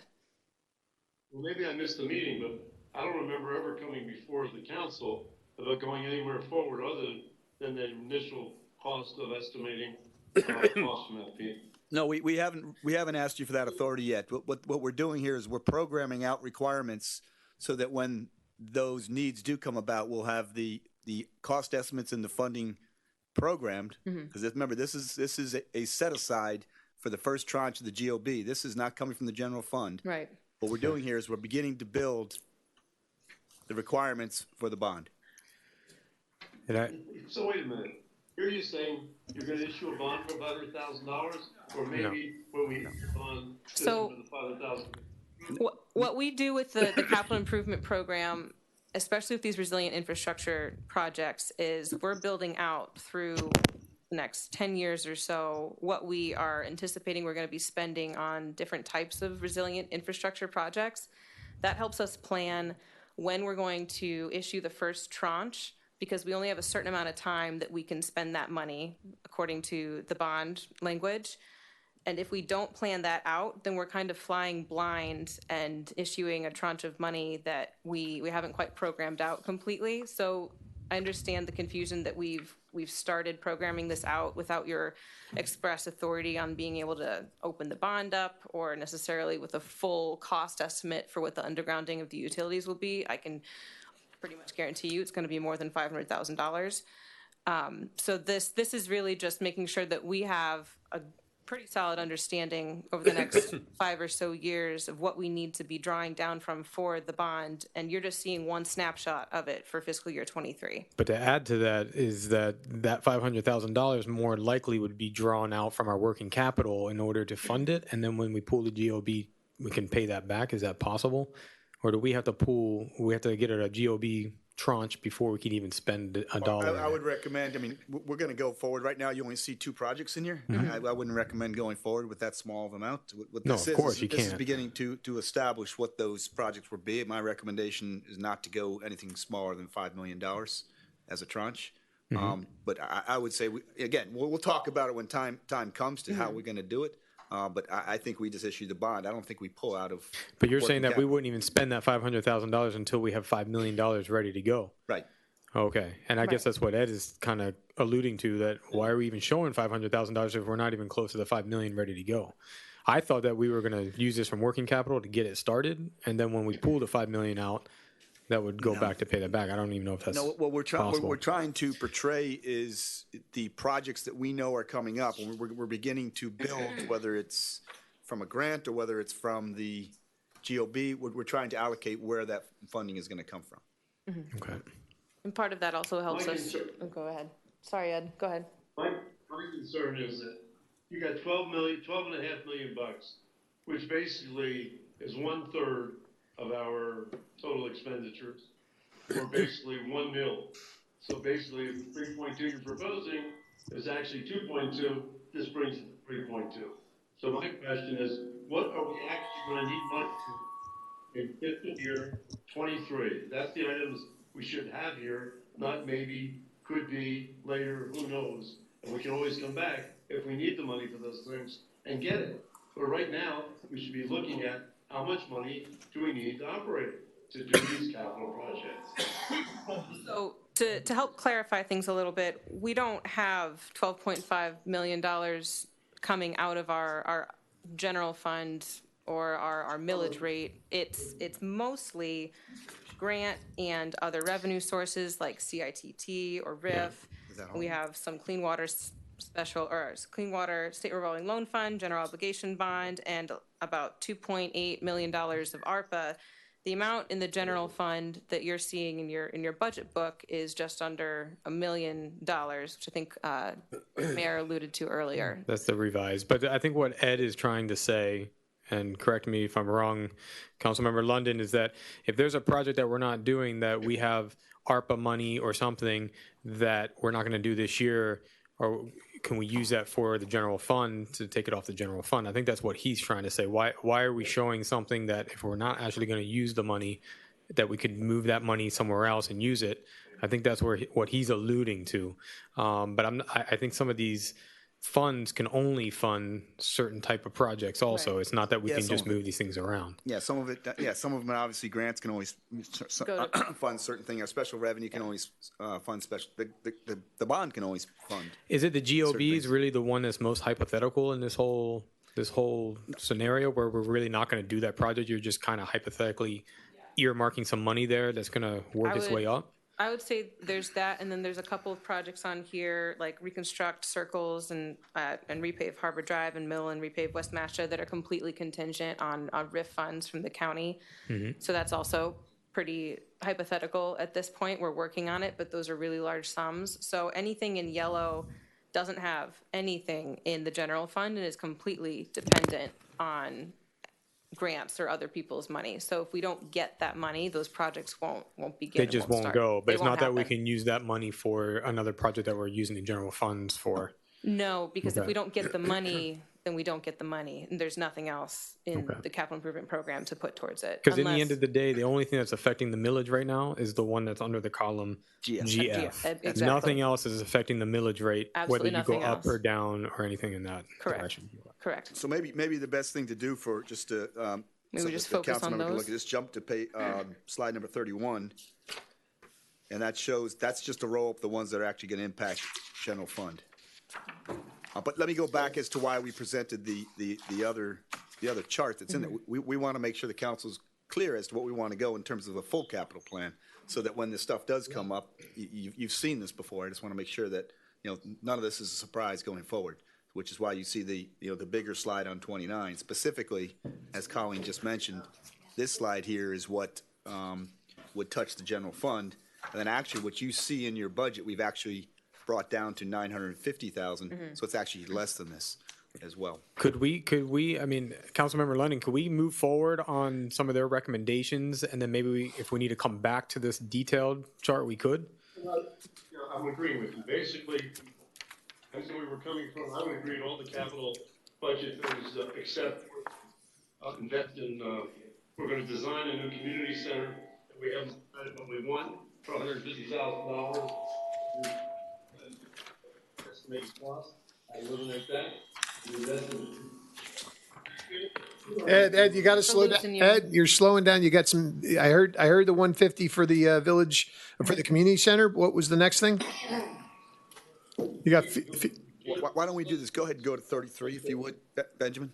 Go to slide 33, because this actually shows the 950,000 right here. This is how we got to what you see in your budget. So this is how we got to where you got with the budget. Yeah. We won't go through the options. We'll just you jump guys right went to from the end. 1.850 down to 950 in capital improvement projects. So this is what you see in your budget where it currently stands right now. So these are the things, I think Ed and I agree on the expansion of the community center right now. I just think You guys have so much going on. I don't think you're going to get to this one this year. I just don't. I mean, you need, I agree that maintenance has to be performed. We're doing the pool. So I think I would like to see that one. And again, this is going to be consensus Are of you council. I would suggesting take that off. We pull it off, you're suggesting? I would say take all 150 out of that. For Virginia Key, I mean, I know we've talked and you said, they really want to see skin in the game over there, and I get that, but I think we can reduce that. You give me a number that you think we can reduce. Wait a second. What? Why we can do anything until they say, hey, we're gonna do a deal with you? Well, because we're Just talking budgeted. to them. We're in negotiations now. We've got to show in good faith we've got something to go to the table with. Again, we're not spending the money, but we're putting the money, we're securing those funds so that if the next council approves something, we have some money to spend for it for next fiscal year. That's the goal. And then we got $10 million that's laying around, we can pull 150 out if we need it. Why should we go ahead and make the budget bigger than necessary? Okay, I mean, I hear what you're saying. I would, I think we need to have something toward it, but we can have that discussion. And then the third one, I'm sorry, I got to go back to my own notes. Why don't you get 150 on the community center instead of? Oh, if you go to page 33, page 33, up there, it's Yeah, I'm sorry. 150. Yeah, because it was 1 million, and I had one other That's note. where we brought it down from Just bear with me for 2 seconds while I go through my notes. 850. And then, Steve, you and I had talked about the Beach Acre issue. There was like 25,000 there. Yeah. Developing that Beach Acre parking facility. I mean, Silver Sands, is that really going to happen this year? I'm not sure. One day we go over there, she says yes. The other day we go over, she says no. We've got 50,000 in ARPA. Yeah, I mean, I think we can, let's stick with the 50,000. I think we can take yeah, this stick out. with the ARPA money and take that off there. I think she's going to go with it, but, we don't know. But But if she does, you've got the 50,000. we got 50. Under Yeah, I think ARPA. it's going to cost more than 50, but I think we're good with 50 right now. But yeah, I think we can take that out of the general fund. Those are the ones that I saw that I thought were, I mean, we need to do the K-8 field. I mean, that seems to me to be something we have to do. We've got to improve that. I know it's beat up and we're utilizing it. What's that? I got no problem with anything other than the things I mentioned, the 2 150s, and then buy engines for the boat, buy engines for Well, but no, but Ed, you missed the point on the boat. I think you missed, it's a, what do we call it? It's an inflatable, essentially. So it's not utilitarian for both the bay and the ocean. It can't handle the ocean well enough for them to utilize it. That's the problem with that boat. But aren't we repurchasing the same type of boat? No, I don't believe we, I thought we no, were getting a we're bringing rip it's a rigid hull now, right? We're bringing in another contender or something? It's a hybrid. It's got both. Yeah, it's a rib, but It's a rib. Oh, but it has, higher okay, it has, design So that you can go in the high seas. Like what but the you can Coast still Guards get up to use? some of them Yeah. without needing Got it. centers. okay. Okay. leave it until we can fight about it later. All right. So, And not just a to let rib you if know, you we really need currently one. have a fine grant Right. thing which we pay for Okay. half of that. so I have a question match to that for. fine I have a grant. question. So Okay. we'll leave that and Ed wants to fight about it later. I'll fight with I him. have a later. question about Ed's second 150, the Virginia Key Athletic Fields. I understand Ed's point that we have $10 million, and if we need I'm going to call it extra money. If you need money that you haven't budgeted for, we could do a budget amendment. We can use that money. But do you feel it's necessary to have it called out in this budget as demonstrating our commitment to this project? Is it sufficient for us to say, well, I have the authority when we need it, we have reserves? What do you need? Yeah, I've been talking to the city manager over at the city, and then they want us to be part of this planning process, and obviously they want us to be part of the solution. I think there's good benefit for the village. And he said, "What can you guys put forward?" And I said, "Well, let me find out. Let me put it in the budget." And so, I think best case, and in fact, I think we actually put more than 150 originally. We started with I think 200. we put 250, and then we said, let's drop that down to 150. I think we could do with less. I would say, we're willing to get involved, let's get together and see how much things are gonna cost, and then we get back to you. But don't just go give them money, because they'll take it every time. We're not going to give them any money. We're not giving them any money. Trust us on that. We'd have to go into an interlocal agreement. There'd be a long process to do that. So it's about having money on the table to have a conversation to get there. What's the right amount? I don't know. I think we can definitely go less than 150. I'm feeling maybe 6 figures is the right number. Maybe we can drop that. Maybe it's 75. But I just want to be comfortable when I go back to the city manager that, hey, we're in this. We're serious. You know, we actually want to be a part of the solution. Well, So can look, we switch we're that then to serious. I mean, 7? you can certainly convey to them, we're serious, right? I mean, I understand You what want you're to have the budget authority already issued for a certain amount. Can we agree to put that at 75 to drop it down from 150? Yeah, I'm I think comfortable with I think that. that's a number that would be comfortable to say that we're serious about this. And obviously, in the end, we'll have to figure out what it's going to cost to go forward, and if we're going to be part of the planning process. But there's 7 of us. Are we all okay? What are we all right with? Ed? Ed, what were you going to say? I'm fine with it. I'm gonna say 75, 100, 150, that's not serious. Serious is gonna be a multi-million-dollar project probably. Well, yeah, So it's you're a gonna have to- project. This is planning. Yeah. That would be serious, knowing what's gonna cost us involved with the deal. That's all. So we're serious, yeah, we're serious being involved. You're gonna do what you want primarily. We'll decide whether we don't like it, say what we want. So you don't want to do So you're a no on 75? 75. No, for nothing over there. Makes no sense. Makes no sense at all to me. May I, just a clarification on procedure, because, and this goes back to, first of all, we have an overwhelming duty, legal duty, to pass this resolution, right? So let's work backwards. If it's out here in the East Coast, Ed, is 10:30. Some of us have had meetings at 8 and all the other stuff in our lives. And this is the bread and butter of our tenure yearly. I know you haven't been around to meet with some of the staff on some eliminate, because I look to you for guidance on a lot of these things that perhaps we can not defer, but, you know, between now and the 21st to be able to have some clarification. Because if we go down this road, we'll be here at 1 o'clock. I personally have to travel tomorrow early in the morning, and it gets to a point that we have a point of no return. I was going to make the recommendation that once we whittle this down, because to your point, this is the first time. This is the first time we're talking about this. We'll pass the resolution, but next time we can't go up, but we can always go down, right? So if there's more coming off, and from Ed, I'm gathering that Ed's not looking to add any more to this budget. I don't know if anybody else got that sense, but. No.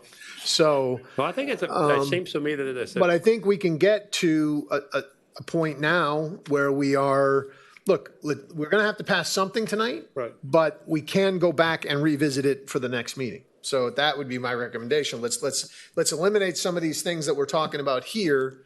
And we're all going to have more conversations. I mean, there's a bunch of good points that have been brought up about, you know, apples to apples and different things in the departments we're all going to want to look at. But we have to move, to your point, we have to do something tonight. We have to pass something tonight, but understand that it's not the be all end all. It's not the terminus. And this is the tentative? It's yes. It's millage, so. It's a proposed millage, correct. Yeah, and I think the vote is the vote to continue this to the next, to the next The tier. vote would be, yes, that's exactly To right. continue working And we on know this. Ed's going to vote no anyway, so like, let's. No, he's going to vote yes. We're going to get him to vote yes once. Okay. No, I think unless I'm misinterpreting everybody, there's some sort of unspoken consensus that we need to move these numbers down. And that's what we're doing right now. And so, right, what I'm saying is just, you know, you got to step back from the forest so you can see the trees. Right. But if we keep going this way, you know, we don't do this intentionally, but unfortunately, and good advice for the next elected officials, we somehow always fall to the key decisions when we literally are exhausted. And that's what we make mistakes. And we forget what we agreed to and all of that. That's why I always been pushing for a resolution so there's a record. So what I'm trying to do is move this forward a little bit. Well, let's do this. I'll tell you, I'm willing to have even another meeting, but I don't think it's necessary. No, I don't think it'll be necessary. I think we can get there with 2 There's time to meetings. meet with them. Ed will be back and everything else, but it's 10:30 over here. Correct. All right, so let's go let's with, move. we're taking Beach Raker out, we're taking community center out. And we put 75. And put 75 tentatively for the We may Virginia. knock it off We next- may knock it off next time. But we're moving in the right So direction. right there, we've got 75, we've got 250 coming off of this right here. Community center out. Yeah, we took the community center out. That's 150 came right off. Then another 75, we took off for Virginia Key. That's what we call a compromise, Ed. And then we're taking 25,000 off for the beach rakers. So that's 250,000 we've just taken off here as a starting point. And if Okay. I could, Mr. Mayor, now Certainly. that I'm comfortable with 75, but I want us to be very, very careful not to be in a position as we were with Rickenbacker Causeway or Virginia Key. Okay, I don't agree. wanna- No, look. I don't want to come to the point where Preaching to the converted on that. we were too far behind, right? So I want to make sure we're a step ahead here, and that's why.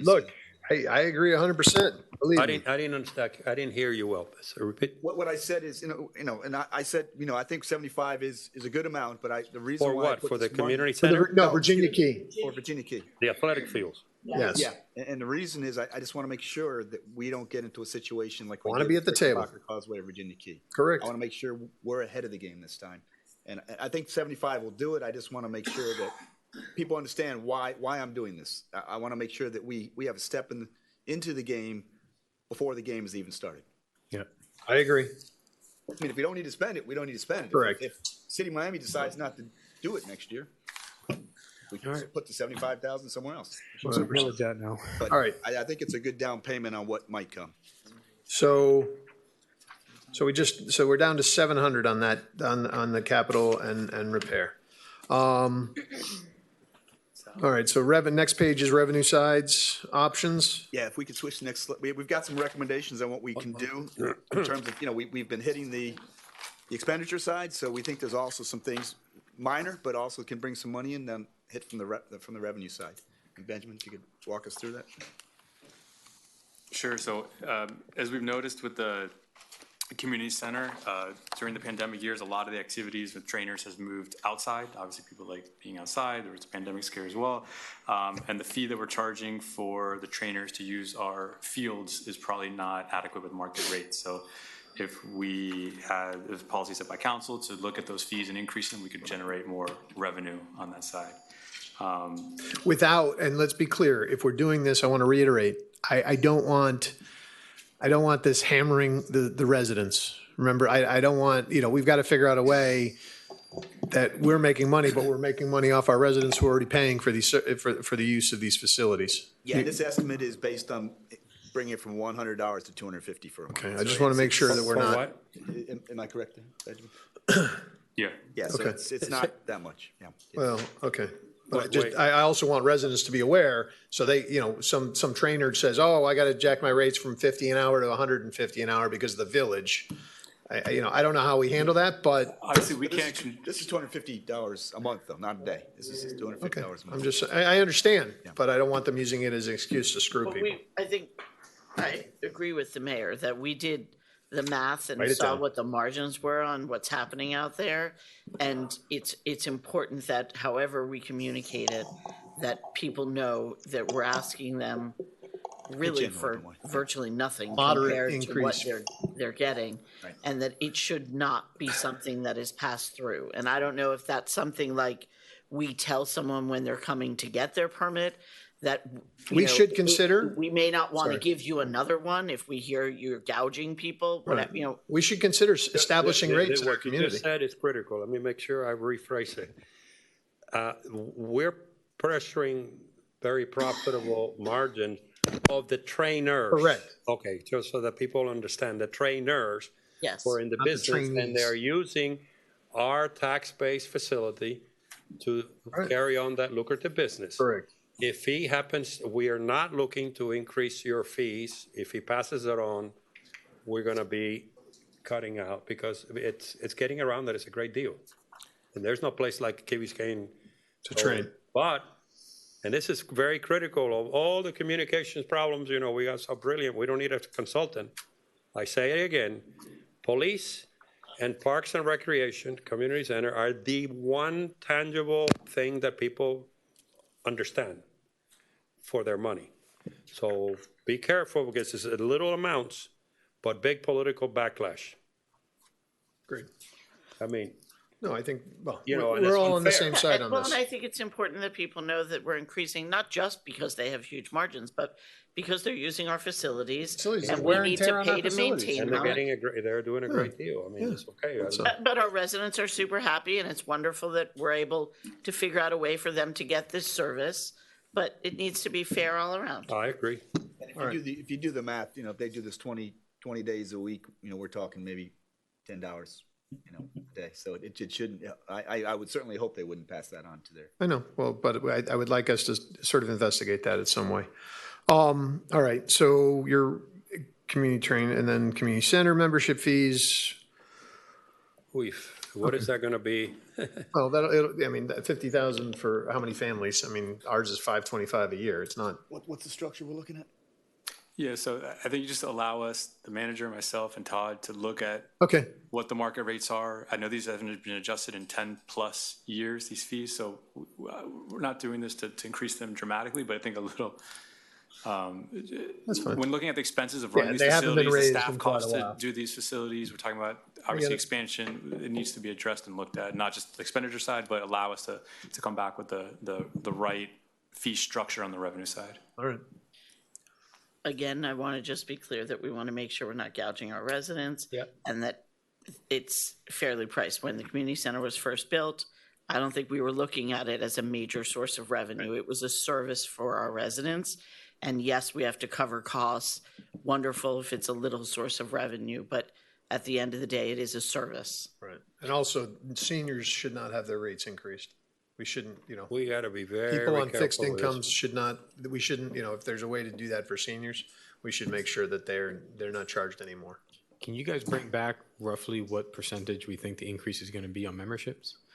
Meaning that I pay membership there, my increase is going to be 5%, 3%? What are we talking about? So this would probably be passed after when we actually work on a full resolution showing all the different, there's family plus one, senior, obviously the will of the council is to leave those even.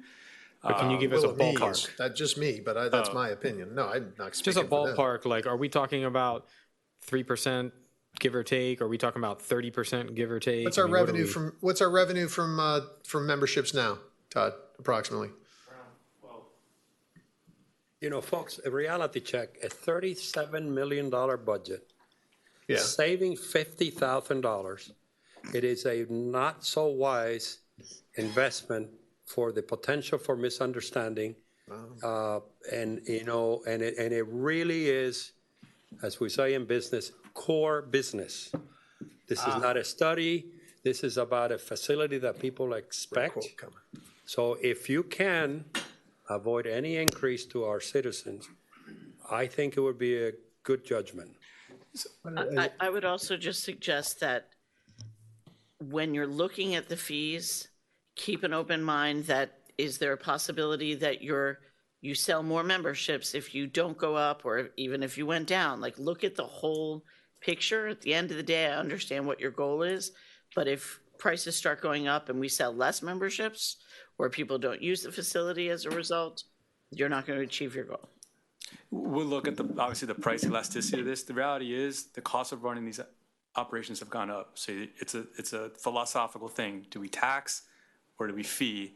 And I think we're trying to find the right balance for those that use the facilities. We obviously have residents that have said, we don't use the facility at all, and now we're taxed because of the community center expansion. The athletic fields are getting torn up and they don't use them at all. So it's a delicate balance. Allow us to work it through. It's not to price gouge or to be a moneymaker. It's just No, we addressing the understand fact that, that but they've gone I want to keep those We things just in want to mind. give you our views, and then you get on that tightrope and figure it out. Ben and Don't get Todd, it wrong. Yeah. Government has a role that sometimes is to subsidize. Okay, I mean, you just get it through your head that that's important. And really, $50,000 is not going to make a difference. This is not the time to increase anything on anybody's income. Been wanting to say I'm this just for a while. telling you. 50,000 I mean, here, if it was a 50,000 there, and it $300,000, starts that up to a real $400,000, money. but I'd be against it. All right, let's see how they come back. Let's see what they. Okay, so making those adjustments for tonight, because I don't know how much more, where we're going to go. What's our millage? So I'm tracking that we came up with a total of 375 if we're allowed to move forward on these revenue issues? I think that's right. Is that what it was? What's that? Is it 375? Yeah. I Oh, think we you have said 700K there. 250 on the capital Yeah, and 75 125 on and revenue. 25. Okay. So that's 375. Oh, okay, 375. 375. So that would then drop the current budget down 375. And 375, and so what's the millage if you drop that? The current millage is at 3.1618. It was 3.1618 is where we currently are. No, Ed, are you there, We're not Ed? at 3.1618. No, we're 3.2. 3.2. Yeah, he's there. 3.2. 3.2054. I want to hear your opinion on this. Wait, hold on. Anything above agree to, somebody we probably listen. What's that? I said anything above 3, I'm gonna be against. Okay, well, at least he's honest. So, Okay. so right now, the millage is, Anything above 3, I'm gonna be against, so. Okay. You keep it back and forth, but if you wanna really look at all the things I talked about, and look how they over budget compared to what they spend, you'll find out there's at least $2 million that should be added to it. I'm going to take a look at what you said about the surplus. I understand what you're saying, but I also have concerns about reducing the surplus to feed this year. What does it do? I want to have some long conversations. I'm not saying we can't bring that back at the next meeting, but I'm not comfortable with just doing that here tonight. Well, we have a lot. Except at the meeting, right? So. Well, we got a lot of work to do. Ed, in all fairness, you know, I look for you. I don't agree with you a lot of times, but I respect some of your judgments. Well, we got some of your analysis that are very good at 4 o'clock in the afternoon today. Yeah. I mean, I know. No, I'm going to look at it. I'm just saying. Got it right here. I really look forward to reading your work. I am with you. I voted against the budget last year with you because it's over 3%. What would be let's say that we have a vote on 3 and it's approved. The 3 today, we can lower it next time. You cannot go over it. no. Yeah, you cannot go over it. I want to hear from them in plain English. If you all would vote to 3 today, I would come back next. No, the question is not what you would do. If we voted for 3 now, we could not go back up. That's correct. That's my question. That's correct. That's correct. Okay. If we vote for if you vote- 3.1 on the 21st, we can come down to 3. You can go down, you can't go back up. Okay, I see. On the 21st? So I'm trying to find a compromise here between 3.204 and 3. And, Okay, so remember that you're going to have to recompute, you're going to have Well, that's to what I'm amend the asking. budget and then recompute for Right. the millage. I'm not, So- I want to know what the numbers are. What are we at right now with the reductions balanced we budget. just did? Huh? But we have one conversation here. So I guess I got to ask one more question though. So it looks like we can reduce 375,000. Well, I think it's a lot more than that. Of course there is. Yeah. Remember, I want to remind you of history. Yes, last year, I believe, 3 of us voted against it. It was a 4-3 vote. And we were $200,000 to my disappointment. You couldn't bridge us, and we probably would have had a consensus.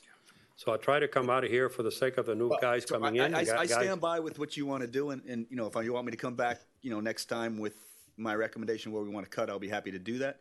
But what I hear right now, so far, that we've brought it down 375, Right.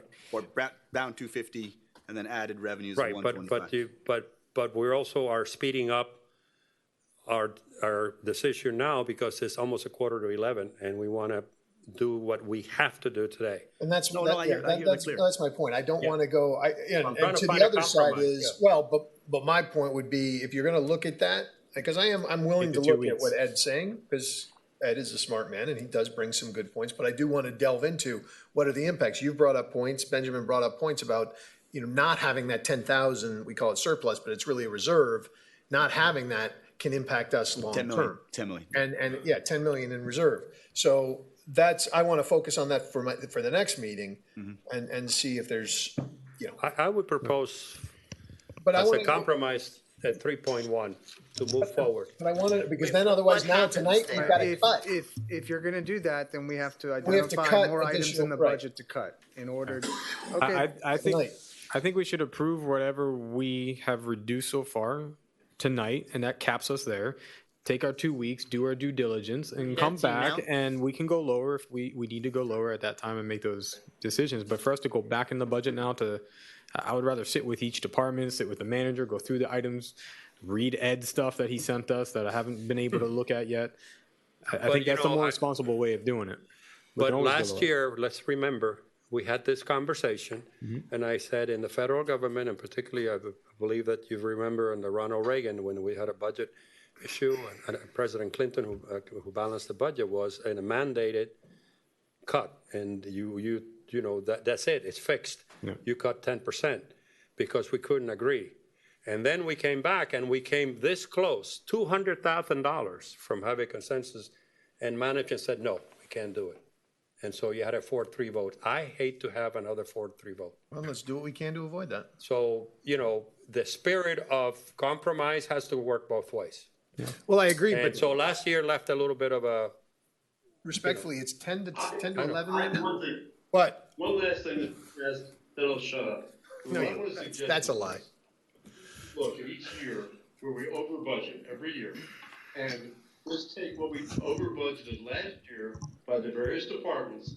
Benjamin will have it to 11 and a half months or 12 months. You can estimate the balance and just take that surplus and reduce the budget by that amount, whatever that comes out to. I'll agree to that. No, that way, so we're not use lunch fund again. Then figure that out for the next meeting, but we've got 11 minutes left, and we have to figure out exactly which line these cuts are coming out of. I mean, half of our eyes are swollen. It's exhausting at this point. I'll make the motion to approve it at the rate with the reductions that we have, and let's vote and see. Okay, so we need to bring the millage. All right, I'll move to put on the table. Second. Take it off the table. Take it off the table? No, I tabled it, so I'm taking it off the table. You second. Second. All those in favor? Aye. Aye. Opposed? Motion carries. Okay, so what is the millage rate as it stands right now with this change of 375? So I just want to be clear on the 375. We're talking $250,000 of the projects reduced. The 125 increased revenue. I wasn't sure there was a. Yes. It's not. Yeah. Full. Yeah, we're gonna do that for now. So that's 375. There's a lot of discussion about was it a full-time position, a part-time position for the special needs? Was there a dollar amount? No, there's no dollar amount. We have it.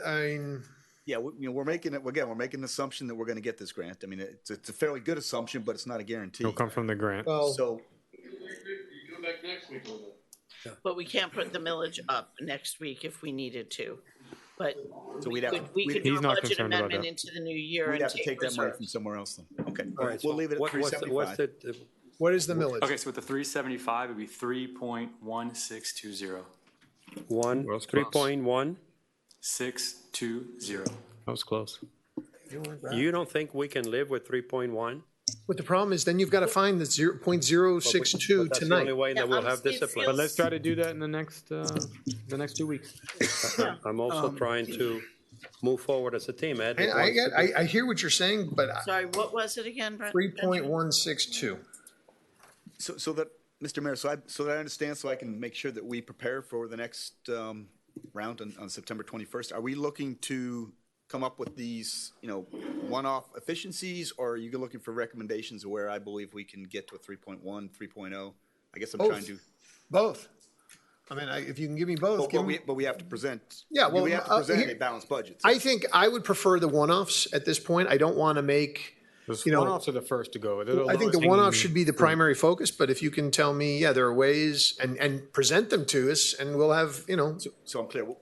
How are we defining one-offs, though? I want to make sure. Well, one-time purchases, for example, in the capital improvement, you had things, there were 900, there's now $700,000. If all of those items were to be taken out of our budget and paid from the surplus that Ed has said is there, then we wouldn't have that in our taxes next year, and they're one-off items. They're capital So you're talking improvement. things that we're only going to spend. Correct. For this year only. Yeah, not discrete not issues reoccurring. that are not non-recurring is the best one. Non-recurring. Correct. All right. See what you can do. Is 3.1 without the 6.0 make a big difference or no? The three other digit? What is About the another six? 100 and How something much are we thousand. talking about? Well, let us, yeah, so what will be the I difference? just want to also Hold on, we caution haven't us voted on of this, you guys. running to this surplus that I agree. this, It's 300,000, I what- think. we're hearing already from the property appraiser, they're thinking we could see a dip next year. We don't know what's happening with individual people and the economy in the next year. I don't want to be running to draw down this surplus that our CFO is telling us we might need where it is to keep our rating where we want it. Like, I'd be more interested, I mean, you could clearly do what the mayor asked, but I'd be more interested to hear, you know what, I think that we could still deliver the same service for a little bit more in these different budgets, in these different ways. And then if we get into next year and you come back and say, you know what, we were right the first time. You asked us to trim it down, we trimmed it down, but actually we were right, we need more money. Then we can go to the surplus in the next year with a budget amendment rather than draining it now. I would be more comfortable with this council saying, we would rather you budget as close to actual as possible. And if you need more money and we bullied you, then we deal with that next year rather than, oh, well, we'll just take this out of surplus. Does that make sense? Can you work backwards the number if you go to just plain 3.1000? What additional cuts? Well, if it dropped, More or less. so from 3.0254 to 3.1620, I was proposing 3.100. so that would be a it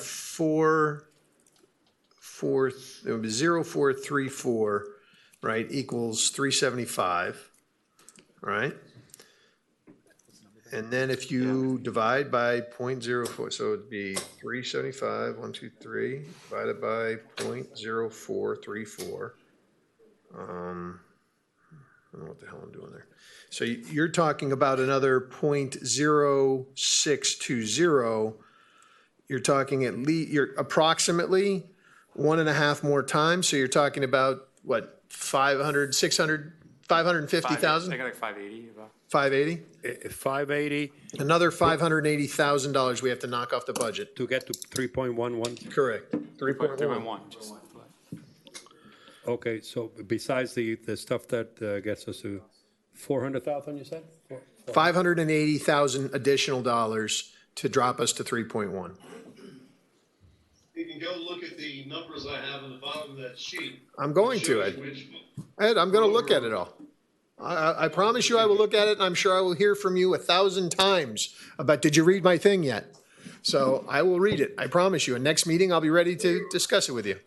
All right? That's it. So Cool. should we, do you need a Ed, motion? Ed, let me understand you, because are you fine with 3.1620 tonight? Oh, he's going to vote he's no. not. Yes or no? Well, tonight, it's fine tonight because it doesn't matter. Okay. Okay. So we're gonna get a I'm yes talking vote. about tonight. Are we getting a yes vote from Ed? All right. Finally. Ed, All get right, back, I Ed, get move- back there. Hold on. Extend This is so one. we don't- I make a motion to extend. Move, seconded. All those in favor? Aye. For how long? Opposed? 5 minutes. All right.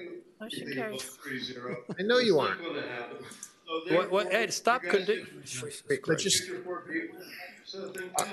all right, I'm moving at 3.1620. Do I have a Second. second? Thank you. I'm sorry, wait, excuse me. One moment. I'm sorry. Say that again, please.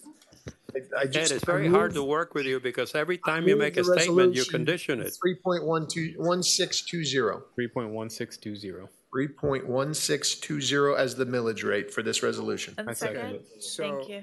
So before we vote, I just want to make sure we have to amend the resolution. So it'd be section 3. Benjamin, I need your assistance. So it would read that the rollback rate is 2.8995 mils and the proposed millage rate is 3.1620, which is 0.2625 more than the rollback rate, or 9.05%. okay. Actually, about 9 point. Great. So do you have that, Jocelyn, for the record? Benjamin, why don't you say the last 2 points again? So the proposed rate of 3.1620 is 0.2625 higher than the rolled back rate of 2.8995 or 9.05%. Sorry, can you say it slower, please? Thank you. The proposed rate is 3.1620. The rolled back rate is 2.8995.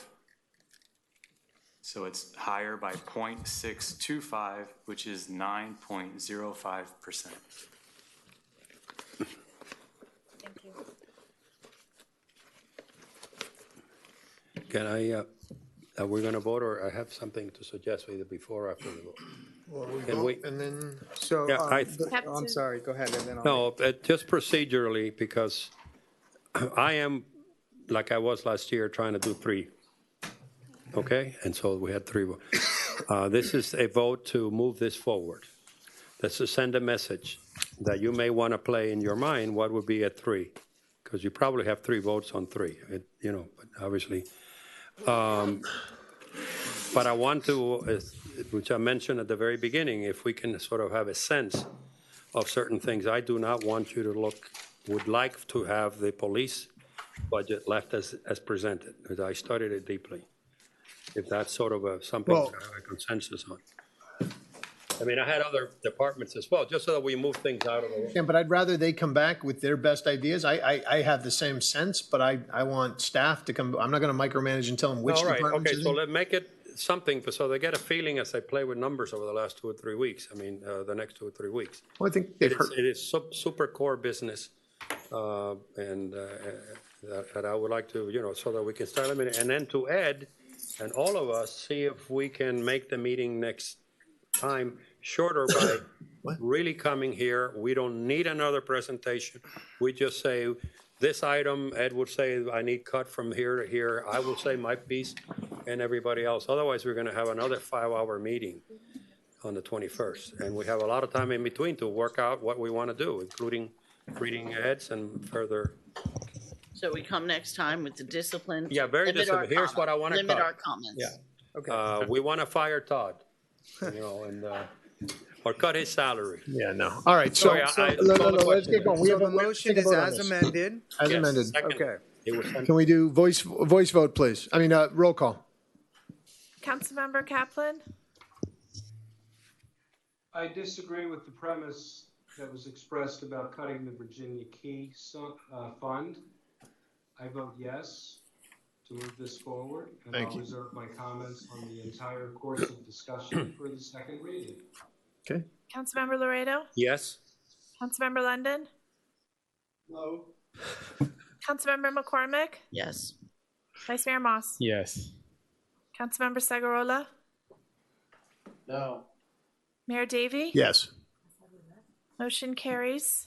Okay, Next so item. We're not done. Go, the whoa, next whoa, whoa. item is the Ordinance. budget. The clerk needs to read the title, and then the mayor, we have it to open up for public I will. comment. I know. An ordinance. I'm Do good. you want me to give I an just extent- put my 5-minute computer extension? away. I wasn't leaving. Motion to extend 5 minutes. I just thought in we case. did. I thought you did 10. Sorry. No, I did Okay, not. 5 more. 5 more. Second. Just in case. We only Okay. got 4 All those in minutes. favor? Aye. Aye. Who was the second? Me. What's Thank your name? you. I don't know. The next item is the first reading of an ordinance of the Village of Key Biscayne, Florida, adopting the budgets for the fiscal year commencing October 1st, 2022 through September 30th, 2023 pursuant to Section 200.065 Florida Statutes Trim Bill and providing for an effective date. Moved. Second. So this ordinance. I'm would gonna be, open this- oh, before sorry, you go do it, it would be approved as amended, obviously, Right. because of the 375,000 that you guys Change. cut. Okay, so I'm going to open it for public comments. Anybody have comments on this at this point? Jocelyn, read the instructions one last For time. public comments, please call 305-365-7569, then enter Zoom meeting ID number 231-627-8415, followed by pound. There is no participant ID. Press pound again. Press star 9, which will place you in a queue. When it is your turn to be called by the last 3 digits of your telephone number. If you have joined the meeting via the Zoom app, please click the raise your hand button.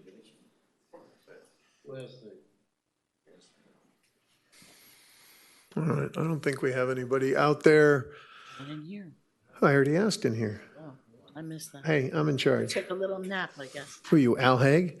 All right, I'm going to close public comments.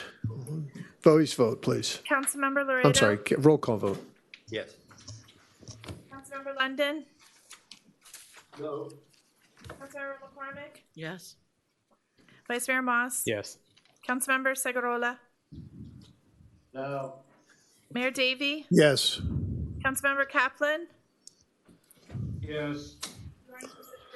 First reading. All right. Next reading is September 21st. I'd like to make a Motion to move, to- adjourn. Wait a minute, Oh, wait a minute. sorry. Oh. I want to make a motion to extend the meeting until 1 o'clock this morning. Denied. Adjourned. No second? I'll second it. I have no vote, but I'll second.